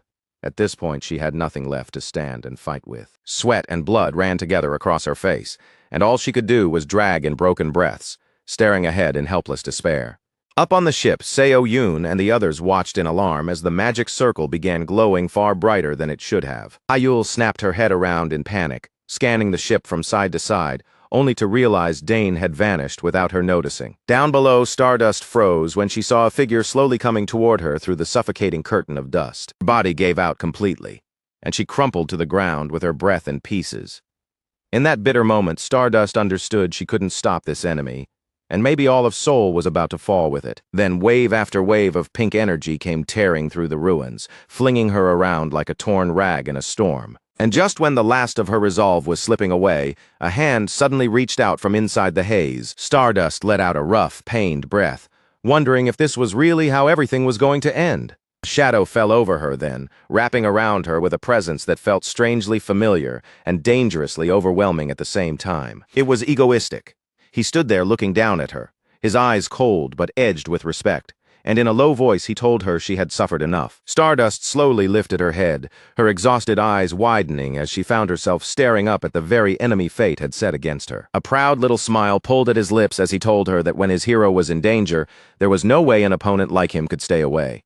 At that, a quiet, bitter laugh escaped her. The irony of it was almost ridiculous.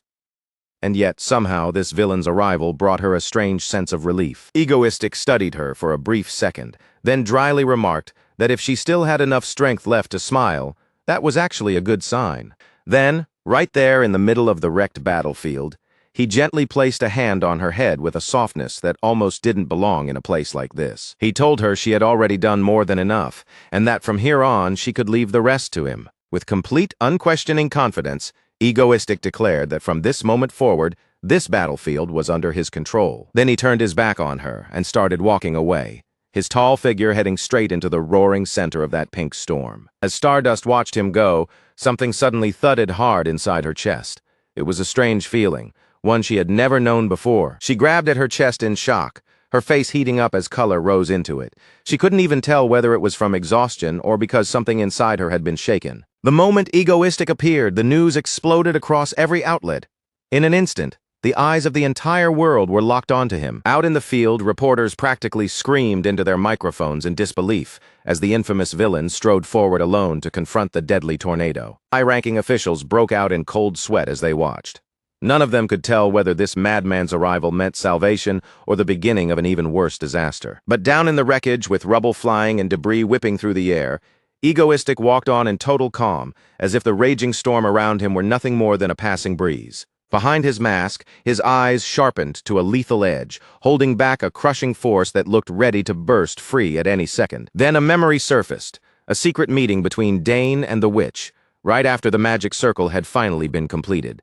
Back then, the witch had explained that once the circle activated, he would gain absolute freedom inside its field. Dane listened with a grave expression, already knowing that power on that level would never come without a heavy price. The witch only answered with a mysterious smile, saying he already understood the limits of the power he was about to reach for. Back in the present, green-gold energy burst out around Egoistic's body, wrapping him completely and flooding the battlefield with terrifying pressure. He spread both arms as if welcoming that power into himself, and the space around him immediately began to tremble and distort. Then, with nothing more than a casual snap of his fingers, Egoistic made the raging pink energy waves dissolve on the spot. The witch's words echoed through his mind once more. Inside that circle, you are a god. Egoistic's eyes flashed a dangerous red, and he smiled with open contempt, looking at the surging energy around him like it was nothing but an annoying swarm of flies. Standing at the center of the beam of light, Dane looked genuinely surprised by just how well Elektra's spell was working. He recalled what the witch had told him. The moment you step into the matrix, the spell automatically reverses itself completely. It was an absurdly simple principle, and he had understood it almost right away. Now all of the enemy's terrifying power was being dragged backward, sucked in and redirected straight into Dane. He planted himself firmly in place, his whole body blazing as he absorbed that massive flood of energy without yielding an inch. Pink beams ripped across the sky, one after another, and each streak ended in sharp, cracking explosions. Then, in the middle of it all, a bolt of lightning suddenly slammed straight into Dane's chest. Even so, he found himself thinking that if this really was Elektra's energy, then the full extent of its power had to be absolutely monstrous. That overwhelming surge filling his body gave him a thrill unlike anything he had ever felt before. You could see it right on his face. He was downright ecstatic over a windfall like this. All right, he thought, straightening up his outfit with almost ridiculous composure. Enough warming up. Time for the real work. Now it was time to go face the Moon Priestess. From farther away, Stardust stared anxiously at that towering beam of light and called out his name, unable to hide the unease in her voice. And even then, the vortex of energy was still raging violently through the broken ruins, refusing to settle. Even the Hero Association had fallen into complete chaos. No one there could make sense of what was happening anymore, and the entire place was thrown into confusion. Then the analysis came back, and it shocked everyone.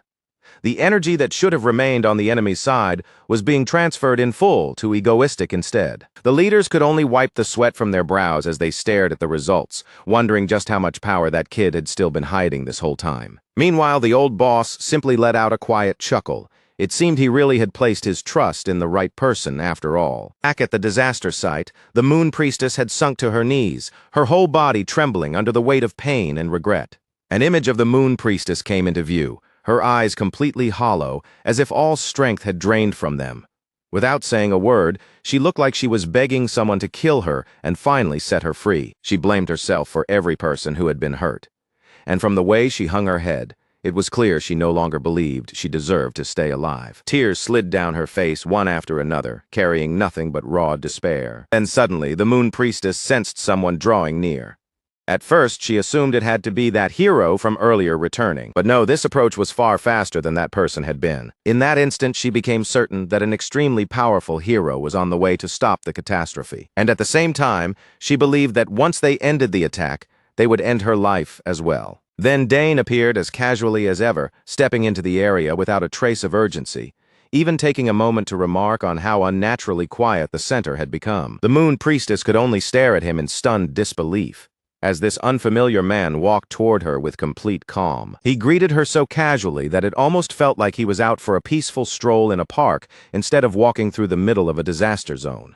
Dane even gave a polite bow, introduced himself as egoistic, and told her plainly that he had come here to stop her. The moment she heard that, the Moon Priestess immediately raised her guard and took a defensive stance, preparing herself for a fight to the death. Under her breath, she kept apologizing, and at the same time magic started bursting out around her in violent waves. Dane only had to lift a single hand.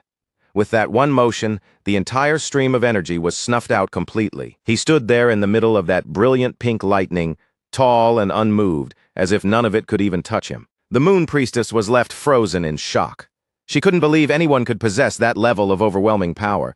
Yet Dane kept moving, gliding straight through the magic formation and heading directly toward her. That absolute confidence in the way he carried himself was enough to leave her thoroughly intimidated.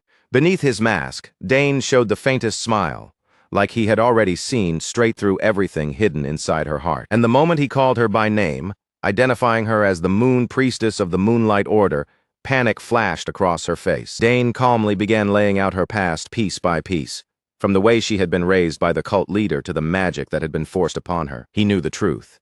He knew she had always hated the Moonlight Order, and that this entire disaster had only happened because she had been forced into it. The Moon Priestess went still in total shock, and tears began to gather in her eyes at the unbelievable offer coming from the so-called villain standing in front of her. Dane smiled with easy confidence and told her to let go of the things she had never wanted in the first place, and to come with him instead. "Leave the Moonlight Order," he said, and those words cut cleanly through the chains that had bound her for so long. He even promised that he would personally defeat the cult leader himself and return her full freedom. Her eyes widened, and before she could stop them, tears began spilling down from pure emotion and relief. Then she dropped to her knees and broke into sobs, asking through her tears why he would ever choose to help a monster like her. Dane gently reached out and stroked her head, telling her that someone who had resisted that kind of control for as long as she had could never be a monster. He softly told her not to cry, and the compassion in his eyes was so warm that it melted straight through the fear she had been carrying. Still choking on her tears, the Moon Priestess asked the same question again.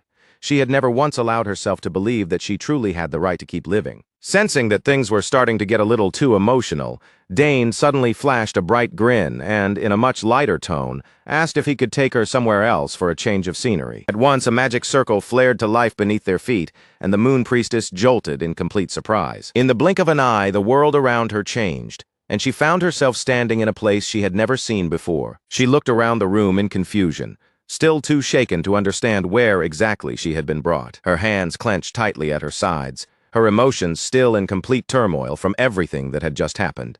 Then she suddenly sensed another presence nearby and jumped in surprise. A moment later, Dane appeared with Seo Yoon, and both of them let out relieved sighs after successfully making it back to base. Without missing a beat, Dane introduced the Moon Priestess to Seo Yoon as the group's newest friend. Seo Yoon, who had just been finishing something up, froze on the spot and stared at the new arrival in total bewilderment. Before anyone could even properly say hello, the Moon Priestess suddenly rushed forward and threw her arms around Dane, leaving him stunned for several long seconds. The poor girl burst into tears like a child, clinging to him as all the feelings she had kept trapped inside for so long finally came pouring out. The second Seo Yoon saw that, jealousy hit immediately, and she turned on Dane with a sharp look, demanding to know what exactly he had done to make the girl cry that pitifully. And while the room filled with confused noise and fresh commotion, the Moon Priestess just kept burying her face in Dane's chest and crying as that turbulent day finally came to an end.